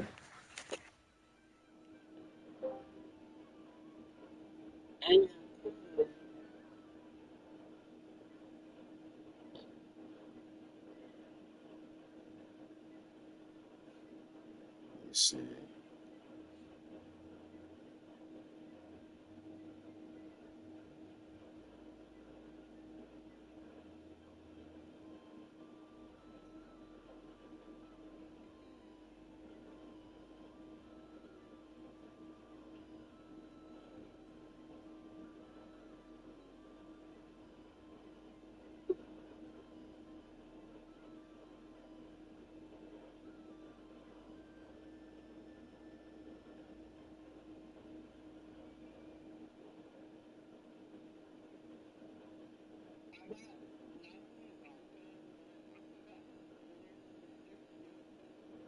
Oh shit.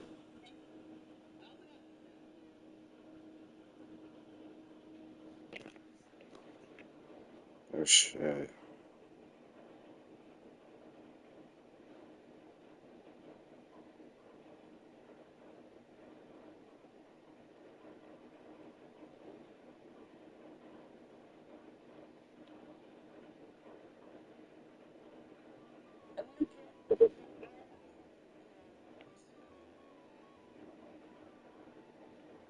Let me see. Okay.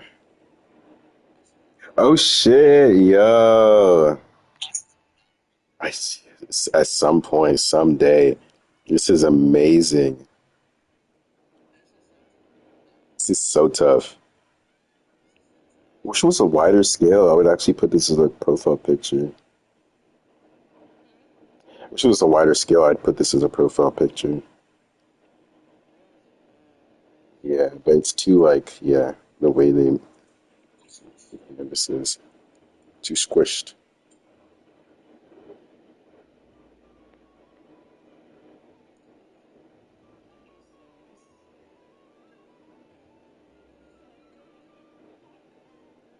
I'm so green.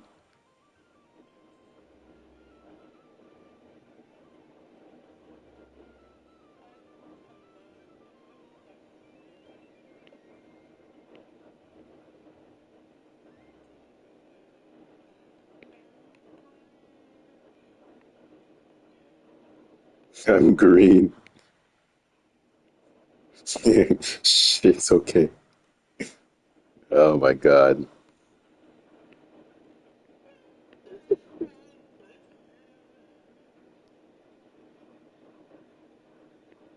Let me see this.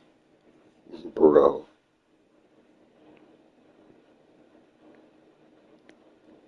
Bro.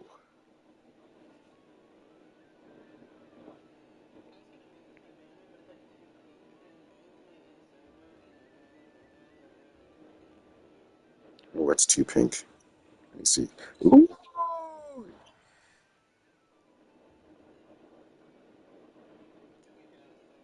Tweaking out. Yeah, man. Yo, nah. He's tweaking. Yo, what you put in the blunt, Jabber? You got that exotic weed.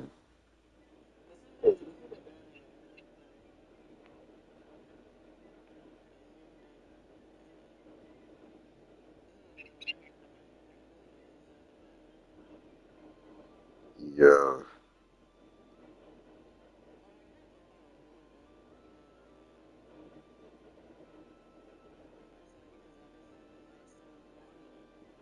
Oh, that's real. That's nice. That's nice.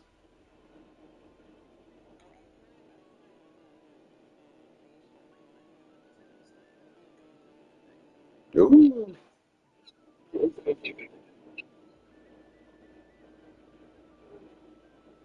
The one with the switch is nice.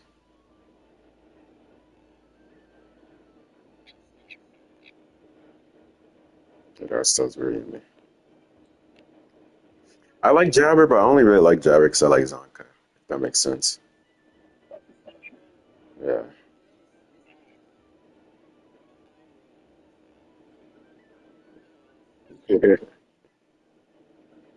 This is definitely us.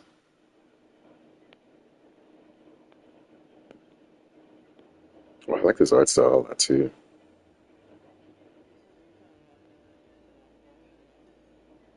Yeah. Actually, speaking of Genshin, holy shit, I forgot. I forgot about Genshin. Listen, I love personality tests and that stuff. That was fun. It was fun looking through all that.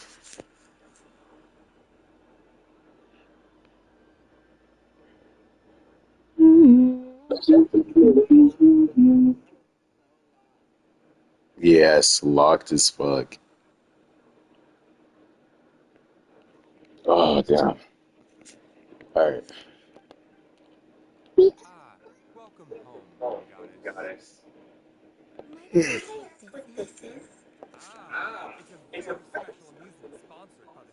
Well, what's an overdose for skin?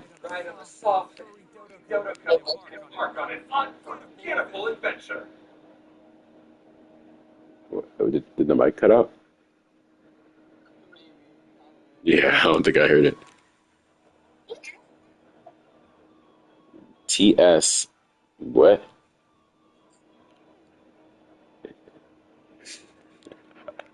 Yo, Discord actually, yeah, Discord is being a piece of shit, bro. Let me see. Let me connect on my phone again. See if it genuinely.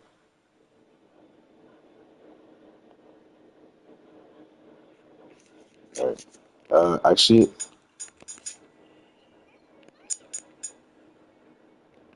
Fire?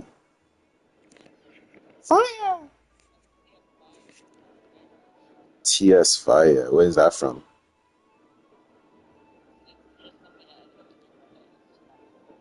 Oh, okay. Original.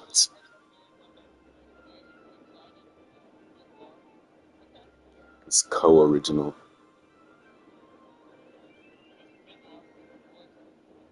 Ah, sounds like Ness. He can fire. I say that, but I'm just following a script here. Who is this Nate, anyway? And what the heck is a dodo? I'd like to ride. Navi, probably. Hey, listen. Look. Hey. No problem. But, are you... These newer like NPC models with like the shorter, uh, like the medium male is interesting. Oh, no, it's fine. It's just that each Dodoko can accommodate 2 passengers. Would you like to bring a friend along? Ooh. Traveler. Now, you just need to get everyone else to join the family too. But we gotta keep it a secret. Traveler. Jump scare. I want to go on that ride. Will you join me? Hell yeah. Let's go then. Don't worry. I'm on the around. You go have fun. Hey. Alright. I think we have to wait over there. Yeah, gotta wait in line. Please take your seats. For safety reasons, you mustn't try to leave the ride before it comes to a complete stop. All right, you're all set. I wish you both a wonderful journey. Thank you. Thank you.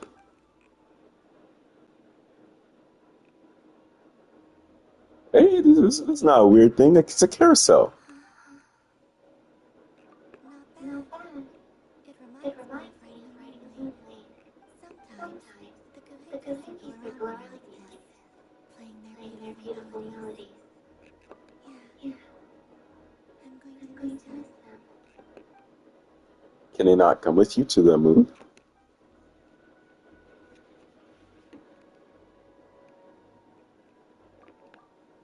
It does. Mm. I've felt scared in the past, too. But this is a little different. You know something? I got to see a lot of fascinating things during my disappearance.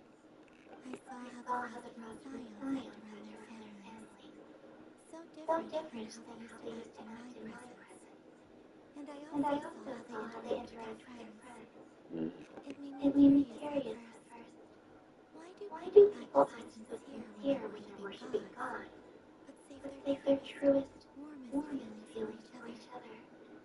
Slowly, I came to realize that it's because they trust one another. They know deep down that they'll be accepted for who they are. All of it. The good and the bad. Mm. I know. I knew it the moment you started calling out my name. Mm. What I fear now is the end. I fear losing all of the very night I have hated.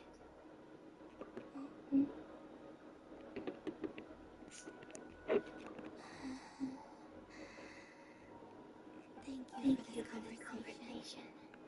Thank you for listening to me. No Don't problem. worry. This fear I have, and the unknown that awaits me, they cannot hurt me.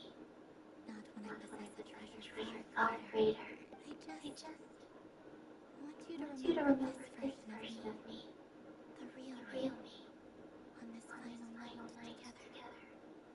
Dear passengers, Dodoko's awesome adventure has come to a close. Please leave in an orderly fashion, and we look forward to seeing you again in the future. Don't want the journey to end, huh? Don't worry, you two. There's always another adventure waiting just around the corner. No.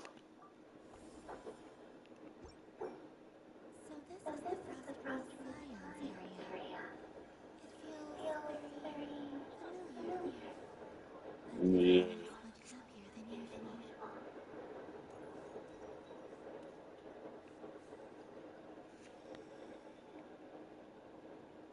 Invite. Oh, should I? Can I do all of them? Can I do all of these? I don't want to just do Traveler. Let's do Llama first, because we already just did something with Traveler. Let's do Llama. Yeah, take a picture with me, Llama. If this were another day, I'm sure it would make for a great photo opportunity. But Moon Paradise has rendered my universe uncomfortably large. Doesn't it look like this rhyme-horned deer has two sets of antlers? That's cute.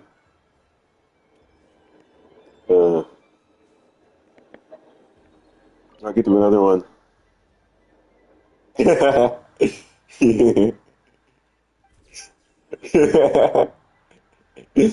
Oh my god, this is hilarious. It's hilarious. I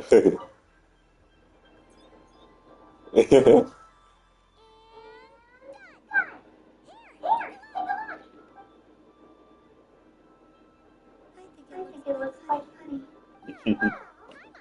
Super, super cute. It looks like a silly badger and a roar deer that's about to fall asleep. Maybe I'll stand on the sheep badger's side instead. It looks like we've attracted the attention of quite a few animals. Let's make room for them. That's cute. Okay. Damn, what else? Shit, it's gonna keep going everywhere. Sunny days! I prefer sunny days! Ah, well, you are as warm as the sun itself, Moon Goddess. Is this Flint's? Very well. I believe your spirit animal has to be this most adorable sheep badger. Oh, Thank you, Mr. Talking Magic. Mr. Talking Magic Lamp. Have a very happy festival, Moon Goddess. God, I love Flans. Like first, I thought he was going to be a lot colder. Not colder, but like more. I thought his personality was going to be more like a fusion between Columbina and Llama. You know, like not necessarily like aloof like Columbina or like super monotone, but like kind of like a mix between a little bit of that and like how formal Llama seems to be. You know what I mean? But he's like I don't know. It's kind of hard to say. He has his moments where he's very like, wise, older Faye. You know what I mean? But then Varka comes around, and dude is such a dude, bro. Like he's such a fucking dude, bro. I love that. Like the moment Varka was in the picture, and they're just chilling inside that the Favonius Knights of Favonia's secret base. Bro was cracking so much jokes. He was even I'm telling you, him and Llama were going back and forth like brother and sister a little bit. It was so nice. I love seeing it. I love his personality. He's nice. He's a cool character. It's our little secret, my dear traveler in Paimon. Okay, sure, but why are you here selling sugar sculptures? Everyone celebrates in their own way. After gazing into the abyss and spending time around gravestones all year, what better way to relax than to see sunny smiles on the faces of the living? Oh, that's so sweet. What a sweetie. I like to think of myself as a fair judge of character. I dare say matching personalities to confection suits me rather well. Aren't you afraid that your true identity might be exposed? How? He's in a lamp. Should I be? There is all manner of magic in the air this moon for a night, thanks to the work of the great mages. Sure. I see Miss Columbina is hiding in plain sight. Why should I not do the same? Why miss this rare opportunity to enjoy a special evening in my true form? You got a point there. People who don't know you will probably think you're just a talking lantern. Yeah. Well, now that we see eye to eye, what brings you here? Not a search for your spirit animal, I presume? Well, actually, yes, Oh, this is... How wonderful. A beautiful idea. we just got far yet, and he said everyone draw their own section was kind of boring. So, you didn't ruin it for him.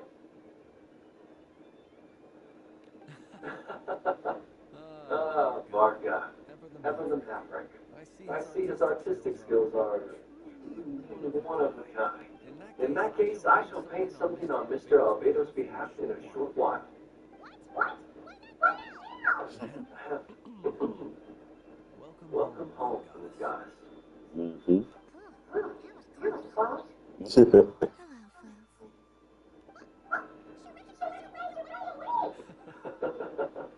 What keen eyes you have, Miss Columbina. Especially considering they are shut. True. I do not see you. Rather, I sense you. I can sense the fluctuations of the element around me. One would expect no less of the good goddess. Might I interest you in some candy? Yes, please. Excellent. I shall make some for you right away. Something the matter, Miss Columbina? What about my spirit? All the other children shared sculptures are talking about it. Ooh. My apologies. How could I neglect that? You are quite right, Miss Columbina. Every one of us has a magical creature living in their heart. Would you permit me to help you find yours? Yes, please. Do you prefer the day or the night? Which of the four seasons is your favorite? Let's think of a perfect day. What is the weather like? Sunny, rainy, or perhaps cloudy?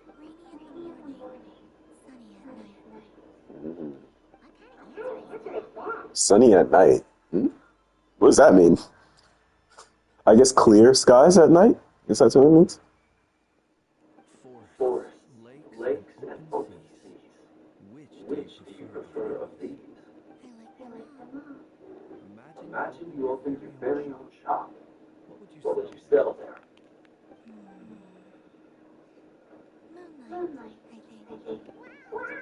I was totally up there. It wouldn't cost anything. You'd just need to visit. Oh. Aha! I believe I know what your spirit animal is. Here. For you. Aw. Indeed. A free-spirited being with a deep love for all things here in Ragrai, who selflessly lends her aid to as many people as she can reach. It is the perfect fit for you, Miss Columbina. Thank you. It would be my honor, but you shall have to forgive me. We have known each other for quite some time. I doubt there is any answer I could give that would come as a surprise to you. So instead, would you accept this sugar sculpture as a token of our friendship? It's a lantern. Aw. Why did you two tell me you're doing your TV over there? I'm almost like a spirit animal thing too. Right, Flynn? But I want to hear Mom's answer.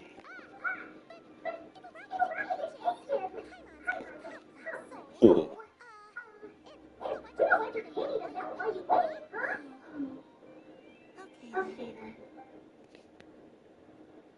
Yeah, let's go to the side. Nice excuse, Lady Paimon. That was some quick thinking.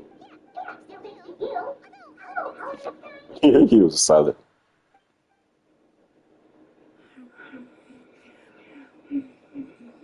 Man, she nomming on that candy. What flavor do you think it is? Sunsettia flavor. Huckleberry.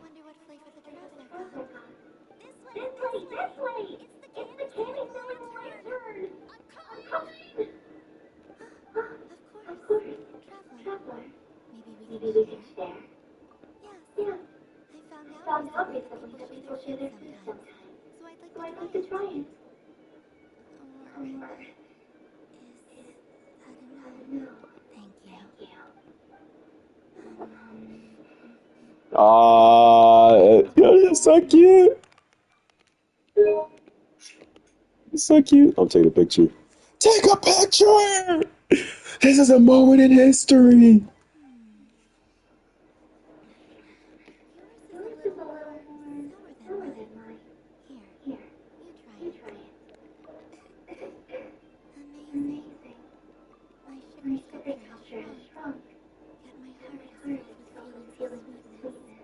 Oh.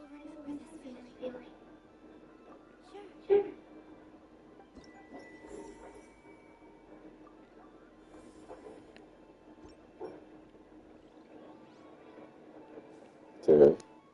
What we got next? Okay. There's these. So we already did this one.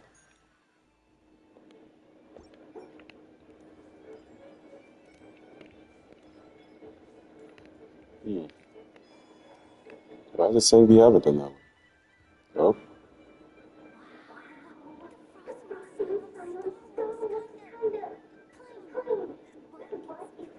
It was kind of plain.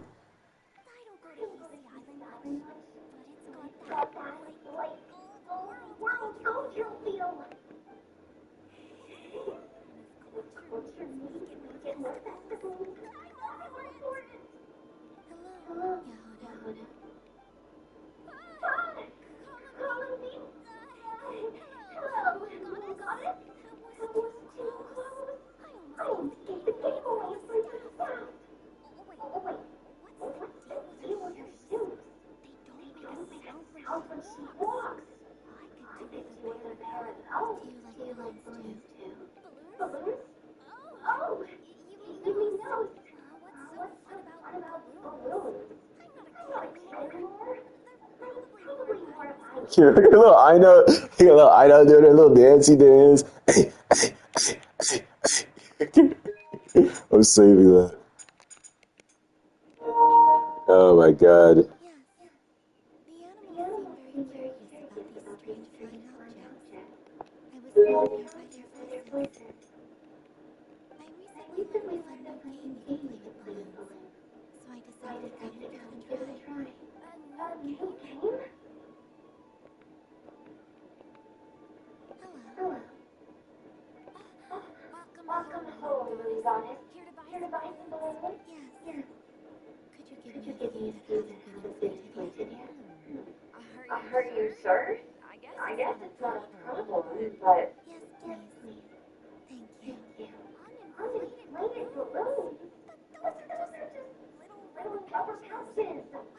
Think, Yoda, think.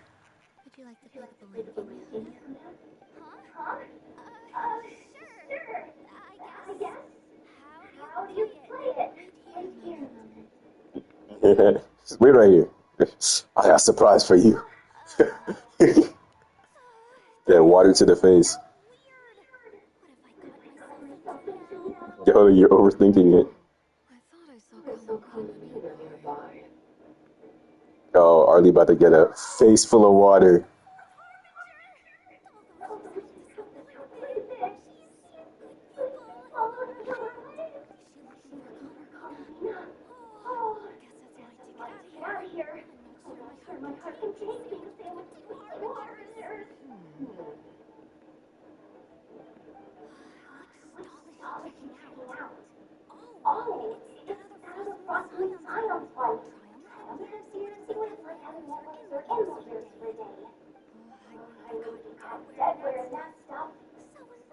She's gonna say so embarrassing, and then Arlie just puts one on. This is what happens when you you think too much. Just don't do it. This is what it's like being out with like Maya and fucking Amaris and them. Like they sometimes they think too much, and then me and fucking Apollo just do shit spontaneously. You're like, bro, just have fun. Just have some fucking fun, bro. Yeah, she put it on because she doesn't want to have fun. She doesn't give a shit what other people think about her.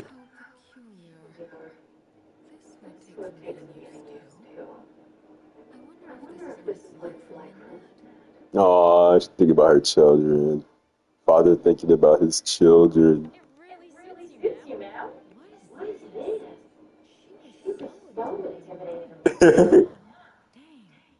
She's really rocking those ears.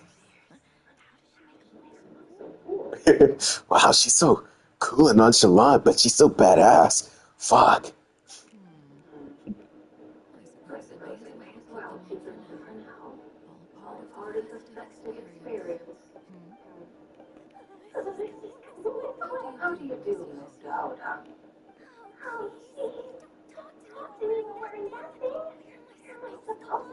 Just act natural. I'm looking for Colin. Have you seen her? Water balloon surprise.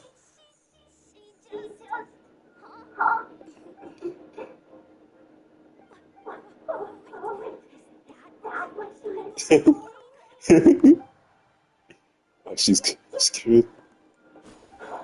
Damn! Damn! Damn! Dude, that shit is super. Bro, I'm about to give someone a concussion. From the rear? Is this a declaration of war, Colin Leonard?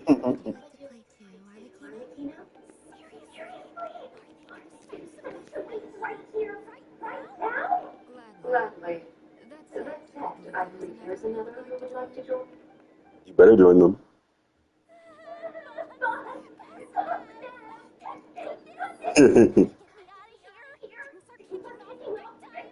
Bro, you're over exaggerating.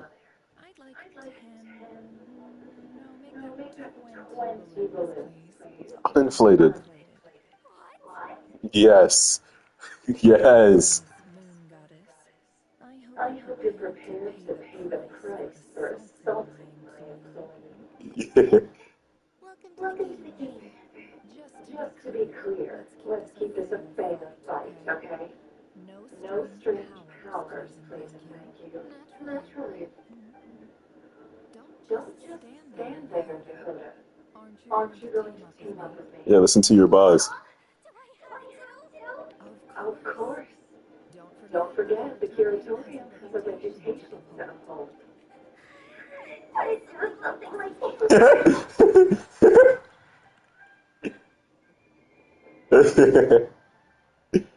This is so fun. Yeah, I love this. Taking as much pictures as I can. There we go. Okay. Nice. Alright, so we have how many? We have a couple more to go. I'm gonna get some drink.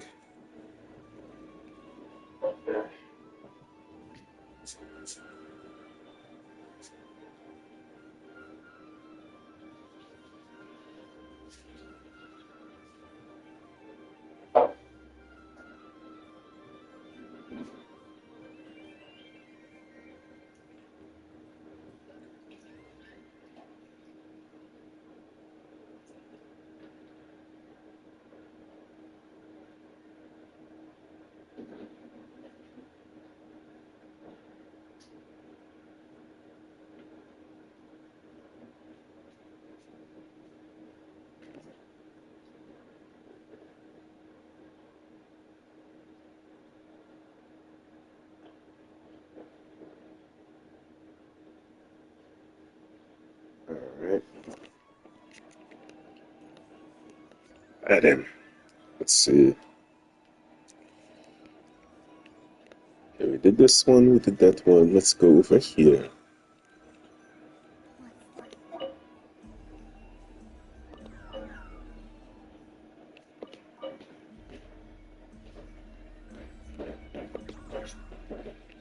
Oh,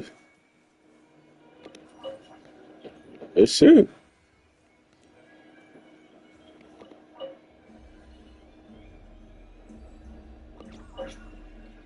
Alright.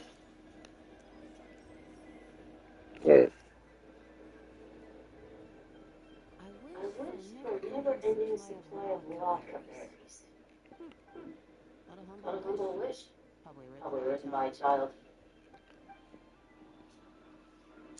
Not Nefer, Loma.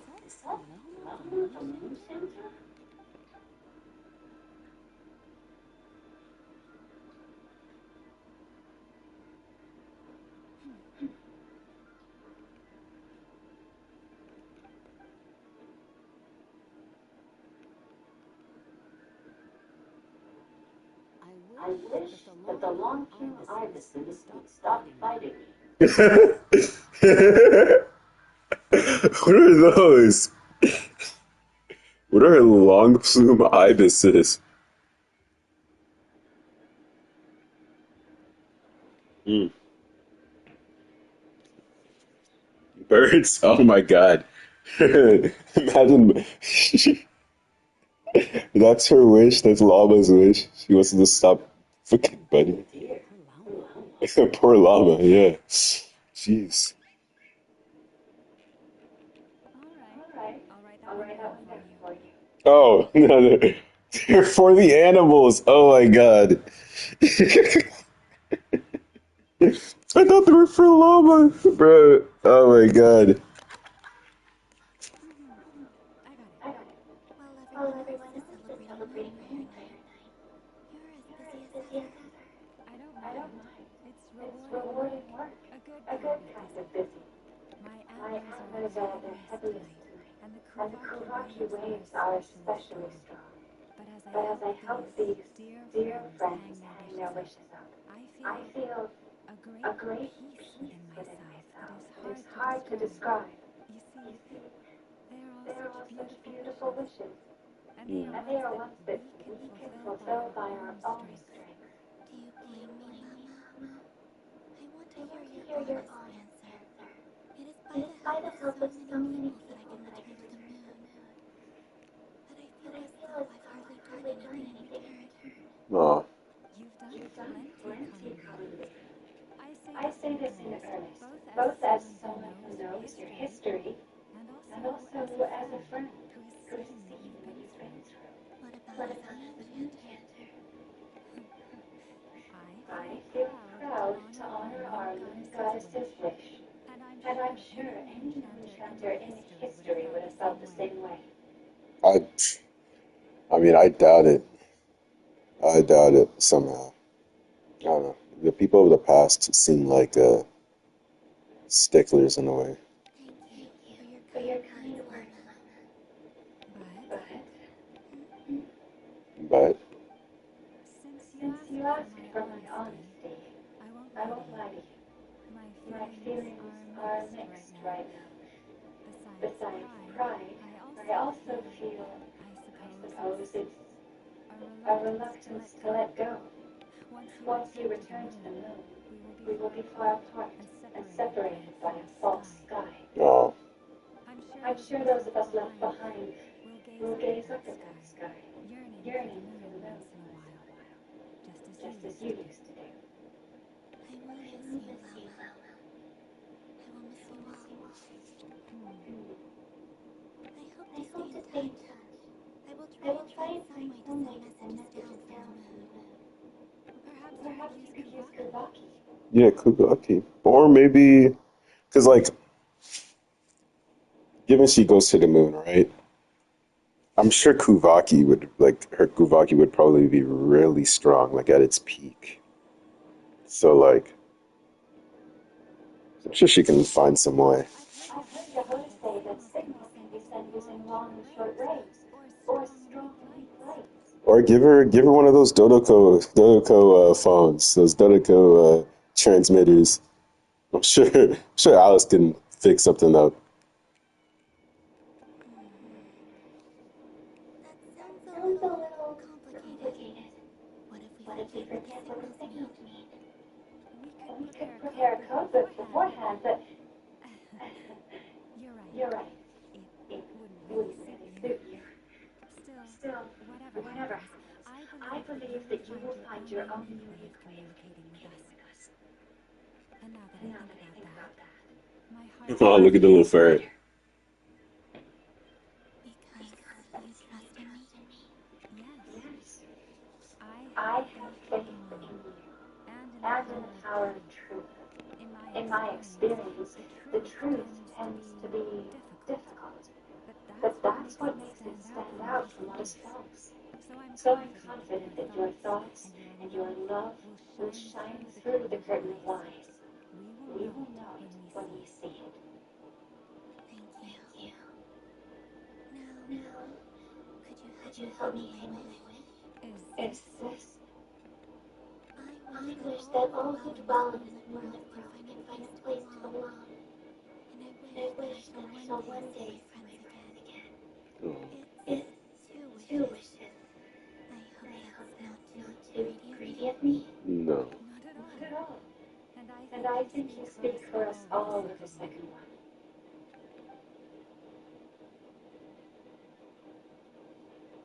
I shall continue to pray until the day that all of these wishes come true.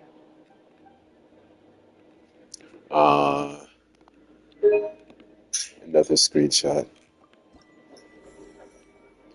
I'm gonna fill my storage with all these clips and screenshots.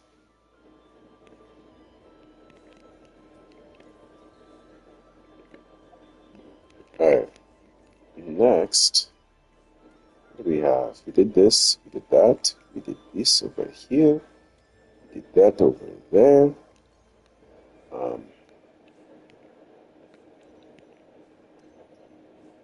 Is there something over here?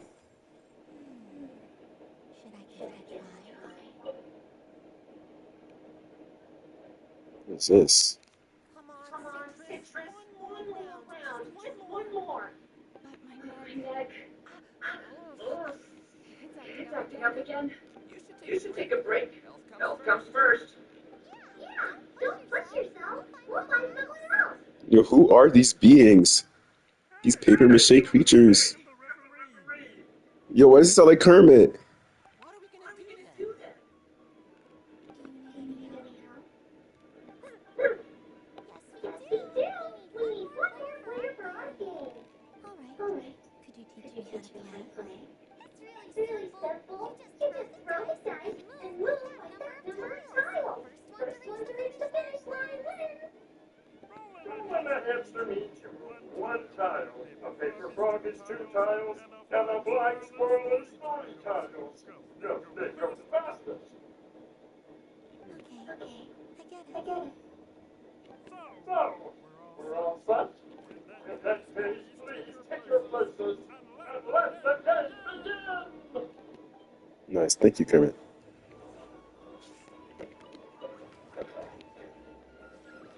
Okay.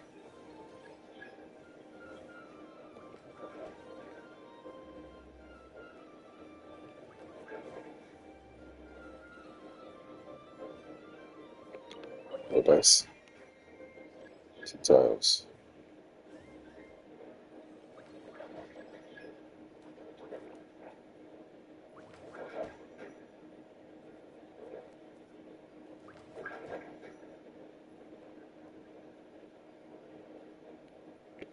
Roll dice. And the winner is the Moon Palace! Congratulations! Thank you, Kermit. I appreciate it. I appreciate it so much.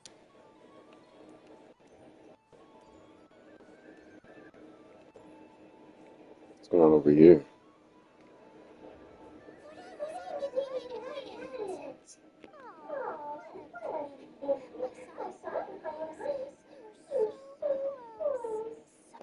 That's not true. It's dodged out of the way so it's going to snag it. I'm sorry? You heard me.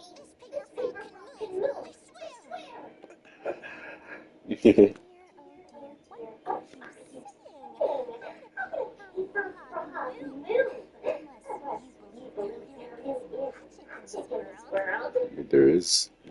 The mere humble merchant that I am, you such magic. Surely I would not use it on a paper frog. I'd sooner give Laura legs. Look right in my purse. Oh, my dear, dear customer. Why not have one more try? This time I'll be Yo, robbing children? customers. Oh my god. Think about how much experience you have under your belt now. Robbing children. It's truly a new low for you, Dory. I used up all my coins. I'll be right back. Just gonna fetch some more from my house. Damn, robbing your household blind for a game. But, excuse this event is pretty only missing. You'll have to wait a whole year before I'm back. Next customer, please. Welcome.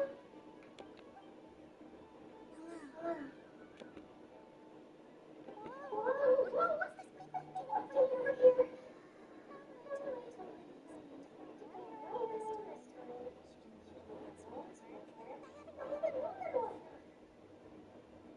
Dory? Oh, why, hello there, Miss Colomina.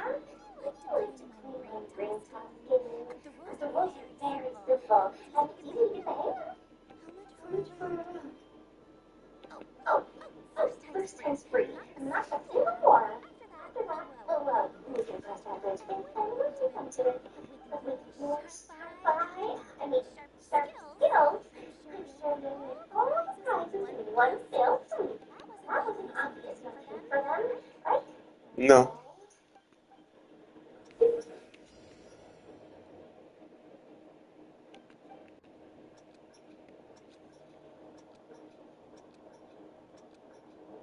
Okay.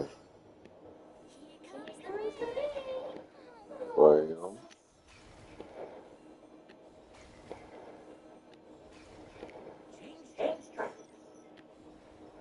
Oh, damn. Should we move or not? All right. No, sugar forms. The clock ends. Oh, yeah. Let's go. Easy. Wow, very good. That's the highest score we've had all night. And here's your prize. And how about another round? As for the cost. Happy Moon Prayer Night, Miss Carolina. Hey. Hat guy. You're just running with hat guy, bro. No, yes. Oh my god, the duality of man. It's like, come on. You said we were just coming here to say hello. I did, but then I recognized a few more people as I got closer. Is that? It's our little dragon. He's so Aw. Someone's popular. Oh, they're from the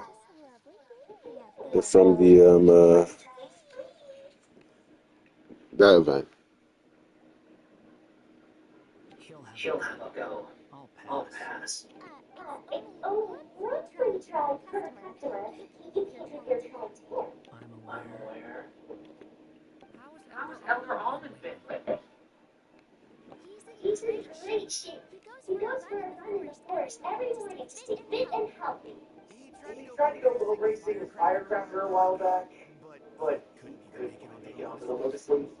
Firecracker was in fits of laughter. How about you, little dragon? Can you still fly? Yes, I can. But you've become less chatty.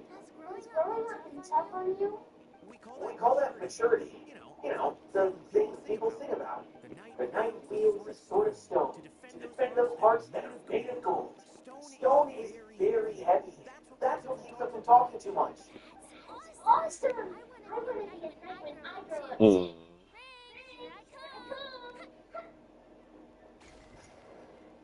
Oh, look at wearing man. I never thought I'd see you again. You seem more determined than when I saw you last on the train. If you say so. Oh, I do say so.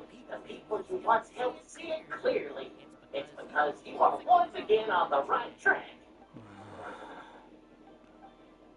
May the engine in our hearts propel us to the station of our dreams.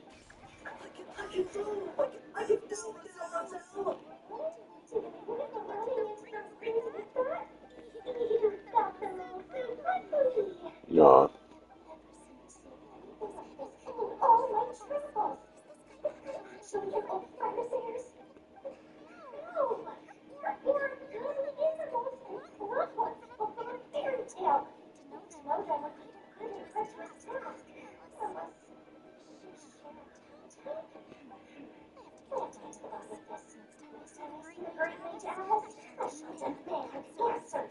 Thank you, Dory.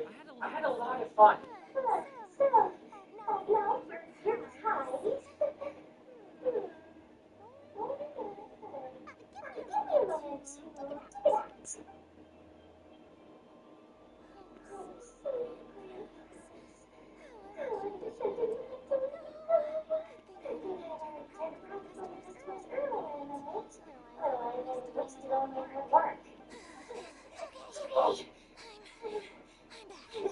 Damn poor kid.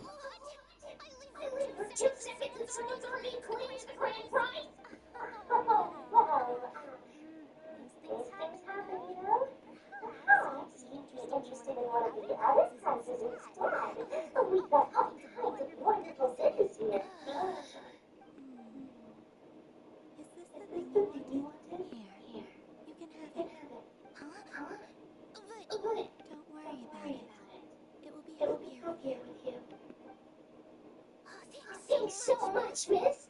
I mean, I'm organized.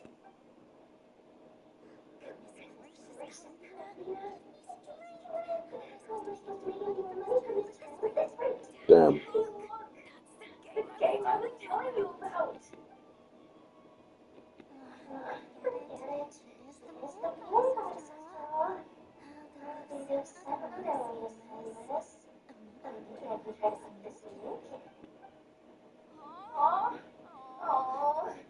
Sorry, wasn't gratified.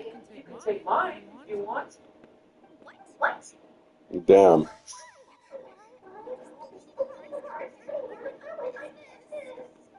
Happy Yep. prayer night, everyone. Another screenshot.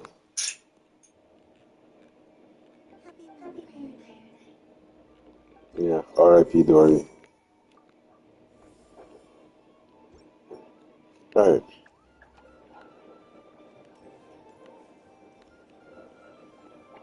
What are you talking about? Done being a do-gooder yet? Thanks for coming here with me, Half Guy. Are there any games you'd like to play? It's your turn to pick. I'll come with you. Why does the hamster think you've grown up? You haven't changed at all. I know you don't mean that. You're just taking the opportunity to make fun of me, aren't you? I know you don't mean fucking. Who's a person to like this guy? This is Sasuke and Naruto. If Sasuke didn't leave. You won't admit to taking some time to compose yourself is important. I can see that you're doing it in practice.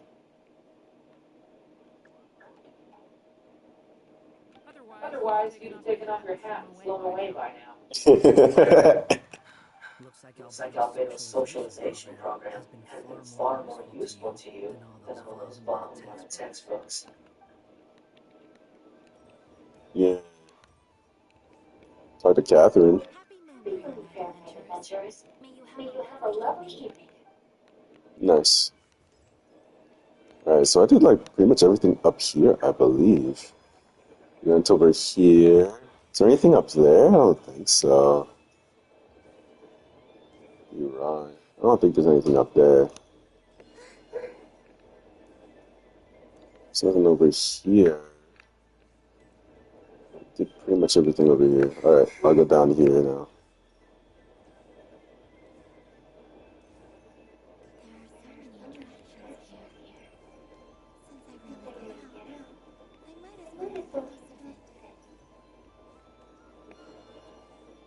Over here. Moon rare candy! Beautiful, tasty moon rare candy! Buy a whole box, share it with your friends and family!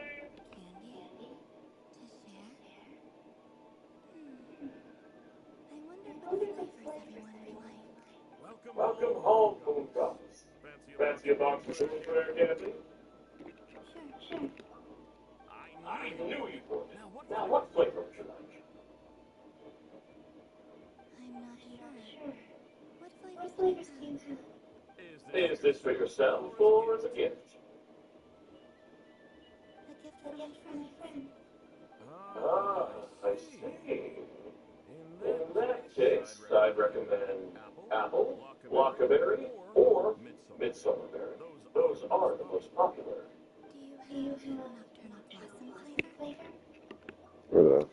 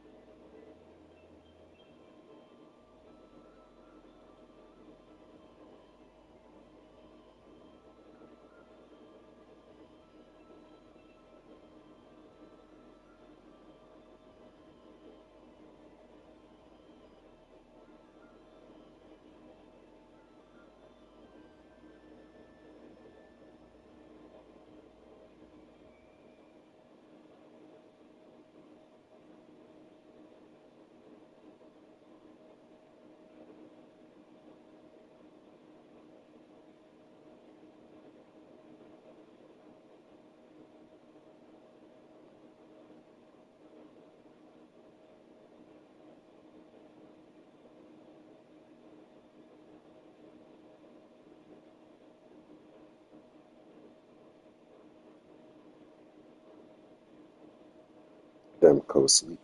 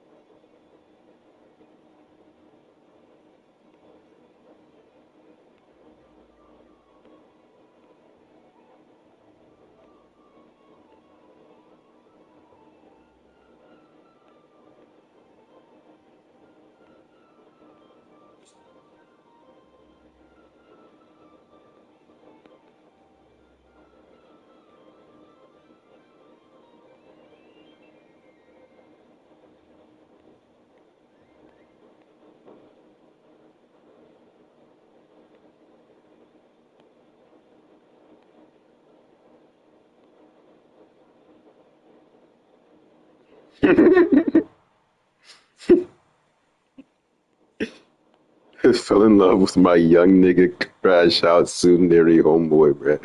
Yaoi love story, Quan Mills. W story, W story. I will be reading that. Yeah. Oh,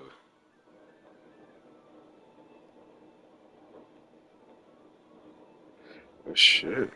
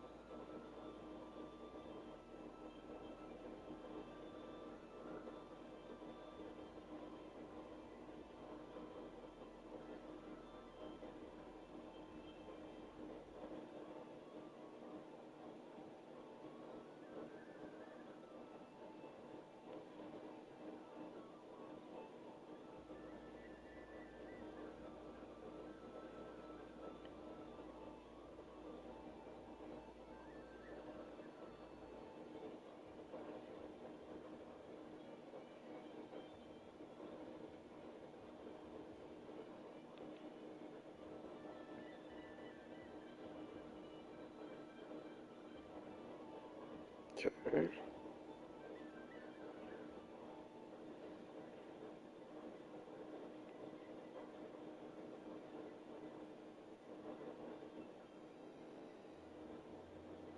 What the hell? Why is it switching between? Yo, let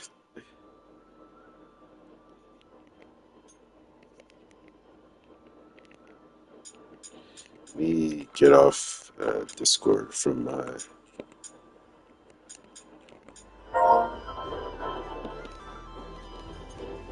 God, I made the audio a lot louder.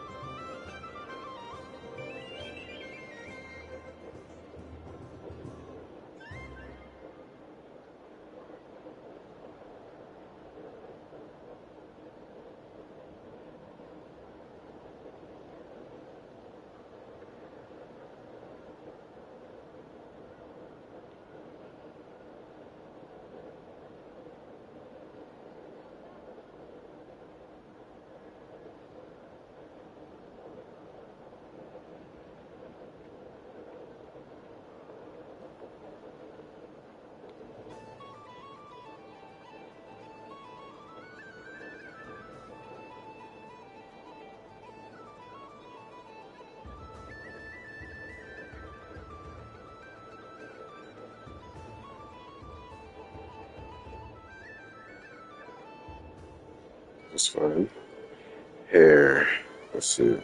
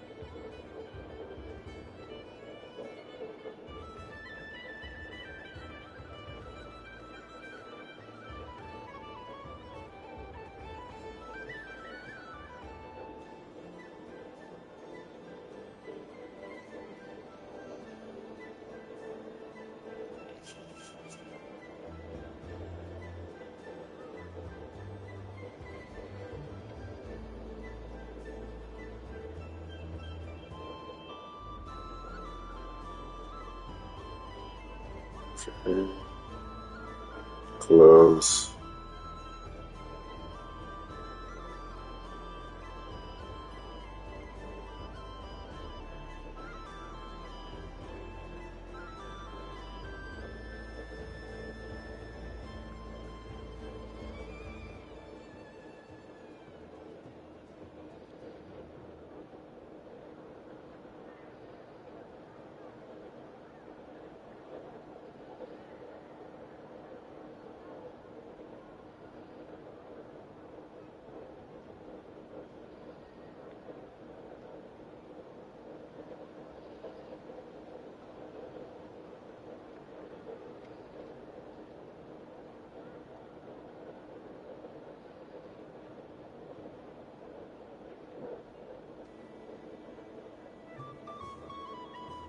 Accessories.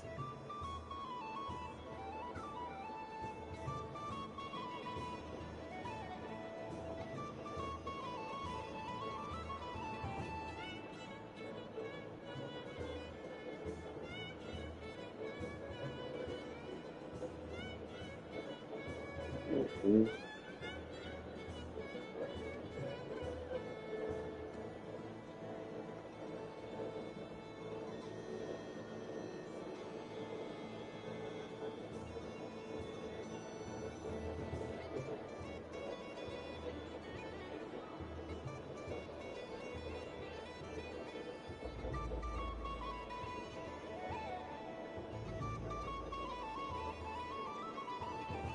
No accessories.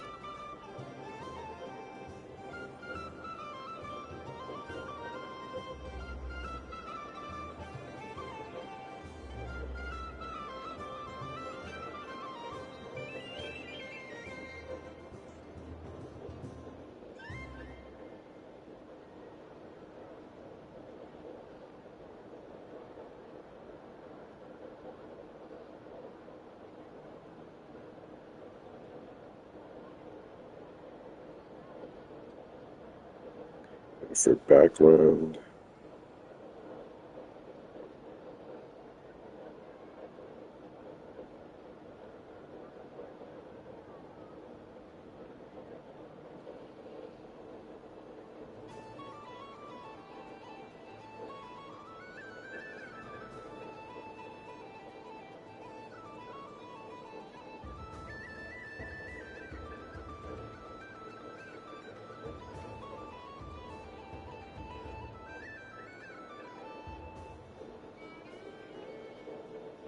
Save.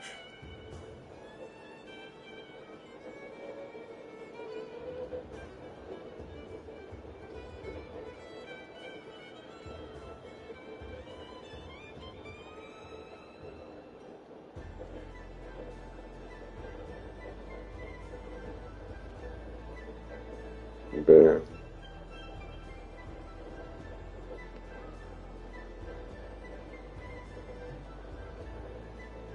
Yeah. So I'm doing something on my phone. I'm doing something. It's like a what's that website like where you have a template and you like make your character and stuff like that. I just found one on Instagram, so I decided I'd do that.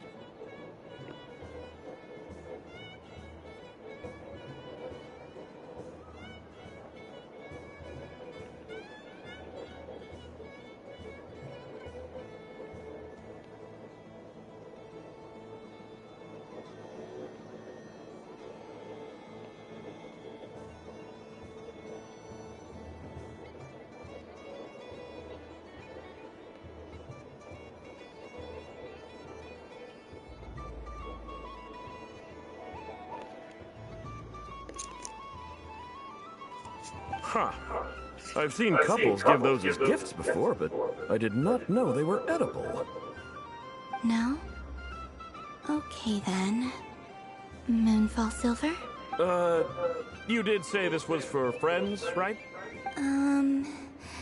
Maybe Smetana then. Hey, now that's a creative idea! I've never tried it before, but if you're happy to wait, I can see about whipping up a batch on the spot.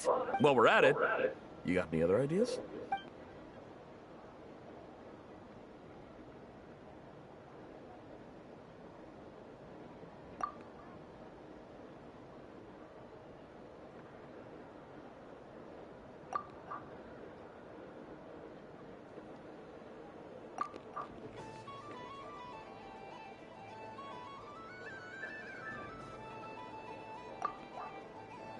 Here you go. Every flavor you asked for is in there.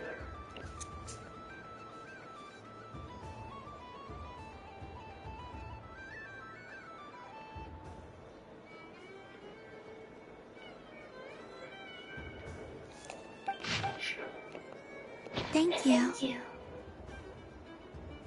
I should be the one thanking you! You brought me a whole bunch of new business. It's like a genuine blessing from the moon goddess. I hope you and your friends have a lovely night. Alright, nice. 2 more places left.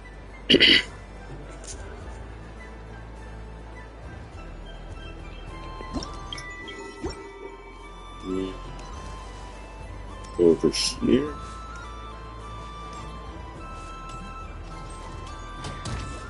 Is this the place I need to go? I don't know why I'm going over here. Oh, yeah.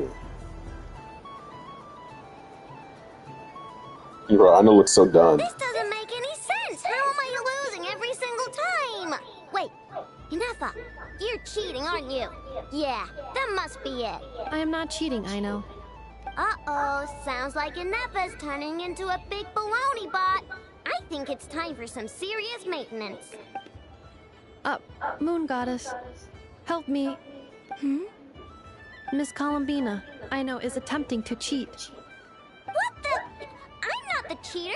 You're the cheater. How dare you throw it back at me?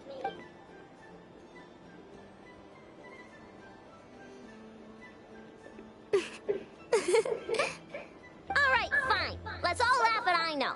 Just you wait till I get home, because I'm gonna make a game bot that can win 100% of the time. Let's see you laugh when I come back and beat your butts. You'll all have your heads covered in stickers when I'm through with you. We came to check everything was okay after all that yelling, but,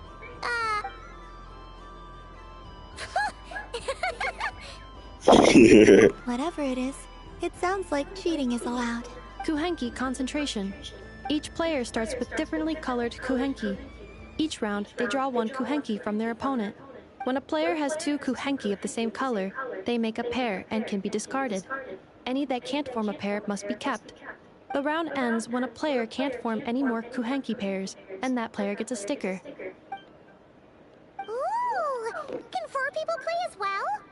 That is fine, so long as the turn order is fixed beforehand. Alrighty then. In that case, the 2 of us will join as 1 team. Okay, but if you lose, you're both getting stickered. I don't want to hear any excuses. Sure. And if we win? If you win, only one of you gets to sticker someone else. I have taken to calling this. I know logic. Hey, lay off me, alright? Okay, so we're starting the game from scratch again, which means all my stickers so far don't count. Looks like Luanatar is the Kuhenki of honor for this game. Anyway, let's go clockwise, starting from Inefa.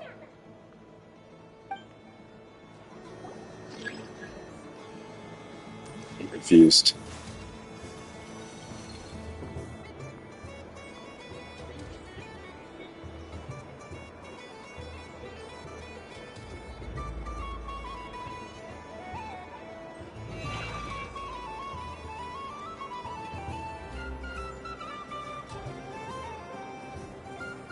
Are you gonna find the ones that match? Okay.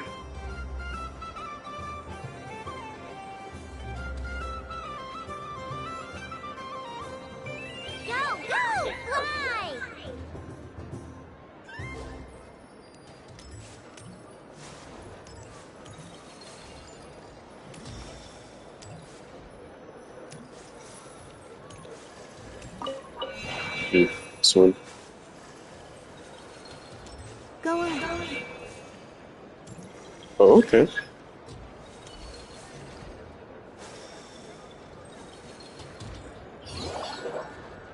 I have a pair. So go off pair.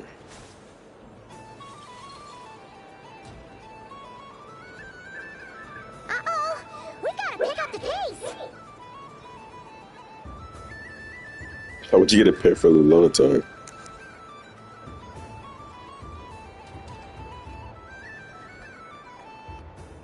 Phew, that was too close. I thought I was gonna lose. Let's see who's gonna be the unlucky one.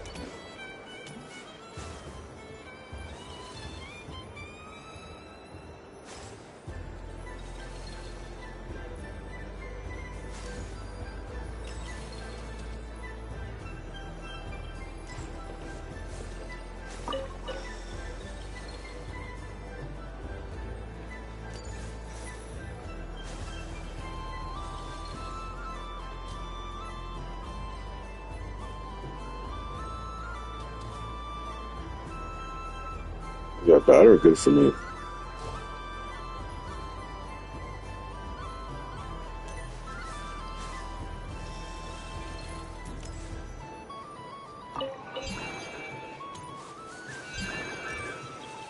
No?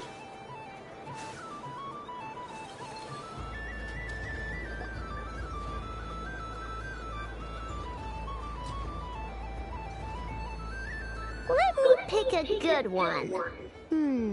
What's it gonna be? You're looking very pleased with yourself there. What happened to being a huge Grumposaurus? I won. Duh.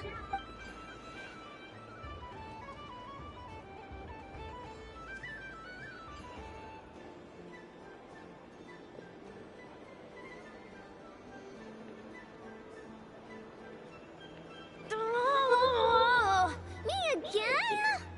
Don't fidget too much, Ino, or the sticker's going to fall off. I don't care. If it falls off, it falls off. If a pair of Kuhengi get discarded, why not a pair of stickers? Huh? Huh?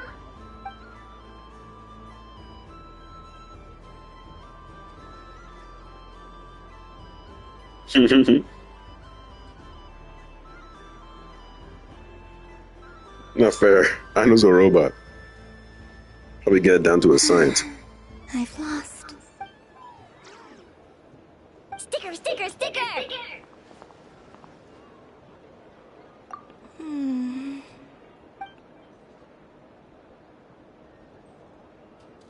Cute! You think so? Shame. I can't see it for myself. What did Luanatar say? She said it looks so cute that she wants me to lose a few more rounds.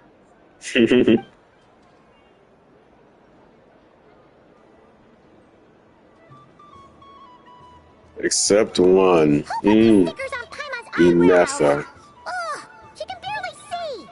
Alright, now, I think we got enough evidence to prove that there's a serious problem here. Yes, I agree as well. The culprit is... Inessa! Culprit? What did I do? Quit acting dumb, Inessa! You're not wriggling your way out of this one. I've been watching you. Not only did you remember whose side Luanatar started at, but every time someone drew a Kuhenki, you were logging it and calculating every last possibility. Which Kuhenki pairs were gone, who had what color Kuhenki in their hand, even our facial expressions. You were keeping track of it the entire time. Exactly! What Ino said! Putting aside the fact that running calculations is not against the game rules, do you have any evidence to support your allegations? But that's not against the rules either. So she admits it. She certainly does. Alright, everyone grab a sticker. It's time to get Inessa back. But... Take that! Screenshot again.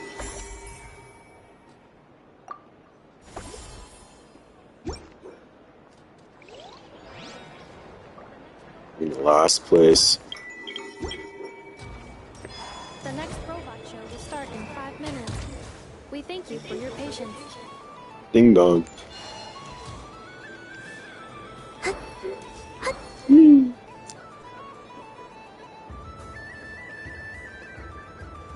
There's some Johnny will pop up. Well, look who Oh my it is. fucking god. I heard someone went disappear on us the moment we let her out of our sight. I wonder if some Johnny will pop up. The Grim Reaper! Oh my god.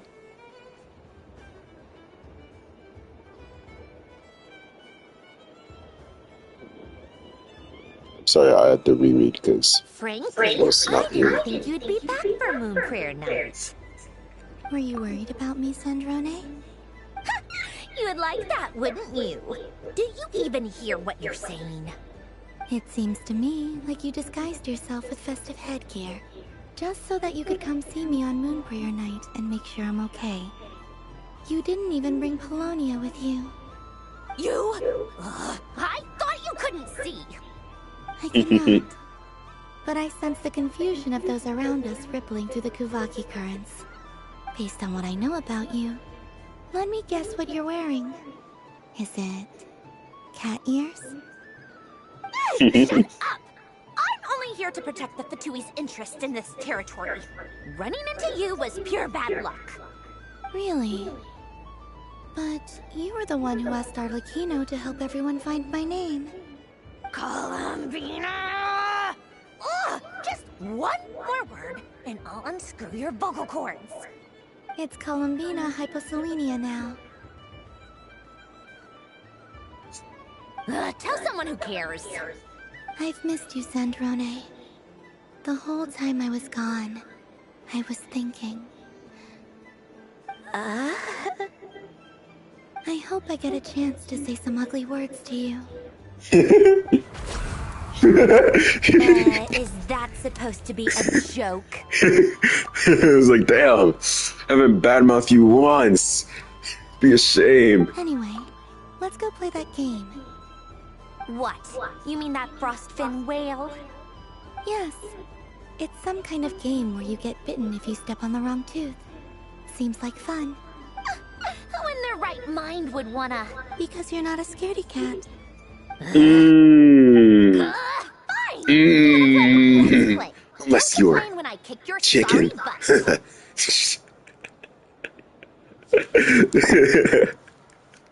You wouldn't play this game unless you're chicken. Lovely. You old geezer! I'm gonna beat the pants off you! Just you watch!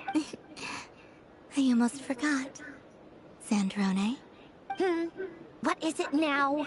You'd better not lose, or I'm going to beat your head in. What? What? What the Allow fuck? me to demonstrate since I'm feeling so nice. You just step on the teeth. Like this. Bail.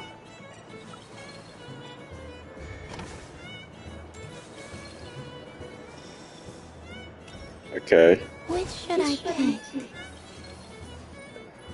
this one. Obviously. Your turn, Sandrone.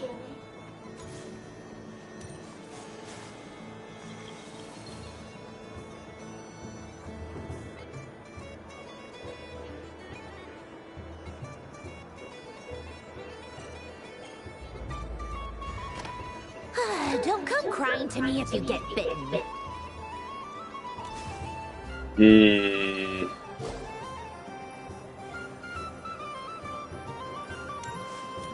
Definitely with the one in the back, but whatever. There are less and less teeth remaining. Let's see. Let's see.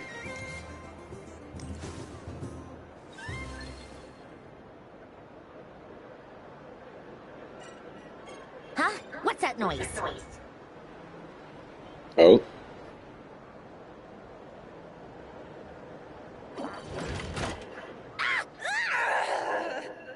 Yo, is that even safe? I think you might have picked a bad tooth, Sandrone. Taking a picture of this. Shut it! Do you need any help? I'm taking another picture. Stuck. No! It's just a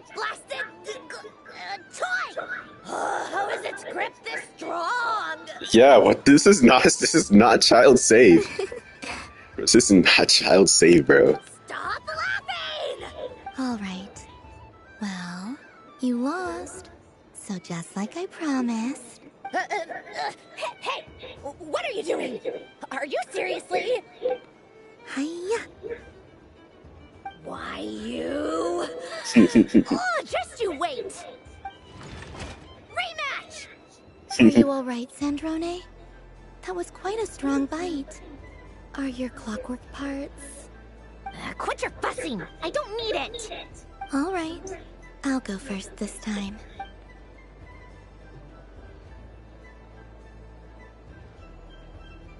Aw. What a fucking tsundere, bro. I see it now. She can sense which teeth are rigged. So I just need to avoid the same ones that she does. And she gets chomped immediately.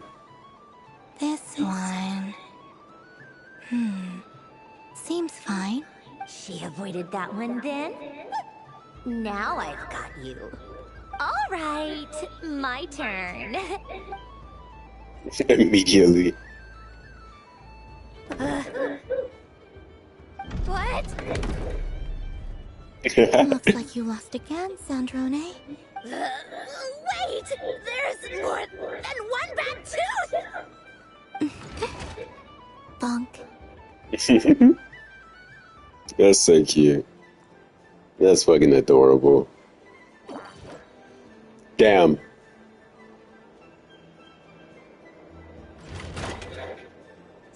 Stupid game! What idiot came up with this? Are you alright, Sandrone? You said some nasty things just now. Oh, I'm peachy. Should I let you bonk me on the head as well? Ah, forget it. Come on, bonk away. It can be your consolation prize for losing so badly. Damn. I told you, forget it. Master rage baiter. So annoying. Singing right outside my door, inviting yourself to my tea parties, going AWOL. And now you're off to the moon or something. Of all my days with the Fatui, the times I spent with you, Arlecchino, and Rosaline, they were my favorite. I will not forget them. Just as I shall not forget this moment. Come on. We'll always be friends, no matter where we are, right? Who'd want to be your...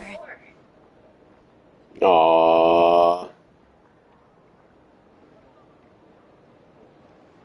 I'll miss you, Sandrone.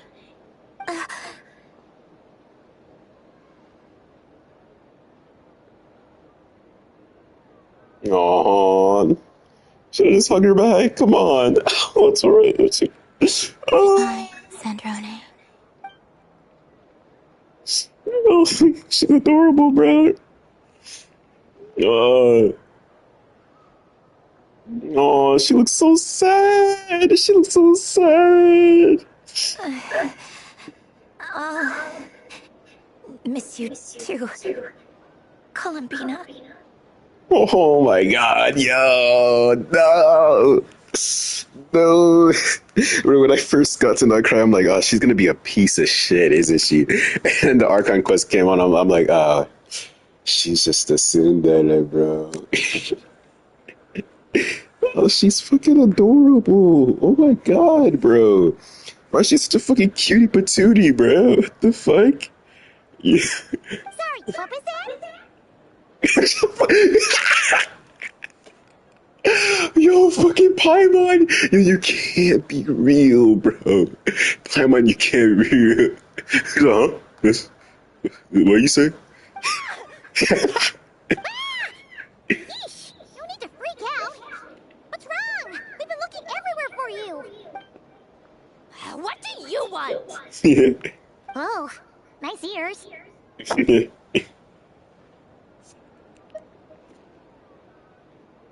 What do you want?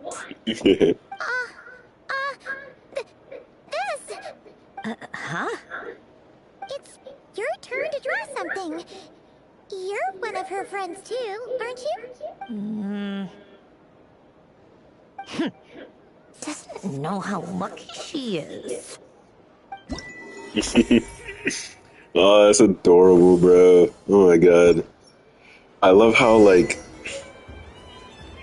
I love the Fatui. I love and hate the Fatui at the same time.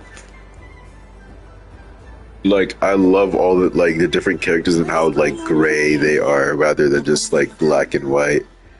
Like, they're not inherently, like, some of them aren't inherently evil and some of them are inherently good. It's nice. Well, some of them are straight up evil. What's her name? I already forgot her name.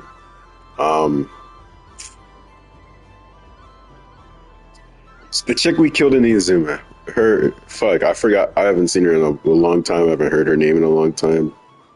Her and then the Torre are fucking despicable. But then you have Child, Arlie, and Sinjarone that are just like so black and white. And I know at some point we fight Arlie. Obviously, like I've seen that. I've played the boss for talent material and stuff like that. But like.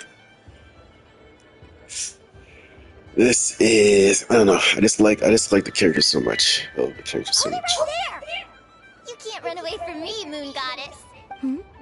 Are you talking to me? Of course. Do you see anyone else here dressed up as the Moon Goddess besides me and you? Hey, come on. Call me by my title. Happy Moon Prayer Night, Moon Goddess. And the same to you.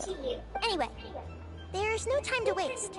Get ready for the duel of a lifetime. Duel? Meet my partner, Stacko. Don't just stand there. Let's see your partner. Partner? There's Yehoda.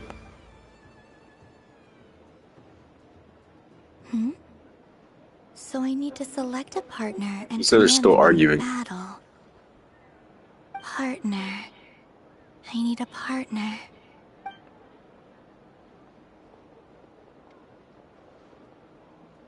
Hey.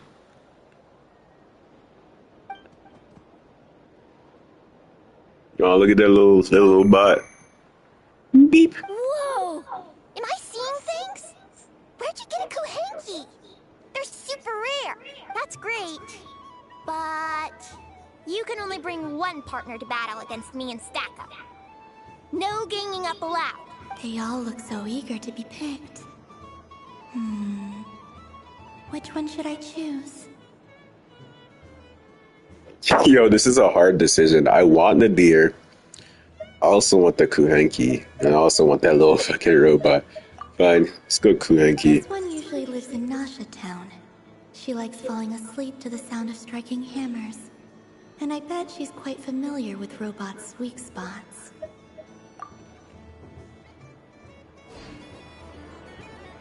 Testing! Testing! Oh, this is an emergency broadcast! An exciting battle is about to take place right here at the Nasha Town Special Arena! In this corner, we have the Moon Goddess and her robot partner. And in the other, we have the Moon Goddess and her Kuhenki partner. Only one Moon Goddess can be victorious in this ultimate battle of destiny. But who will it be? There's only one way to find out. Now, without further ado, let the Battle of the Moons begin! I don't care who we're up against. Stacko and I ain't gonna lose. Let's strike first. Stacko, formation shift. It's a fucking Pokemon battle. Bam, bam, ba-da-dum, bam, bam. The robot is kicking things off with a change of formation. But how will this affect the battle? Nobody knows. Cautious play from the opposing team. This Moon Goddess has come prepared. Where will it go from here? Okay then. Stacko, Maintain formation and enter your empowered state.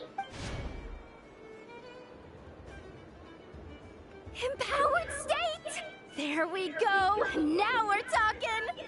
Absorbing the immense Kuvaki present on Moon Prayer Night, this lean, mean machine has greatly increased its offensive power! Good choice! Buffs count for nothing if you beat them before they can use it! Bam. Oh, it's a hit! But Stacko stands firm! The battle is heating up fast! I'm about to start sweating machine oil over here! Go for it, Stacko! Set Kuvaki to maximum! Can their opponents withstand this blow? And what will this moon goddess do? Don't be afraid. Fight however you wish. It's a moon lane! A deft use Yo. of a moon lane allows the Kuhenki to dodge the blow! And now it's spiraling around its foe in circle! One loop! 2 loops! The robot screen is bugging out! It's getting dizzy! Confusion. Or whirlwind. Stacko! Oh, Stacko is down for the count! Our winner is the Moon Goddess! The slightly taller one, I mean. Just slightly, only slightly. You did your best, Stacko. I'll take you to Ainos for a checkup right away, don't you worry. Well, you beat me fair and square, I guess. Honestly, I underestimated you. Won't make that mistake again. I think my partner deserves most of the credit. Just you wait.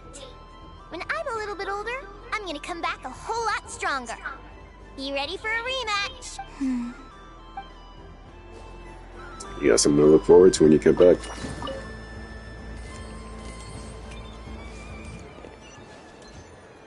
Alright, where do I go?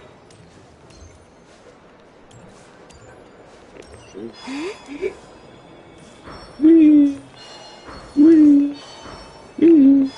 Wee. Wee.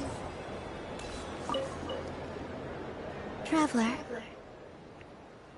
Hey there, Kalamina! Are you done checking out the festive amusements already? Are you sure you don't want to look around some more? You might not get another opportunity like this for a while.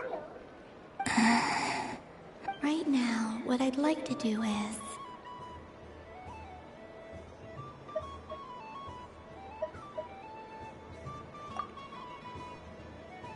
Oh! Candy for us? Thanks a bunch, Kalamina. Don't mind if we do. Whoa! This one's intense. But it's so tasty. What about you, Traveler? How does yours taste? Oh, sounds good. Paimon's drooling now. Are there any more Smatna candies in the box? Yes, I believe so. Okay, gotcha. Let's see.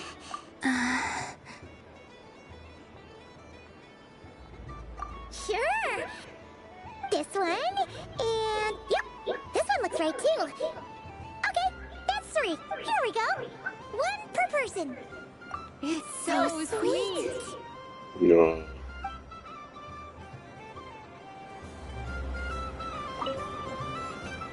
Traveler, Paimon. Kalamina! Finished with the festival already? Really? You're sure you don't want to have a little more fun out there? Yes, I am I'm sure. sure. Did everything.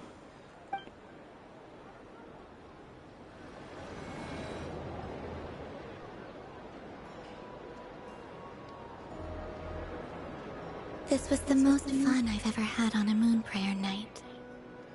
Everywhere I went, people were saying, "Welcome home," and there were friends at every turn. I only wish it could last longer than one night. Oh. Yeah. You'll always be here. You're right. The moon prayer blossoms. Ooh, look! Look! Moon Prayer Night is here.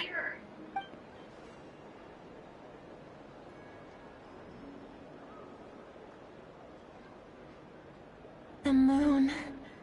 It's so beautiful. Happy Moon Prayer Night, dear. Happy Moon Prayer Night.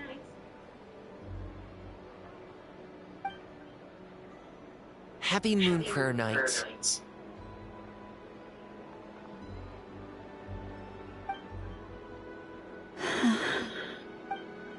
Aww. Huh. Everyone's like, oh, it's time.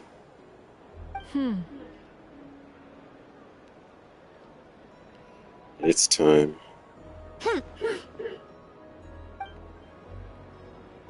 Time flies when you're having fun.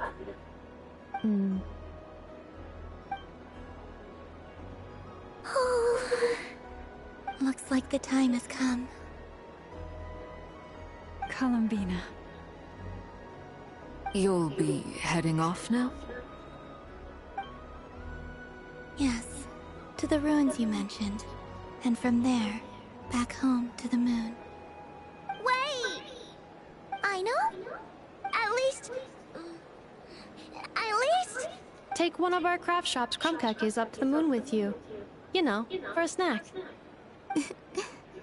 Sure. Why not? The Curatorium of Secrets believes in proper farewells. No story should be left without a satisfactory endnote. Never. Farewells are an important affair for the Ratniki, too. We never know when we might meet again. Haha! And here I thought grand farewells wouldn't suit tonight's mood. But I suppose friendly passion is not to be stopped, eh?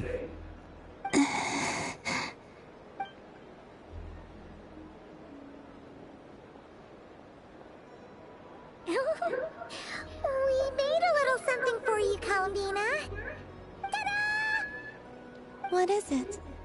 A Moon Prayer Night greeting card with drawings by all of your friends.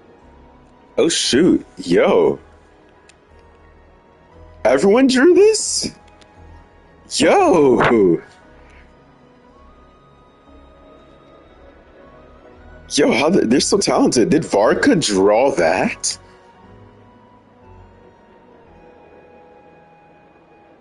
Did Flynn's draw that little Flynn's?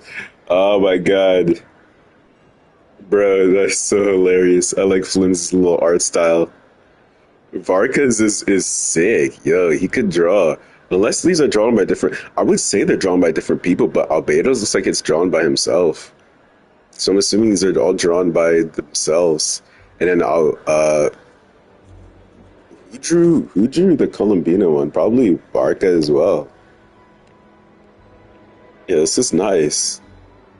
This is so sick. You did mention that you'd like a portrait done, so I took the liberty of creating one for you. Oh, never mind. Yeah, Albedo did. I, meanwhile, did the portrait of Mr. Albedo. And Mr. Varka did the same for me. Oh, shit. Oh, so Flynn's made the Albedo one. Jesus Christ, Flynn's. Holy masterpiece. And Varka made the Flynn's one.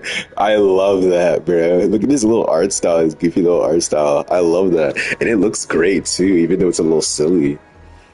I mean, I think my work was pretty true to life, don't you think? Yeah. The picture of Ashru was my doing. The two of you seem to get along rather well. Wait, was I the only one who did a full body picture? That's so embarrassing. Yeah, it's nice. A little I did cute. pictures of me and Anefa. Oh. I did my own portrait and one for Hat Guy. And one for Hack. Oh, he's a little cat. Yo. He's a little tiny cat. Oh, that's so sweet. Plus, there's the two mages, Arlecchino and Sandrune. So, if you ever miss us, just flip the card open and we'll all be right there with you.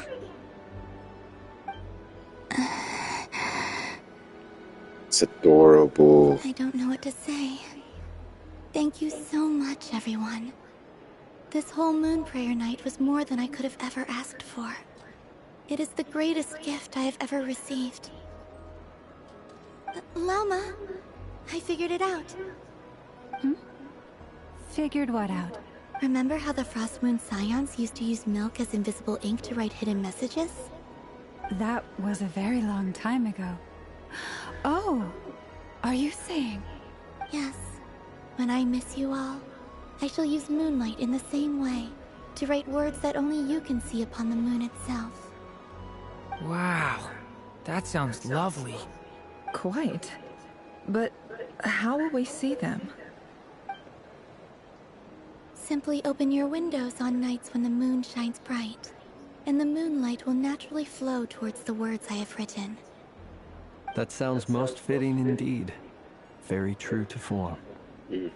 I'll try to write them in places that won't disturb your sleep. I, for one, would sleep all the better for having read one of your messages before settling down for the night. Girl on the, Exactly! on the Don't worry carousel. about disturbing anyone's sleep. Just promise you'll write to let us know you're okay, alright? All right. I promise.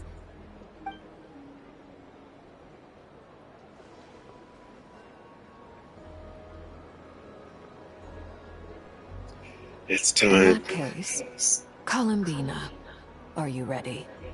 I'm ready.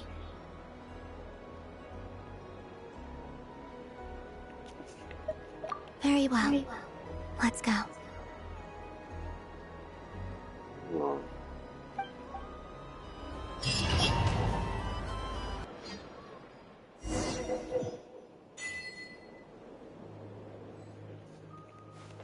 In just a few moments, I will be gone. I still don't know what to expect on the moon. Yeah, like, are there Martians? No, why are there Martians in there? Messages to my friends. There's aliens. The animals of Not Cry. I'll never get to see them again. You will, I wonder sure. where I'll be when the next moon prayer night comes. Yeah, maybe every new moon prayer night you can just pop up. Just show up. Enjoy some time for a day. It's like once a year. This is where the people of Hyperborea used to communicate with the moons.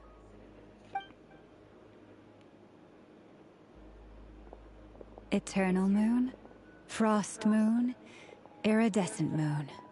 When the power of all three converge, the gate to the moons shall open. The moon marrows are in position. Only the final step remains. I'm sure Nasha Town is livelier than ever at this moment. Yeah, it's a shame you couldn't be there for it, but it's now or never, right? It's fine. I'm more than happy with this. My last piece of luggage. My only piece of luggage. It's the only thing you need.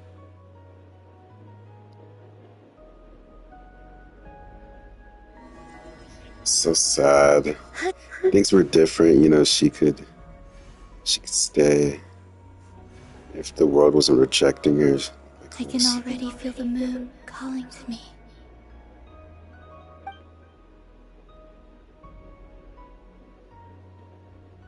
Who knows, maybe next Archon quest we'll figure out what we can do. Maybe we'll break a piece of the fake sky. This ray of light will lead you home, Columbina. from now on, we will at last have a reason to pray to the true moon. Columbina. Yes? I'm listening. Be sure to come back and see us when you get the chance.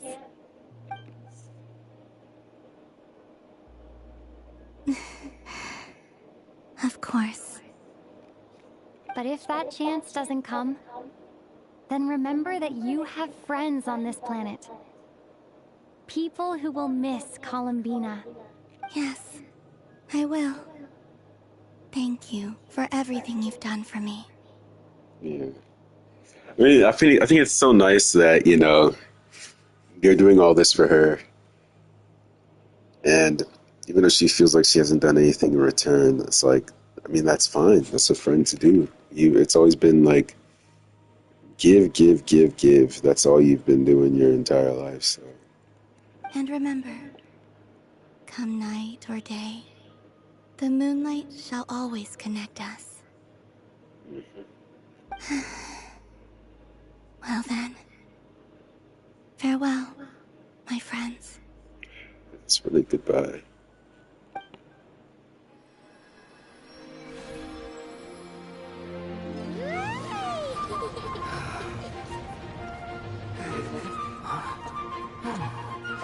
Darren's like, come on, let's go. Darren just dragging hat guy to the fucking carousel. Yes, sir, Flint and Varka. Drink with me, brother. This night into that. Farewell, Columbina.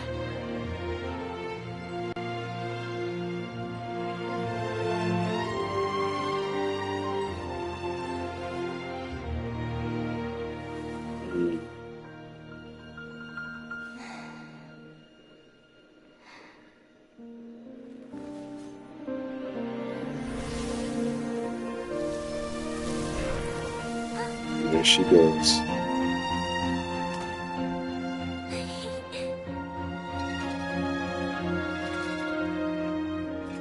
Dodo ringing.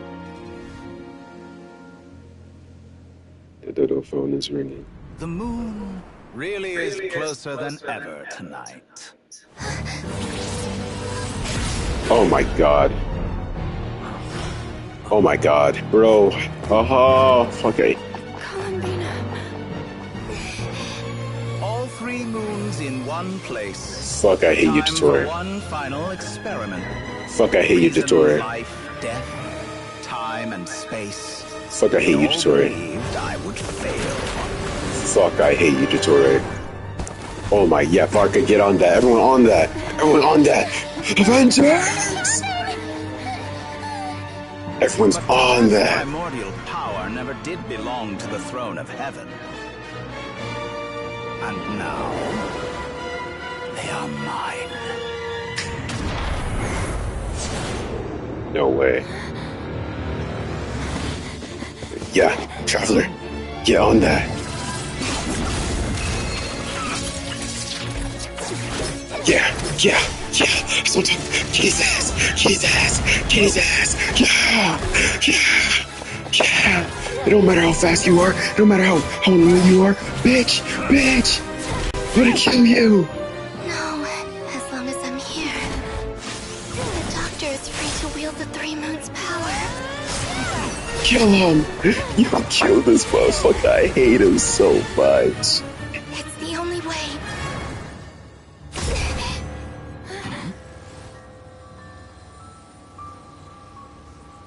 I guess I won't be going home today. Columbina! No. No way she's going in there. Barrier's in there.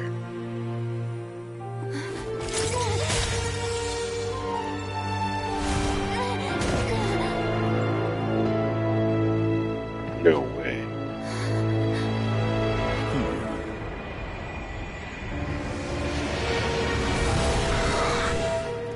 Yeah, fuck you, Dottore, bro. Stubborn world, do not try to control me.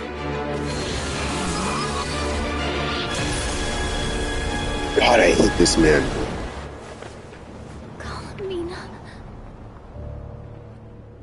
No, the card! No, the card! Bro, are you serious? Are you fucking serious? Yo, I fucking hate this man, bro. I hate this man with every fiber of my fucking being.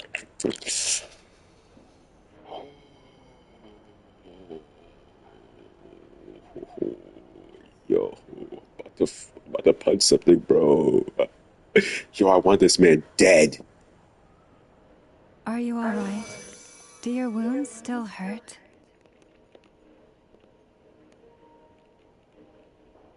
I had someone prepare a little medicine that could prove effective. Take it if you need to. In that case, let me relate the contents of the call we made to Alice after the incident occurred.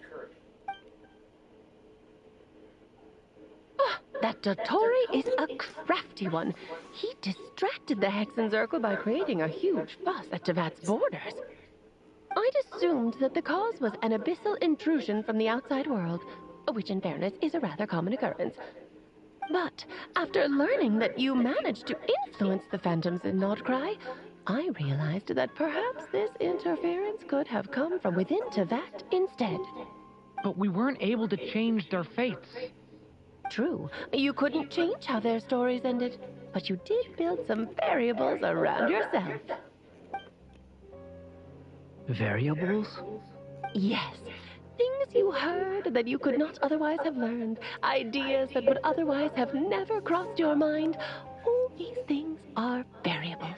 Of course, most variables usually pale into insignificance with the myriad of possibilities floating around. But the moment you start treating them as building blocks and intentionally stacking them, that changes things.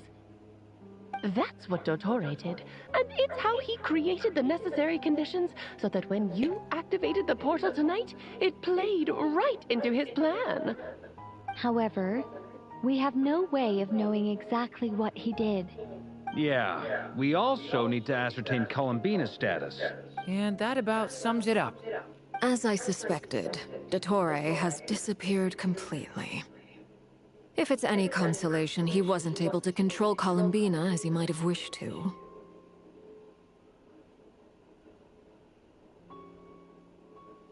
Oh no! What? She did what? All we saw was Dottore appeared and used some kind of power. The next thing we knew, he and Columbina were gone, and you were falling into the sea.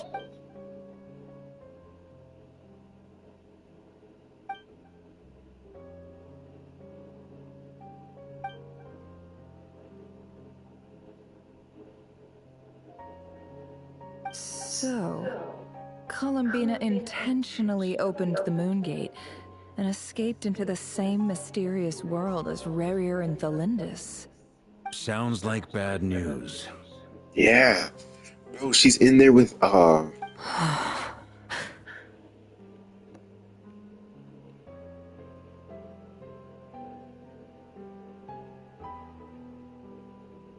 Seen in that way, the trilunar syzygy and Rerir's emergence, Dottore might have been pulling the strings in both cases.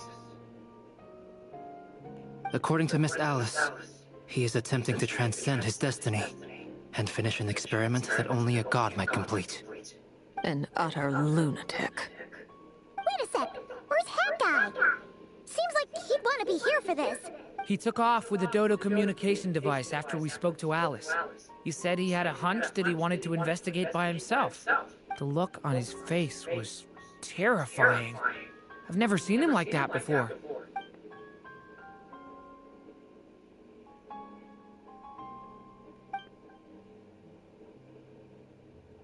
I'm back. Hat Guy! I went to look for the Hyperborean phantoms again. I think I've gotten to the bottom of it. I got them to talk to Nicole on the other end of the communications line. Turns out, the history they describe is different from how Nicole remembers it. Really? But how? Surely Nicole can't have been wrong. Because the phantoms are the ones who are deceived. They speak of a savior who appeared in their history. One who never should have existed. This savior promised to create a new moon within the false sky, and even bring back their moon goddesses. Foolishly, they believed in him, and told him everything he wanted to know about the moons. It's obvious that this was Dottore's doing. Now you mention it, the first time we entered the Hyperborean ruins, we heard the phantoms discussing their history, and I remember Nicole commenting that something sounded a little strange. But Dottore shouldn't have been able to get in there in the first place. He didn't. Nicole said that this was an anomalous state triggered by disruptions in the causal connections between phantoms from the same era. The variables that Dottore put in place were substantial enough that they even affected phantoms that he never met. So it's not that their memories were unclear. They'd been tampered with. That's exactly the possibility Dottore was trying to manufacture. He turned these variables into knowledge, and engineered the situation so all that knowledge would fall into his hands. Then, he harnessed that knowledge on Moon Prayer Night to truly create a false moon. How is that even possible? To be precise, he exploited a weakness in the way the spell works. The spell senses Kuvaki to detect the moon's location. So, as long as the false moon more strongly resembled the moon than the frost moon beyond the skies, the gate would teleport Columbina to the false moon's location. In other words, to Dottoro's side. Once he had her under control, the teleportation spell remained active, and he manipulated her power to seize both moon marrows. At that moment, the moon marrows disappeared right before our eyes. It was already too late, even as we were leaving the ruins. By then, Dottore had already amassed the power of all 3 moons. So, where does that leave us? What do we do now? I'd certainly like to know what Her Majesty thinks, now that the concerns I expressed to her have come to pass. But we cannot simply sit and wait for her to decide the matter. And in any case, it is not the Fatui Harbinger Damselette who sees us as her friends, but rather Columbina Hyposelenia. If, even in such extreme circumstances, Her Majesty will not lift the prohibition on Harbingers drawing steel against one another, then I will do as my heart demands. I will fight as Peruware instead. Oh, Arlecchino! Time is short, so I'll make the first move.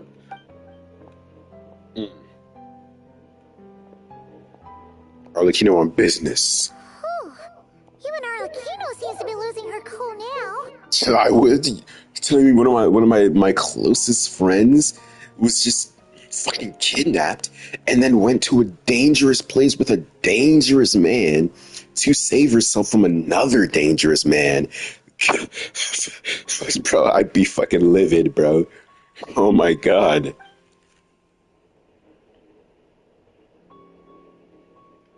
Yeah, because like we aided in this, but like obviously it was with good intention.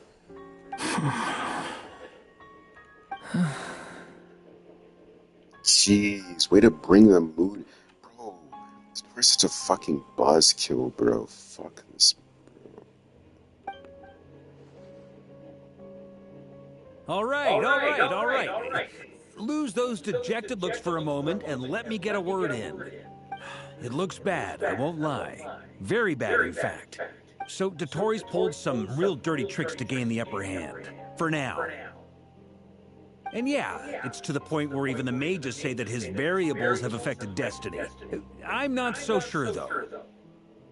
Yo, I say we kill him, and then we kill him again. Many have told me that Tevat's destiny is fixed, and that does appear to be the case. Well, what makes Dottore so sure he'll be the exception? And since he was able to stack these variables up, who's to say we can't do the same? You, of all people, should not be discouraged, traveler from afar. This isn't over yet. Sure. And you're not alone in that. Everyone here does, whether they've spoken thus far or not. But none of us are the type to sit back and wait for the sun to shine again.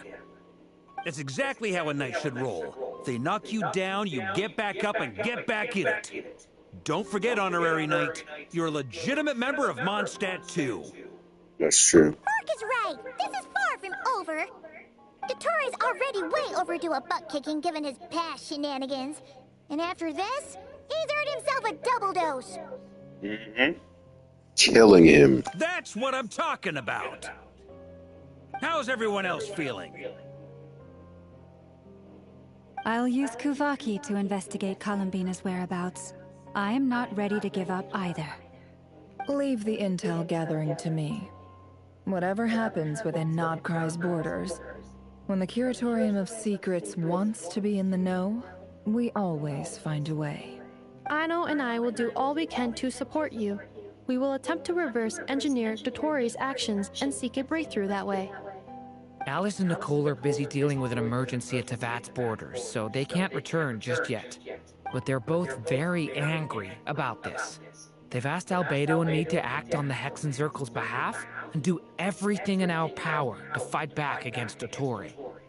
Are you ready then? We're going to have to conduct a lot of research, even in the early stages. I'll do my best. As for me, I'm pretty familiar with Dotori's way of doing things, so I can try to predict his next move. I'll help with your investigation. Nice! Looks like we have our basic division of labor. I'll get in touch with Flint's and Eatlua, get them to have a chat with their Starshiner. It couldn't hurt to bring the Lightkeepers on board as well. At the same time, I'll pass on instructions to the Knights present in Nodcry to assist the Lightkeepers and other organizations in ensuring the safety of those living here. Yeah! We'll show him!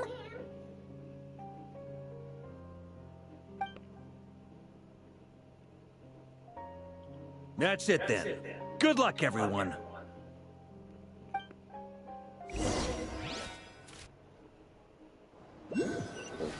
Some stuff going out.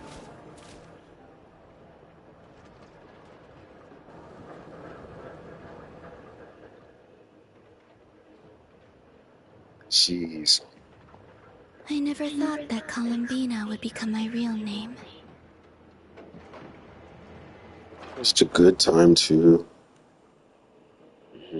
It went from being a Fatui code name to something my friends call me. And remember, come night or day, the moonlight shall always connect us. That's for you playing with fire. You pushing our traveler to the edge, bro. You might just fuck around and get yourself killed, bro. You might, not even might, bro. You will be dealt with. You will be dealt with. Oh?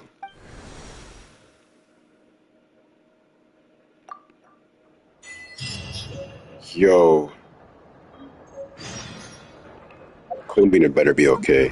Please, for the love of God, please.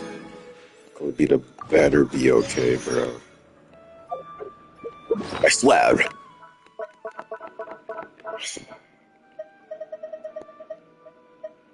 Oh my God, bro. Are you serious? Oh, shit. I didn't even know we had a bunch of these.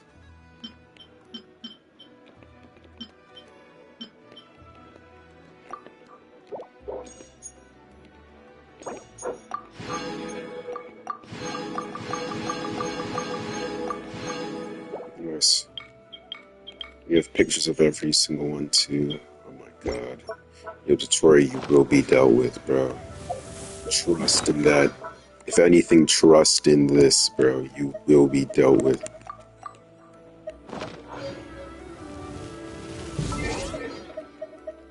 Done way too much.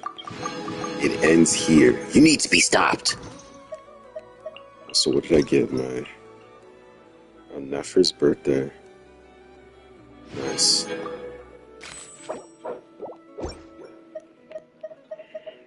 Will be dealt with, bro. Very much will be dealt with. Don't worry. It's a promise. First time. Nice. Yahoda.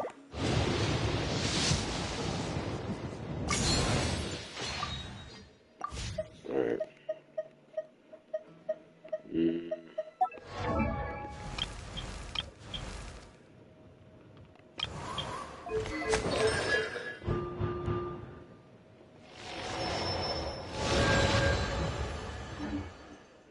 That's enough for tonight. Holy bro. W Quest, amazing. Through and through. Oh my God.